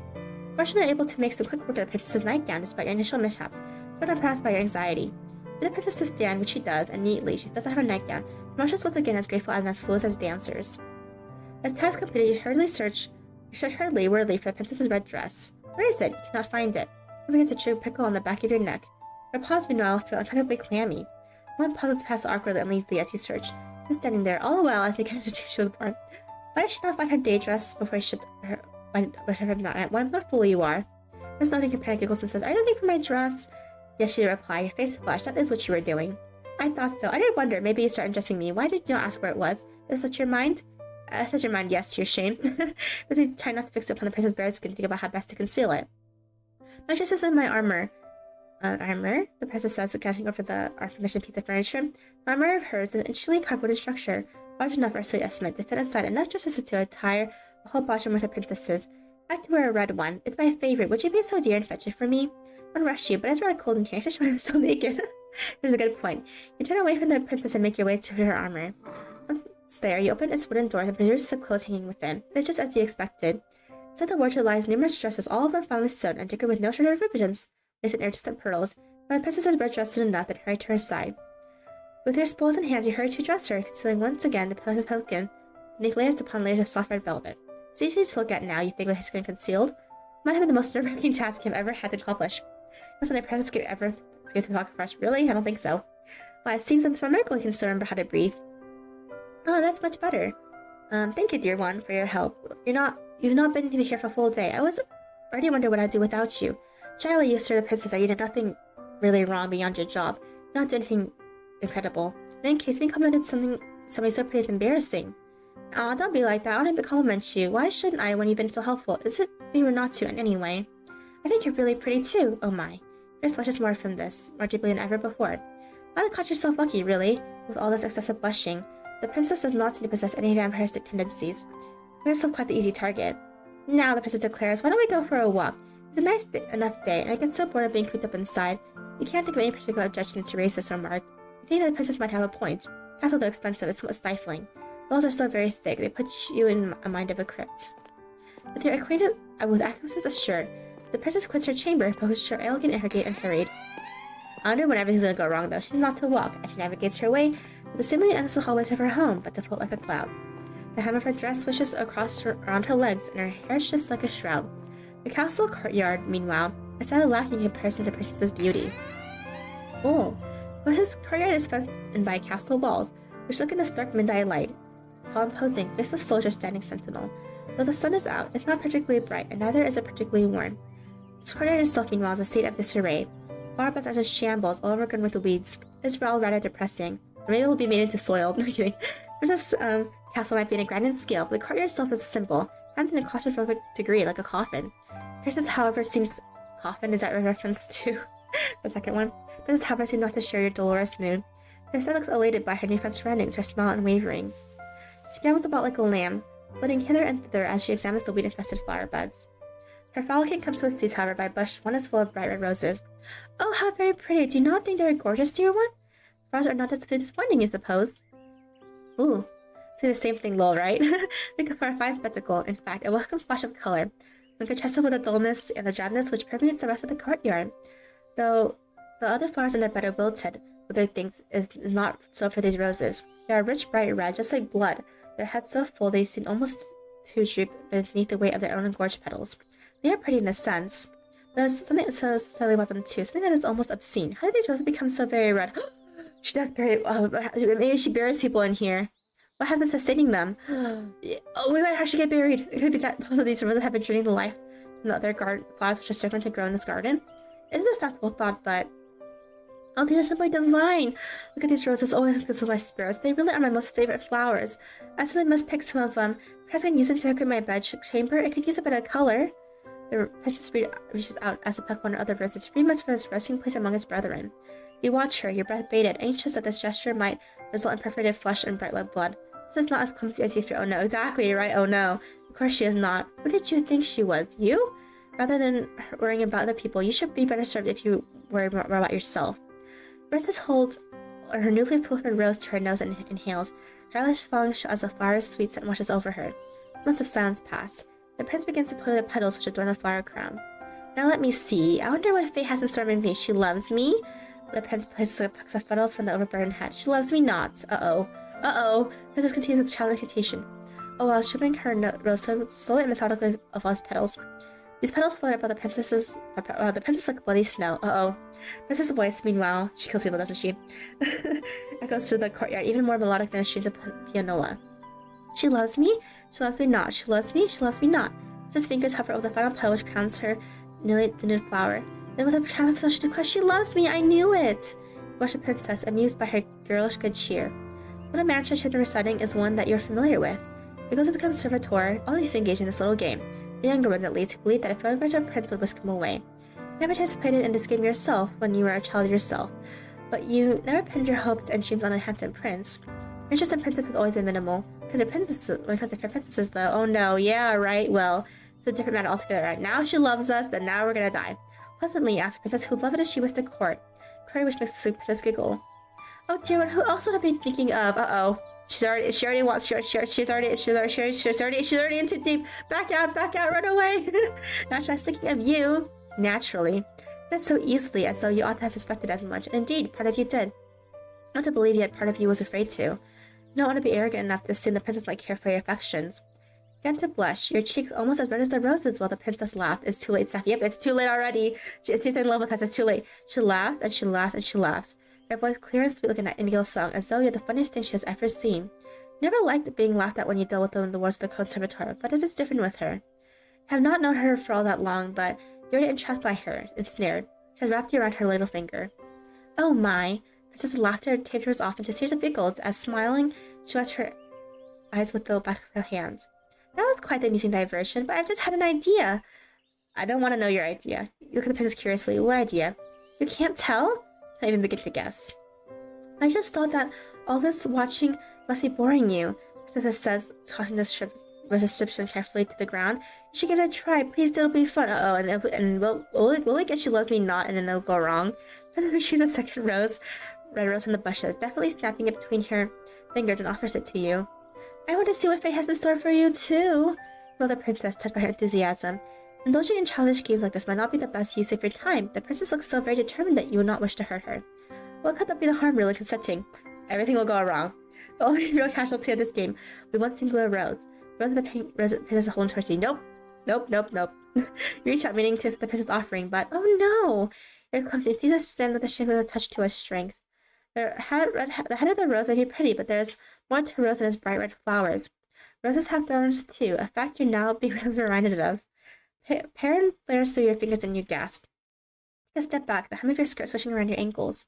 Your finger is stinging, and so are your eyes. You ought to have been more careful. Why were you so stupid? You poor dear, you're bleeding, the princess exclaims, alarmed. Then she frowns. This is all my fault. If I had not suggested this silly game, this never would have happened. Please let me take care of you. And how's she going to do that? Perhaps she meant to take a handkerchief from her pocket, which might staunch your wound. Princesses tend to carry these handkerchiefs around with them, don't they, silken ones? Also, they give knights tokens of their gratitude. When state information knights have successfully slain dragons, princesses can hardly dispense kisses as favors. It simply is not done. That's what she always thought, but please hold still. This might sting a little bit. The princess is anything but ordinary. Rather than take a handkerchief out of her pocket, she instead encloses her fine slender fingers around your hands. Careful as though she's handling a precious object, she raises your hand. Her eyes are fixed all the while on the beads, observing the crimson blood which are oozing luridly from your wound. She licks her lower lip. She eats people, right? She dips her head. She parts her mouth, and with a soft sigh, which borders on the sensuous, she slips your English dish between your teeth. She eats people. She eats people. She eats people. She wants for princesses not dispensing kisses as tokens of gratitude and appreciation. Or if she's but she can't be a vampire though, because if she's a vampire, then she won't be able to go out in the sun. So she has to be someone who eats people, right? Like a werewolf or something. I don't know. Not be a conventional kiss, but feels intimate regardless. Almost startlingly so. Princess' lips, which are as red as any rose, and closer on your index finger, also. Ooh. Shit, you can feel the warmth of the princess' mouth about your skin and the witness of it. These sensations make your whole body quake. You don't expect this. Honestly, in a voice which wavers, you ask the princess what she's doing. Oh? Princess glances at you, her mouth so enclosed around your finger. I did not tell you I'm trying to stop the bleeding. I see as much, but is there a problem? I'm not making it comfortable at all, am I? It's not, you say, that she's making a comfortable purse, but this is rather awkward. You don't expect that's all. And she's not worried that this is unhygienic. Unhygienic? Princess blinks. She has very picture of innocence, which is funny, really, given your finger still nestled against her tongue. I don't know what you mean exactly by that, but I heard this is the best way to take care of cuts. My nurse used to do this for me when I was a child. It's what you're supposed to do. Okay, and you ask, your voice catching in your throat. Did your nurse make you such a moves in her mouth when she grew older? Well, no. My nursery was dismissed when I was 8 years old. That's a normal way of things. I had my ladies look after me then. How interesting. And did they ever clean her wounds like this? No. Princess says I was so asleep because I'm not close enough to cut myself, silly. This is very suspicious. Oh god. Now that was quite a sharp retort. You did not expect it. Your face turned even redder, if such a thing is possible, though that even terrified. She eats people, right? Right? Or something like that, I don't know. Something like all your blood will flow to your face rather than to your finger and your bleeding will stop. Has it stopped? Rinja was not a deep one. There should still be no need for Princess to keep on suckling, but she still is. Her accustomed to intimacy of this nature is making your heart flutter. Princess knew what her mouth was doing to you, or sure she would not be very familiar. You feel quietly, crushingly confident that she would scorn you for your feelings and deem them unnatural. It would not be the first time. At this point you should be used to rejection. It still stings, though. Stings so much more than any thorn on any rose ever could. Yeah, apparently. that was quite intimate. Days pass, filling much adventures in Rose Garden in a relaxed, unhurried sort of manner. Okay, the days pass again, so that means we're close to the ending, climax. Okay. Your mad dash to the forest is beginning to feel like a distant memory, so much so you can scarcely recall the raw naked fear you once felt as you fled for your life. There was no running to be had while you're working for the princess. You have nowhere else to run. In any event, there's no longer any reason to run. The shadow which tormented you have at long last begun to recede. Seriously recall as you lay down in your bed the petty cruelties you were once subjected to by your classmates at the conservatoire. That's interesting, Daedalo, I know, right? They no longer matter. You should just focus not upon yourself but the princess. The more you spend her time with her, the more you come to care for her. You have become quite besotted with her, but you are yet to realize it. Well, I never. How very ignorant can one girl be of her own feelings? Princess is not half so ignorant as you are, though, but having spent her whole life within the castle house walls. Many of her own feelings are not unknown to her, and during one summer night, she chooses to make them known to you. You're in the princess' chambers, perhaps then you ought to be later than is strictly appropriate. Okay, let's save. This might be the climax. It's dark outside, and there is little save the light of the moon to alleviate it, that, and the fire which crackles in the gates. You have only just finished stroking the fire, and now you rise. Go to the princess, who was lying in her bed, bid her good night, as you have many nights past. With a neat curtsy, you turn to leave, but the princess's plaintive voice gives you pause. Wait, dear one, do not go, not just yet. Perhaps you pause and look back at the princess. Though she is smiling, her expression is unusually wan. Isn't she alright?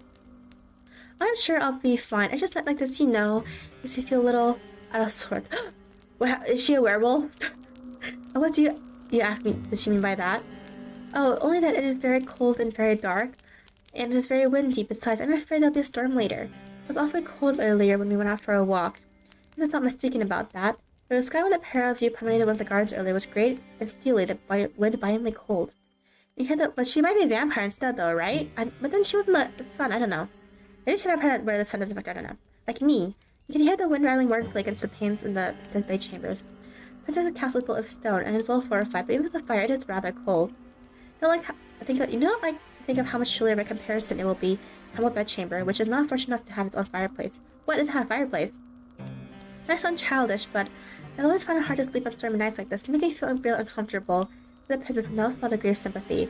No longer clad in her bright red dress, just oddly, uncommonly vulnerable. Will she be alright? I think maybe a vampire, yeah, right? She will be alright all alone in her oversized bed in her high ceiling bedchamber. You know it's silly of you to contemplate such a query.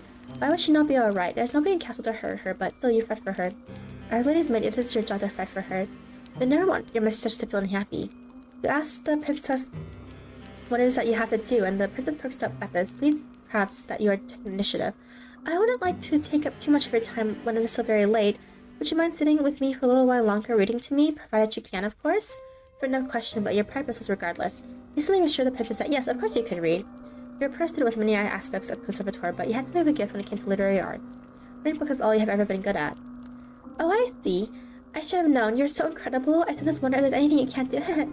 But Princess High face if you flush, awkwardly look away. Able to read, you reassure her, is not just a great feat. Perhaps it is where you hail from, but it is here. Very few of my old servants could read, and they certainly couldn't read the books that I like. Piques your interest. Just intrigued to ask the princess what books exactly she likes. Well, I'm glad you asked. I found fairy tales, you see, old ones from centuries past. I have a collection of them here, the princess says, indicating a book on her bedside table, as thick as a mortuary slab.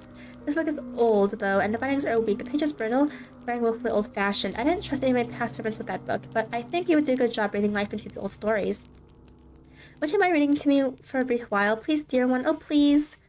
Oh, now I have noticed, and I'm probably watching notes. That's a zombie. Yep, I'm a zombie for today. Maybe because we're gonna die a lot today. You take a seat behind the princess upon her luxurious bed, which sinks beneath your bed, and welcome home. And you then retrieve the letter-bound book. Okay, so summary is that basically the princess, we encounter the princess in an empty castle where she's the only one who lives there. Very suspicious. And she has just on a red, which is very suspicious as well. And she asked us to be her maid, which she said yes. In exchange for basically staying here. Arctic has her maid, and there are these red roses, and she's like, "Oh, they're so pretty and stuff." And she loves a she does not love me game kind of thing with it. And then she tried to make us do it too, but then we picked our finger on the rose, and then she licked our blood. So she might be a vampire, by the way. Then you then retrieve the leather-bound book, which is resting upon her bedside, and spread it open. The pages of the books are very brittle, like the princess said, and the bindings of the book are loose. Whoops. Blah. You feel the halves of the book's manifold pages, the weight of the ages still within it. How old is this book? Perhaps it is as old as the castle in which it resides. So the quiet voice hesitated at first. Begin to read it to the princess. You wouldn't all know about that, wouldn't you? Maybe. Quiet voice hesitated at first, and she began to read to the princess. So quietly low, which culminates in a lavish wedding ceremony. All the while as you read, the princess listens to you, enraptured, hanging, or so it seems upon every word. Once you reach the final phase, embodied upon the pages of this age tomb, and they live ever after, this sighs as though this tale has touched her very soul. Would that be a very handsome prince to marry me? She says, better yet, a beautiful princess. At this point, that would even sell for a little scullery maid. Oh, she's talking about us. Wish at this, I don't remark him softly that this would not be proper. The storm outside is still squalling, and have you never been one to raise your voice? I expect therefore the princess will overhear you, but she does.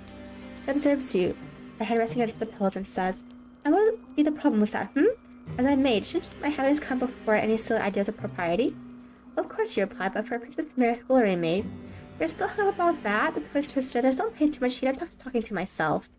If anything like that would ever happen when there's no priest around who would officiate it, you think that there are greater issues with the princess's plan than the lack of priest, though. She does present a good point. Castle's an empty one.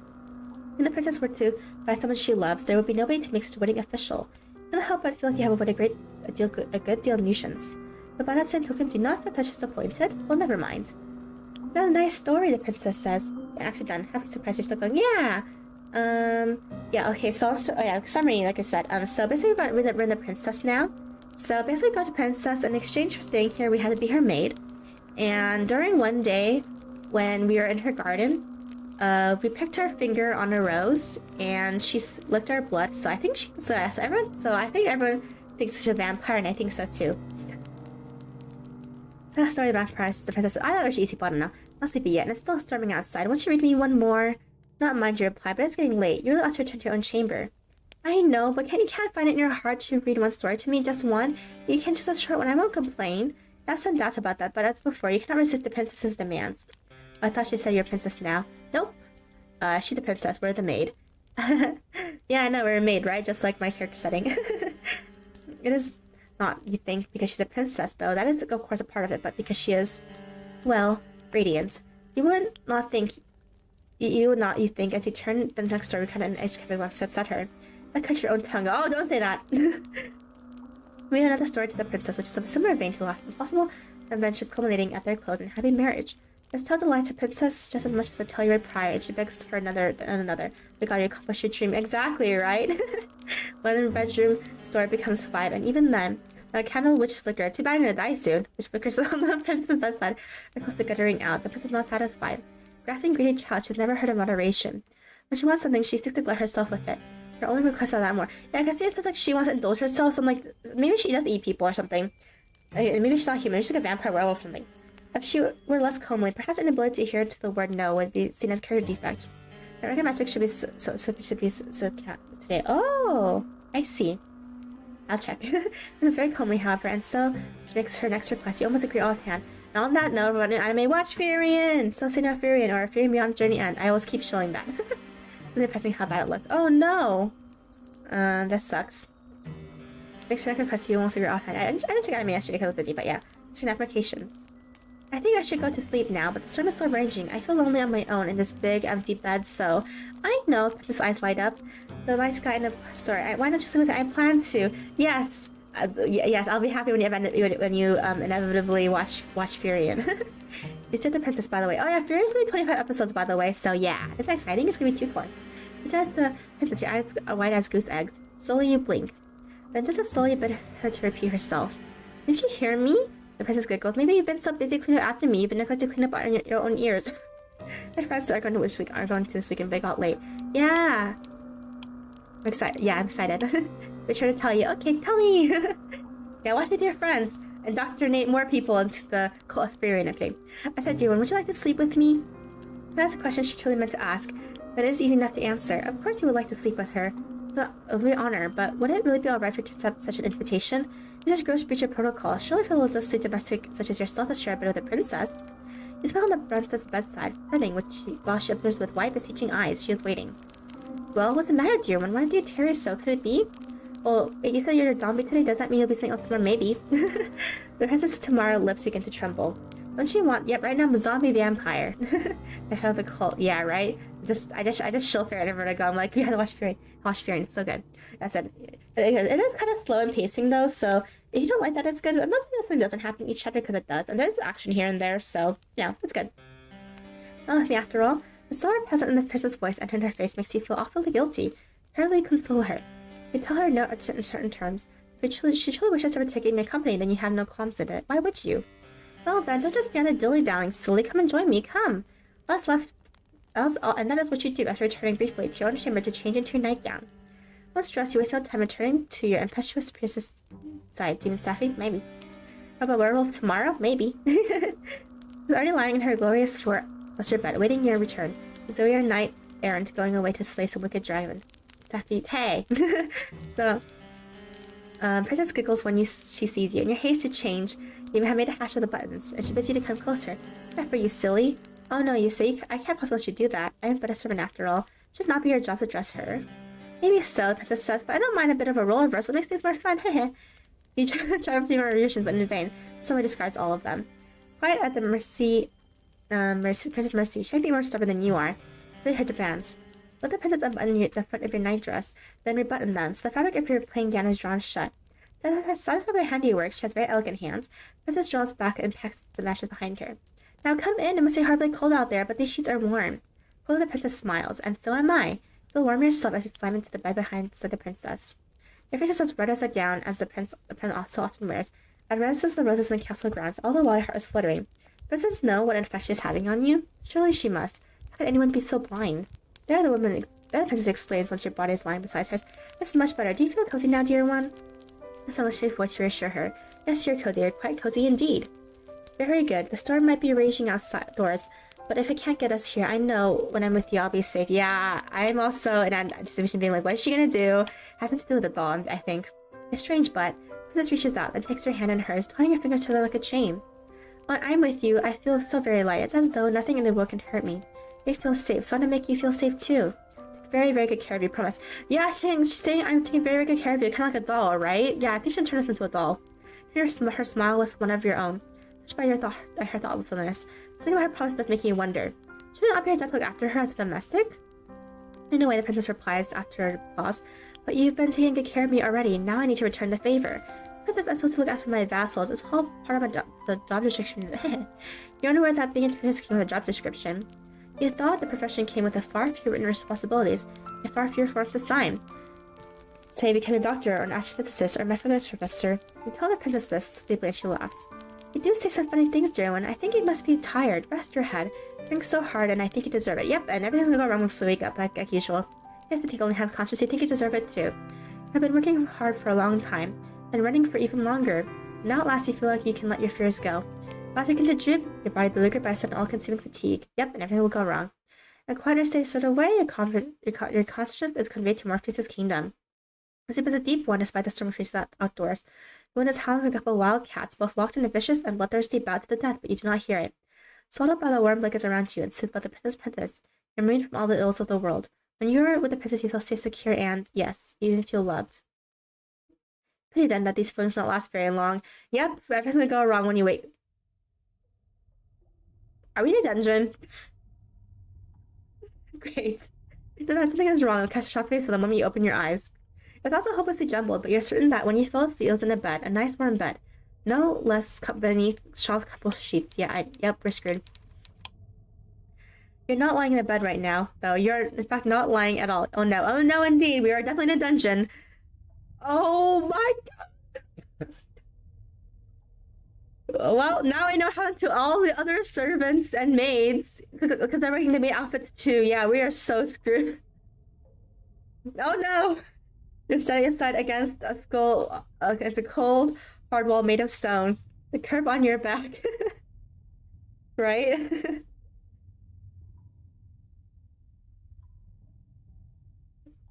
Bum, bum, bum, bum.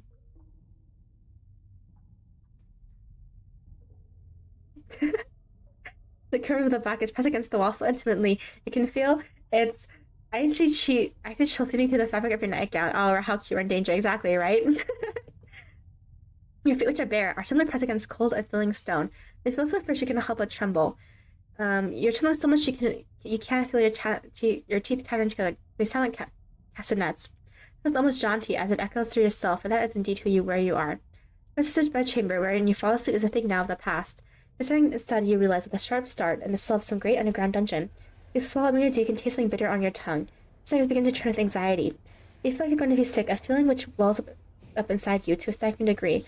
Was Sappy the dungeon? Exactly, right? When you catch notice of the stench, you're not alone. Not you realize the only one in the dungeon. The others here, others attired in simple black and white outfit of servants which looked much less like the dress that you once wore. The others who are with you, however, dispatched the some ankle to the wall, are no fit state to speak with you, nor to tell you their plight. They're unfeeling, unseating, and breathing. They're all dead. You can approach these servants to check their pulses, for yourself are restrained, but even if you could, there would be no point. There's no way any human could have survived the wounds that have inflicted upon these sad, slumped bodies. Over there you see a woman slumped. The front of her once white shirt is exposed in blackish blood. There's a gaping wound in her stomach, once through which her entire entrails have had escaped. Also a burgeoning goop which might have once been pale pink. Ew! There's another woman slumped below beneath outside the first. She's skinnier. Maybe she's not a woman after all, but as well as herself, she might be even younger. The girl's age. Is she based on Elizabeth Bathory? Yeah, it's actually based on that woman, right? The woman who bathed in the blood of young girls to stay young. Is that what the princess is based on? And maybe that's the reason why she was abandoned, and everyone left her to die. I think basically the ministers basically left her to die there because she did this. I'm assuming. Girl's age or lack of did not preclude her attacker from inflicting upon her horrors. Lots of her body is even more mutilated than the first. Body peppered it with even more wheels, and her face was in half smashed. Only one eye remains, staring physically at the wall opposite of her, and the ruined remains of what was once her skull. Oh my gosh. Once there, you see a woman who's missing both her arms, her lower jaw. Over there, you see another one who's missing her entire lower half. Fake knowledge woman, basically. Her hands really looks like. I actually know about Elizabeth before, because I watched an anime / read the manga for Ghost Hunt, where they bring that up in one of the arcs. Where's her legs gone? You have no idea. The injuries inflicted upon these bodies are ghastly, but they're advanced decades enough to turn your stomach. You know not how long these carcasses have been lying down here, but they have been to putrefy. If your similar fate might befall, you should stay here. Yep, it's going to. You need to escape. Pitifully, you struggle against manacles which bind you, but alas, it is of no use. You cannot free yourself from the walls. Your chains are much too strong, and you're much too weak. Panic rises up in your throat, cold and icy, while terror seizes your heart. This too is glacial. It's obvious that it's given impossible, but still, you squirm and writhe like a rat caught in a firestorm. Civilizen, more of a Camilla too. Yeah, basically, right? There's little point, however, to your struggles. You succeed in nothing. You attempt to free yourself, making the steel manacles dig into your abused wrist more sharply than ever. You gasp. That hurts. Well, you ought to have known that would not work. Your definition of sanity is, preferring set of actions over and over and over again, hoping for a different response. In that sense, one could argue optimism is not so very different from insanity. In that sense, that is an interesting point to consider. Would you not agree? Definitely not. You're still trying to escape, you foolish girl. As if that will do you any good. The clangorous rattling of your steel restraint is rather starting to get on my nerves. Making enough noise to raise the dead down here in your dark, dingy cell, while screaming is hardly helping matters. I should you cease this infernal racket, but I know you will not. Yeah, because I want to leave. Nothing I say could ever get through to you. Why should you ever listen to me in the first place? Oh, so I guess the narrator is someone that makes her nose, I guess? I have to listen to her, though. Is she not your kind, considerate miss? Oh. Look now, she has come all this way into the dark depths of the dungeon castle's cold, inhospitable dungeon to see you. That's not kind of her. Oh dear, one princess trills entering the dungeon with a series of light, littling steps. It would seem like you have finally woken. How are you? There's all these infernal racket you've been making. It would seem like you have no short of energy. You know what would be really, really funny? Yo, Vaz, yeah. it would have been really funny if, we got all three girls and we're like, fight against each other and whoever wins gets the main character. That'd be funny. I would like to see who wins. The racket you've been making. It would seem like you have no shortage of energy. Faithfully turn your head so as to meet the eyes of the princess in a battle royale, free for all. You're standing but a few paces away, beneath a roofly hung stone arch which bids one entry, but rarely ever an exit to the dungeons. The dungeons are dull and drab, but the princess is wearing her favorite red dress. It is so bright and brilliant that for a few moments it hurts you to look at her. Yandere battle royale. Wouldn't that be funny to see? To see who wins? Once the red of the princess outfit makes you think of romance. That makes you think of violence. You must forgive me for leaving you down here for so long. That wasn't fair of me. I didn't think of waiting here with you by your side until he awoke, but... Once again, the princess giggles. A light, airy giggle, which does not at all suit the situation in which you have found yourself. Yep. This is not a fit place, after all, for a princess. It's horribly cold here and so very drab, and there's nowhere nice and soft to lay my head. I could have brought my pillows down from my bed, I suppose, and my blankets, but then they would have gotten dirty, and that would be a disaster. I need to be more careful. I wouldn't have anyone left to clean up after my messes soon, not when I'm dispatched of you. Once again, the princess laughed. I feel like there was a series like that. There probably is, I think. Though I probably don't remember the name. Look at the princess laughs. Her light is light and littling, with the chiming of a silvery bell. That does little to alleviate your concern. Anything that makes you feel even more alarmed. I know there's like otome games and like gal games where it's like they have that kind of premise, but yeah, I don't really know about animated. There might be a manga of it though. Can't think of any anime for now. Isn't she the only one Yandere asked, right? Did she say she meant to dispatch of you? Yes, that's right. Could you not tell? But she might have figured it out already after waking up in the dungeon, silly. Still smiling, the princess takes another step towards you. Would that you could not cringe away from her. But you cannot. You're completely powerless. The princess reaches out and places a hand upon your cheek. Great. Okay, let's save though. It's probably close to being done. Her skin is very white, and though her touch is cool, it is less so than the frigid air in the dungeon. Though your body is aching, the princess's touch is gentle, and you find yourself leaning into it subconsciously. You wish she would keep holding you. Like reverse harems can be a lot scarier than normal ones in fiction. Kind of. Depends. Yeah, I mean, a lot of it's because like, usually for reverse harems or like otome, whereas like the girls when being chased by several guys, there's usually like one yandere in there. Why? Just because it's a popular trope. Oh, you wish she would keep touching you. You look straight in her kindness as best you can. Yeah, touching you instead of killing you. Yeah. That's probably better. But though the princess' caresses are tender, the princess rather undermine them. Why can you relax like this? Oh, you're such a good girl, this says in a controlling sort of voice, as one might address a cat. You've been so lovely to me while we've been together. I really couldn't ask for a better servant. I feel as though I've been spoiled. Why didn't you ask her if she's doing this? Horrible though it sounds, she must be the one who chained you up. There's nobody else in the castle who would have committed such a feat. Everyone else is dead. Why, yes, how very sweet of you. I was the one who orchestrated all this naturally. Naturally, she says, as though her betrayal is a matter of course. Naturally. Why ask is this so natural to her? What does she mean to do this with you? Oh, only it would have done to all my other servants. I had experience with this sort of thing, so please don't worry, I'll take good care of you. And by take good care of, she means naturally I'll kill you. There it is again, that word, which seems grossly inappropriate given all which has transpired naturally. There's nothing natural about this. Do you not think so? Princess imagines you, her expression ponders. On the first time where the guy just ended where the guy has just ended being with each other than the girl. That'd be funny. It's natural to me, even if it's natural to other people. I mean, there's a couple ones like that. You find it more in manga, I think. I don't think they do games like that. I think there's a couple manga like that though. I got their names though, because they're not very long, I don't think. But yeah, it's natural to me, even if it's not natural. That feels right. I think her servants in the dungeon letting them die. Exactly. There's a bit more to it than that though. Oh, of course there is. I like you, dear one, the princess says in a voice which sounds uncommonly serious. Yeah, kind of somewhere like some of the guys are together, and then the main character ends up with like a different guy that was not any of the harem candidates, or she gets paired with someone who has not paired up yet, basically. Like I do, and the princess says in a voice which sounds kind of serious.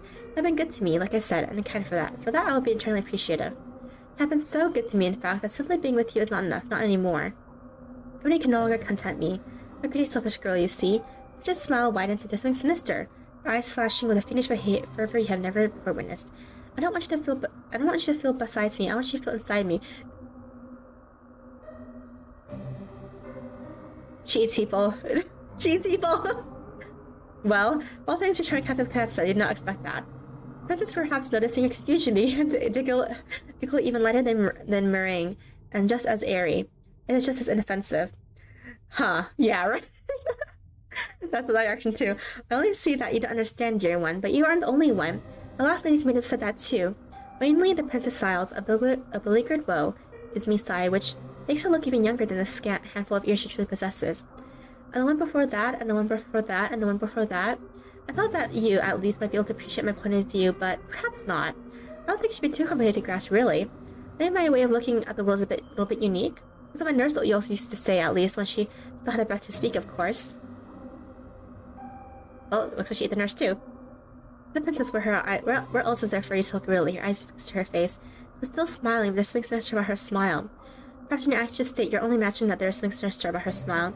It's easy to see things which do not really exist when your surrounding are festooned into shadows.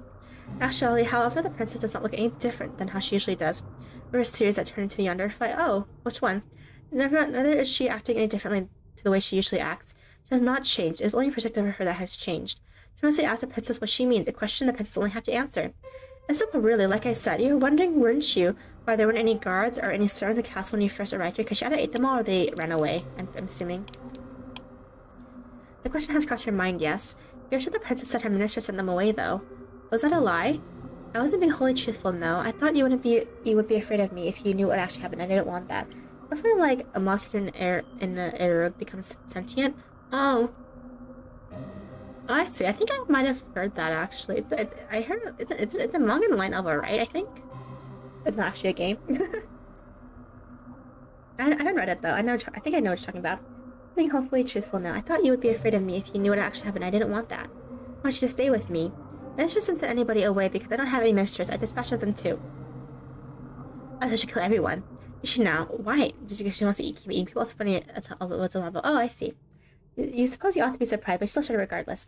Ministers weren't very much fun, I'm afraid. There were a lot of ideas about what I should and shouldn't do after my parents died. Mrs. stares at you, her eyes wide like a blank, holes, empty yawning abysses. So I killed them. I killed my servants too, though I did a more thorough job with them than I did my ministers. I did not care for ministers, you see, they're all fusty old men, but I did love my servants. I loved my ladies' maids, and my undermaids, and my scullery maids, and my housekeeper, and my cooks, and my large retinue of retainers. They were like family. They raised me in my parents' absence, and I adored them. They so dear me that I had no real choice. I had to eat them. Does that follow? Not logically, no. Nope. Why ask the princess, your voice trembling, would you eat the people that you love? The way to pay them for their kindness. Well, why wouldn't you eat the people that you love? I don't think there could be any greater gratitude of showcasing one's gratitude. Is there any better ideas? You're expecting the princess to turn tables on you quite like this, and dumbfounded stare at her.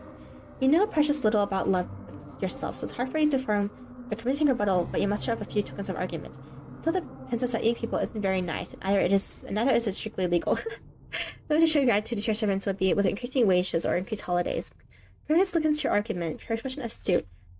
Student poised to take notes in a very important lecture. Smirks with tempest. I know, right? Isn't she so normal? But however, her concentration fails her. Her shoulders begin to shake, but it's not with remorse for what she has done. Instead, she's laughing. Oh, dear, that's very funny, but why should I care about the law? I'm a princess one day. I'll be the queen. I am the law. I mean, she's not wrong about that, I guess. That is a good point for her. But would eating people not turn her subjects against her? What subjects? I'm no fool. You know, no matter how I might act, and I know what happens beyond the castle walls, I know all about the plague. Oh, okay, so the worlds are connected. Once I might have had a populace to govern, but they're all gone now. Princess with nothing but name only, a monarch without any subjects. Okay, so the three stars are connected. So, with the mermaid, she said that how she met a really nice villager girl, but she disappeared one day. So I'm assuming at this point it's a plague. And then when you went to the graveyard girl said that she's the only human left, or survivor left, and everyone else died due to the plague. So we assume that the villager girl died there too. Now the princess confirms that, yeah, the plague did go through the kingdom and wiped everyone else out, basically. So, yeah, they're all connected. They're all connected in the same way, actually. On any subjects, so do you think that's sad? I know I do. It's so woefully lonely. If she feels lonely, then why has she been systemically slaughtering all her domestics? To make a list of sense. Perhaps not to you. Gently the princess caressed your cheek. But I shouldn't judge too harshly. I wish I like you, dear, when you're a commoner. I can't understand the intricacies of my thoughts. Privately, you doubt that anybody would be able to understand the intricacies of the princess's thought process, much because it isn't reasonable. A world that took an L from God, basically. Oh no. Is the internet okay? Okay. Because I said YouTube wasn't working. You do say that though. I think it's fine, right? You do say that though. Instead, you ask her the only question you can think to ask with your weary throat, which is sore from shouting. Why? Why you ask Princess Blinks? It's because I don't want you to leave me, of course. Everyone leaves sooner or later.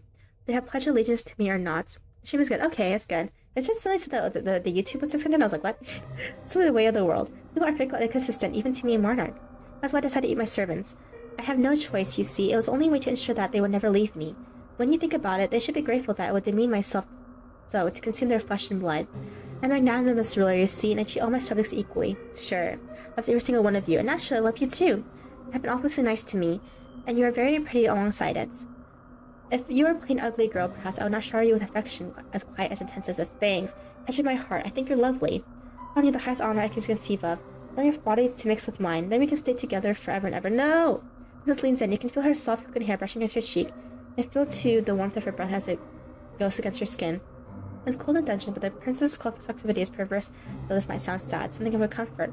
Her eyes are wide, her lips are so red. Her smile, meanwhile, is so sweet. I just realized that Mermaid actually has the least bad ending, because at least the death is quick. The other two suck. The best to feel the royal life they had to take from me, but really? 6 sails, those boring tears are like two dark, tarns. Finally, you think you can see, an alarming lack of light, the lack of anything. This gaze some degree of humanity. It gets so lonely here. Title drop. Me when I feel slightly lonely and commit externalism. I know, right? She's just a little girl. There's nothing wrong with her. It's just a phase. She'll get over it. This brief look of understanding which passes between the pair of you is so soon cut short. Princess dips her head. Parched lips which are as red as the petals of a carnivorous flower. Feel the princess's breath against your neck. It is warm in the icy chill of the dungeon. You shudder from it. For moments you think that this overture of the princess can be romantic in a way, but this too comes to a swift merciless close. The princess's mouth is on your neck. Ew! Ew, ew, ew, ew, ew! She does want to become like a vampire. Then drowning is quick. I mean, it's faster than these deaths, though. Princess teeth, sharp as nails, are in your flesh. Princess draining your blood.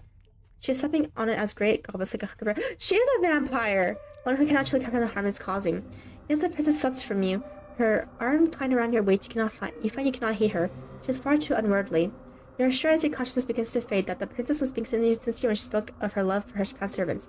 This is simply the very princess professes this great love of hers, love which is so very abundant it wears upon the monstrous. It is a love you never thought you would ever experience.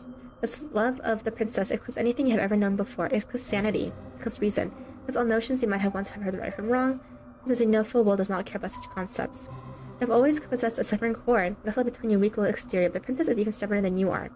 In the face of her love, you have met your match. Princess draws back desperately. You gasp for air, but she does not give any quarter. Princess her head, her red lips redder, stills your blood, then spits apart her jaw. Her teeth with her possibly humanly sharp, like knives, and she tears out your throat. What was white once, now it is red. Yeah, so she is a vampire. That's what's, yeah, I was thinking of bonus from her too, yeah. And then she has much blood. She can smell it when you inhale. It's sharper than metal. It's so potent you can taste it on your tongue. You inhale, but the taste proves to be beyond you. But with the twin professions that have ripped your skin. Your tender breaths, when they skip your lips, sound like a sad story wheezes. Your whole body, meanwhile, feels as though it's on fire. Make for quite a sorry sight indeed. But forgive me if my sympathy is limited. Bring yourself upon you now. Oh, okay, time to make the choices. Here we go. No trust vampires, everyone. Sappho is waiting to catch up with our garden, so you suck our blood. No? What are you talking about? Your wish is so. In your case, you made a series of bad decisions that hit your untimely demise. Now what you want to do? Would you face a different? Let's just have to fate first. But really, you're fine with being eaten alive in a dark, dingy dungeon and then being left to rot? That does not sound like a very satisfying ending to this particular narrative. If that's what you want, then so be it. I do not mind indulging you, but I've always done, after all, from the moment we first met. I came out so tirelessly after your wish, and this is no different. Don't be foolish to think that, though you can escape me, even if your life's blood has mingled with that of the princess. I can really push my hold upon you that easily. No hatch off will to remain by your side, come what will, fire or flood, I will never leave you. Okay, so that was slightly different there. You'll be lonely again. Hey. Now we get to see the final route, I think. I'm assuming there's gonna be one more route because it said decided to refuse your faith, so I'm assuming there's gonna be one more route. It might be the narrator, I guess. Right? Fight against your fate? Yeah. Good answer. I must admit I like it. It's very discomforting how defiant. I auto on for some reason. Here we go. It's how very defiant you can be, even in a situation as discovering as this. Yeah, I think so as well, right? But I don't know if the narrator's any better. You know what I mean? Because the narrator just doesn't the main character a lot of the time. So that's why I'm like, I don't know if the narrator's any better right now. I'm kind of drinking tomato juice. I don't like tomatoes. They're disgusting, by the way. I don't like tomatoes. I mean, I'll eat them if you give it to me, but I won't eat it myself though. No, don't try not to cry. If I have if the tomato in a sandwich, I'll take it out and like give it to my siblings. They'll eat it for me. I'm gonna take the fourth path. Yeah. Now, try not to cry. Keep the same, honestly, exactly, right? Keep your chin up. This is but a minor step back in your story. Like all fair maidens, like I mean, if you give me any food, they ruin sandwiches. They do. Exactly. You see, you get me, right? I'm so glad someone shares the same opinion as I do. The only thing I'll say about tomatoes is that like about food that I don't like in general is that if you give it to me and I don't you know I don't like and you don't know that I don't like it, I'll eat it anyway, but like I'll tell you next time that I don't like it though. So you won't make it again. Pickles too? Yeah, I don't like pickles either. Golfer maidens, you're deserving of your hot not painting. I do stack nowadays, nourish towards them, but that's foods out of flavor. The tomatoes are okay at times, kind of depends. I don't like how wet they are. Yeah, that's the reason why I don't like pickles or sandwich or tomatoes. I don't like how wet they are. And then one is the tomatoes, one is the sandwich, in my opinion. And yeah, and then for what's it again? Yeah, pickles. Yeah, I don't like how wet they are. I just kind of respond to cucumbers as is. Yeah, for pickle stuff, the only thing I like pickled is like like Korean stuff like kimchi. Moo, which is like pickled radish that's covered in kimchi sauce. I only like that type of stuff, like spicy side dish, like vegetable stuff. It's like flavored, you know. I don't really like the brine from the pickles. I think they taste weird. There are things I have more than when pickles make bread soggy. Yeah, I don't like it when the bread becomes soggy because the stuff inside. You're right. Well, mermaid, as you're deserving of your own happy ending. You need only the strength to try and seek it out. Why don't we give it another go? But try not to ensnare the hearts of any more monarchs with those unusual appetites. You are destined for far higher purposes than being an entree, and there are vastly more enjoyable ways to be eaten in this world. Pickles does not equal pickled. Basically, yeah, pickles. The reason why I don't like this, I just don't like the briny thing that they get put inside. I do like other stuff that's pickled though. I just don't like that kind of stuff. I just don't like that kind of pickled stuff. I mean, I guess like some pickle. Yeah, some pickle might be nice, like every now and then. It's a unique taste, I guess, for people who do like it. It's for far higher in purposes than being an entree. There are vastly more enjoyable ways to be in this world. Okay, that's great to know. Your fate is once again in your hands. Now I wonder, what path will you take? Give up? What? Come back here, have you? That has not come as much of a surprise. Though presented with 3 potential paths, it is not as though traversing any of them would have any particular impact upon your ultimate fate. Okay, let's save this one. The end, you're always destined to return here. Did you really think you had a choice? How was naive of you. I thought you were smarter than that. Your breath, which once escaped your lips in sharp ragged gas, is now on the verge of petering out altogether. Your lungs feel deflated as though you had been punctured. The blood is rushing through your temple in a heady, overwhelming surge. Your stomach, meanwhile, has tissled itself into knots. Your body feels heavy, your legs in particular, they no longer wish to obey you. But onions are best vegetable. Ooh, onions are really good. I don't know what my favorite vegetable is. Maybe a potato. But they don't wish to obey you. Because I had curry recently, because I made curry recently with my siblings, and it tastes really good. It tasted okay because it helped make it. I told you, oh yeah. I don't have the best sense of taste, by the way, or smell. So, I'm not really good at flavoring foods, by the way, so I usually get one of my siblings or my parents to taste it, because because otherwise it tastes bland. Like, for example, I don't eat eggs with salt, because I can't taste the salt anyway when I put it on an egg, so yeah, I don't know how bad my sense of taste is. Okay, my favorite is pomegranate. Oh, pomegranate! Oh, that's such a unique fruit. Oh. It's the seeds and, like, how you, like, bite into the seeds, right? The casing around it. Yeah, it tastes so good. My favorite, fruit is probably either mangoes or oranges. I don't know which one. It depends on what I feel like. I like grapes too. Yeah. You take a stumbling step forwards and you forget it's caught in a tree root.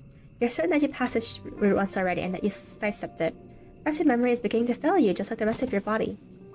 You gasp. Oh, it's basically the CG at the beginning. It's the CG or the thumbnail I used. Gasp, surprised and pitched forward. Don't sound like a sack full of potatoes. The second is good plums.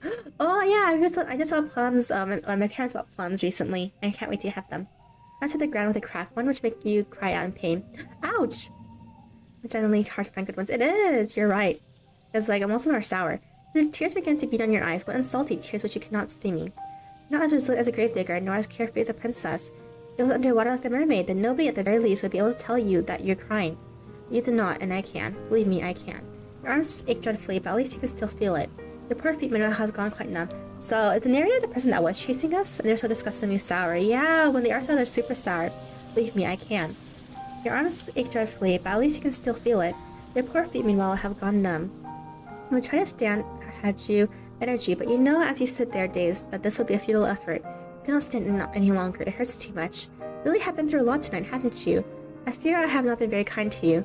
We ought to be accustomed to hardship. Why then are you crying? Always been a crybaby. That's why they teased you so much. Because they knew they would be guaranteed a reaction. Okay, so it seems like the narrator is someone from her school because also blueberries kind of suck. They can be good or they can be bad. I've had bad and good ones, yeah. They can be really sour, really sweet too. I've had good ones too. You know they would be guaranteed a reaction. They're very predictable. So is the narrator someone from her school?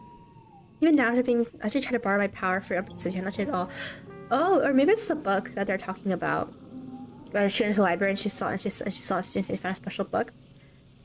They said they're sobbing you here. I think you can hear footsteps approaching you. There to your right, in the snapping of a twig. To your left, the telltale rustle of leaves. Your every sense feels razor sharp, honed to a nice point by anxiety. You're so panicked, you feel as though you're going to be sick. For a moment, then why not? There's no shame to it. No one here to judge, nobody but me. I've always been here, you know. I'll always be here, no matter how fast you try to run or how far. You don't think you can escape me? Poor sweet child, poor little fool. I did tell you, did I not?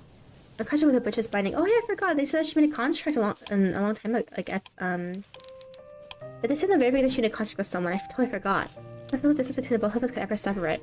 I told you I'd never let you be lonely, and I meant it. But I have had rather enough of these little games. It's time for me to collect my collateral. Ah, so it's the person from the cover. A soft gasp escapes your throat as you feel arms wind their way about your back. Me too. Now I know what the thumbnail is because I just saw it as a cover and I was like, okay, I'll just use it.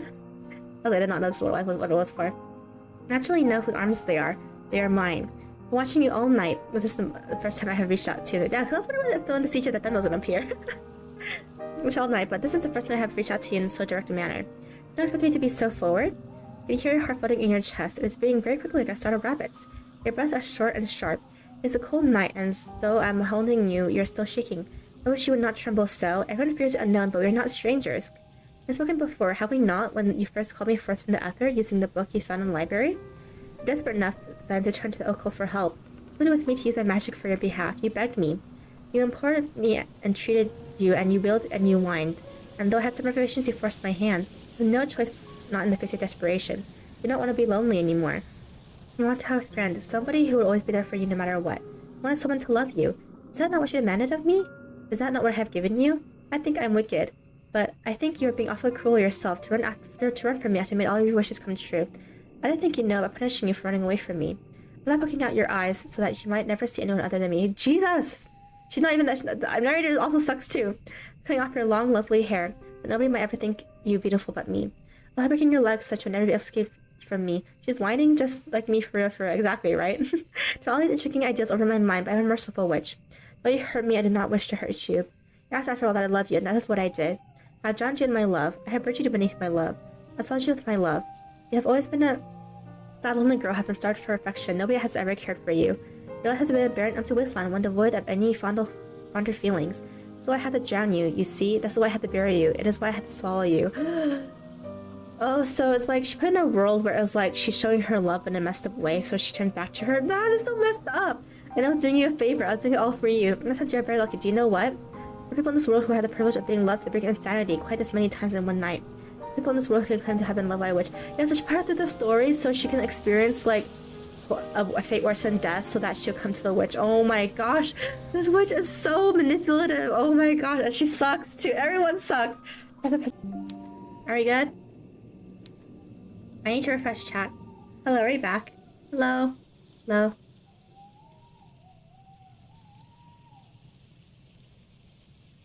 Let me refresh chat. Okay, we're good.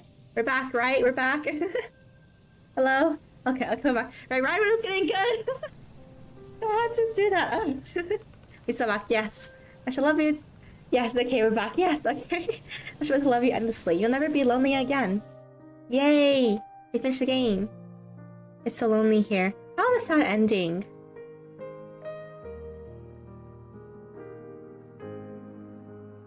Bum, bum, bum, bum, bum, bum. What are the extras? Gallery. Yeah, we locked every single CG. Page. Oh, we didn't. We're missing. Oh no, that's probably the one where the witch hugged us actually. Don't know why it's not unlocked. Oh well. Notes. Oh, okay, so there's actually an author's note here. Hi everyone, this is Abby. Thank you for taking the time to read. It gets so lonely here. I hope it was an enjoyable experience. I should leave a few notes in my VN to explain what inspired me, so I guess I'll do that now. Abby Hime, the creator has made other VNs, by the way. I don't know if we'll play them on stream. Maybe we will. And which said, you should unlock yourself right now. Exactly, right? The inspiration behind It Gets So Lonely here was a two-part novel series, Orphan Tales by Catherine Valente. I don't know that story. Orphan Tales are an interesting couple of novels which takes a lot of cues from fairy tales and folklore across the world. These stories contain dragons, witches, werewolves, genies, and mermaids. And these are long, yeah, right? But they aren't told in linear fashion.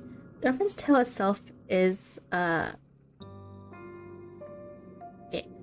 Well, Orphan's Tale is a lot, it's pulling a lot.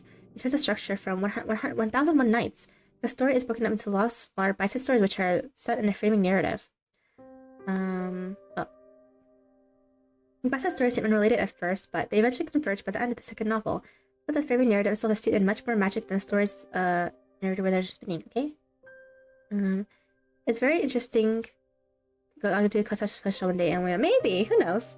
But I don't know. Am I allowed to stream that game? I don't really know what the streaming stuff is for it. It's a very interesting series, which is told in a very non-conventional manner. Plot stories running into other stories, seeming jumbled, jumping between stories, and psychiatric stories from the perspective of assuming narrative roles in the future tales.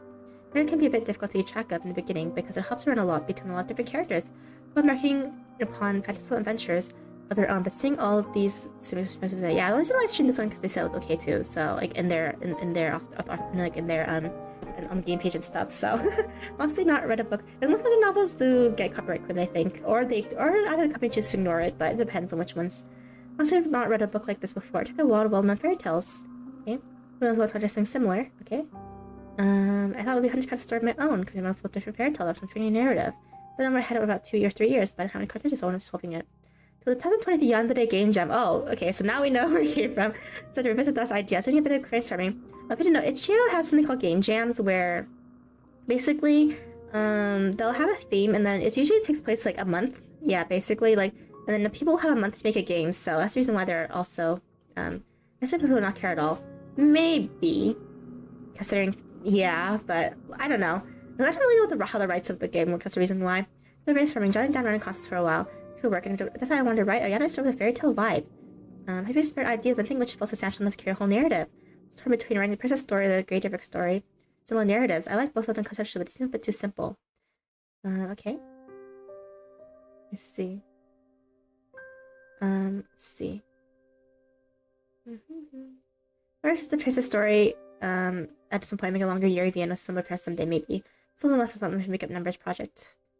Just I think the most story feels a little less inspired than Gravediggers and the Princess, and it also features less dialogue. Communicated and herself love interest. True. The base is a wicked story, and narrowly speaking, but I do like the aesthetics of her story a lot. Me too. I will later until you stream if you have to see it. Maybe. Gotta go. Hello, spreadsheet. Bye! Here's first. Both here's shorts. Since I officially looking at her direct dialogue. She's a bit of a liar. She's mostly signed by Gray from a little. Ah! Type in.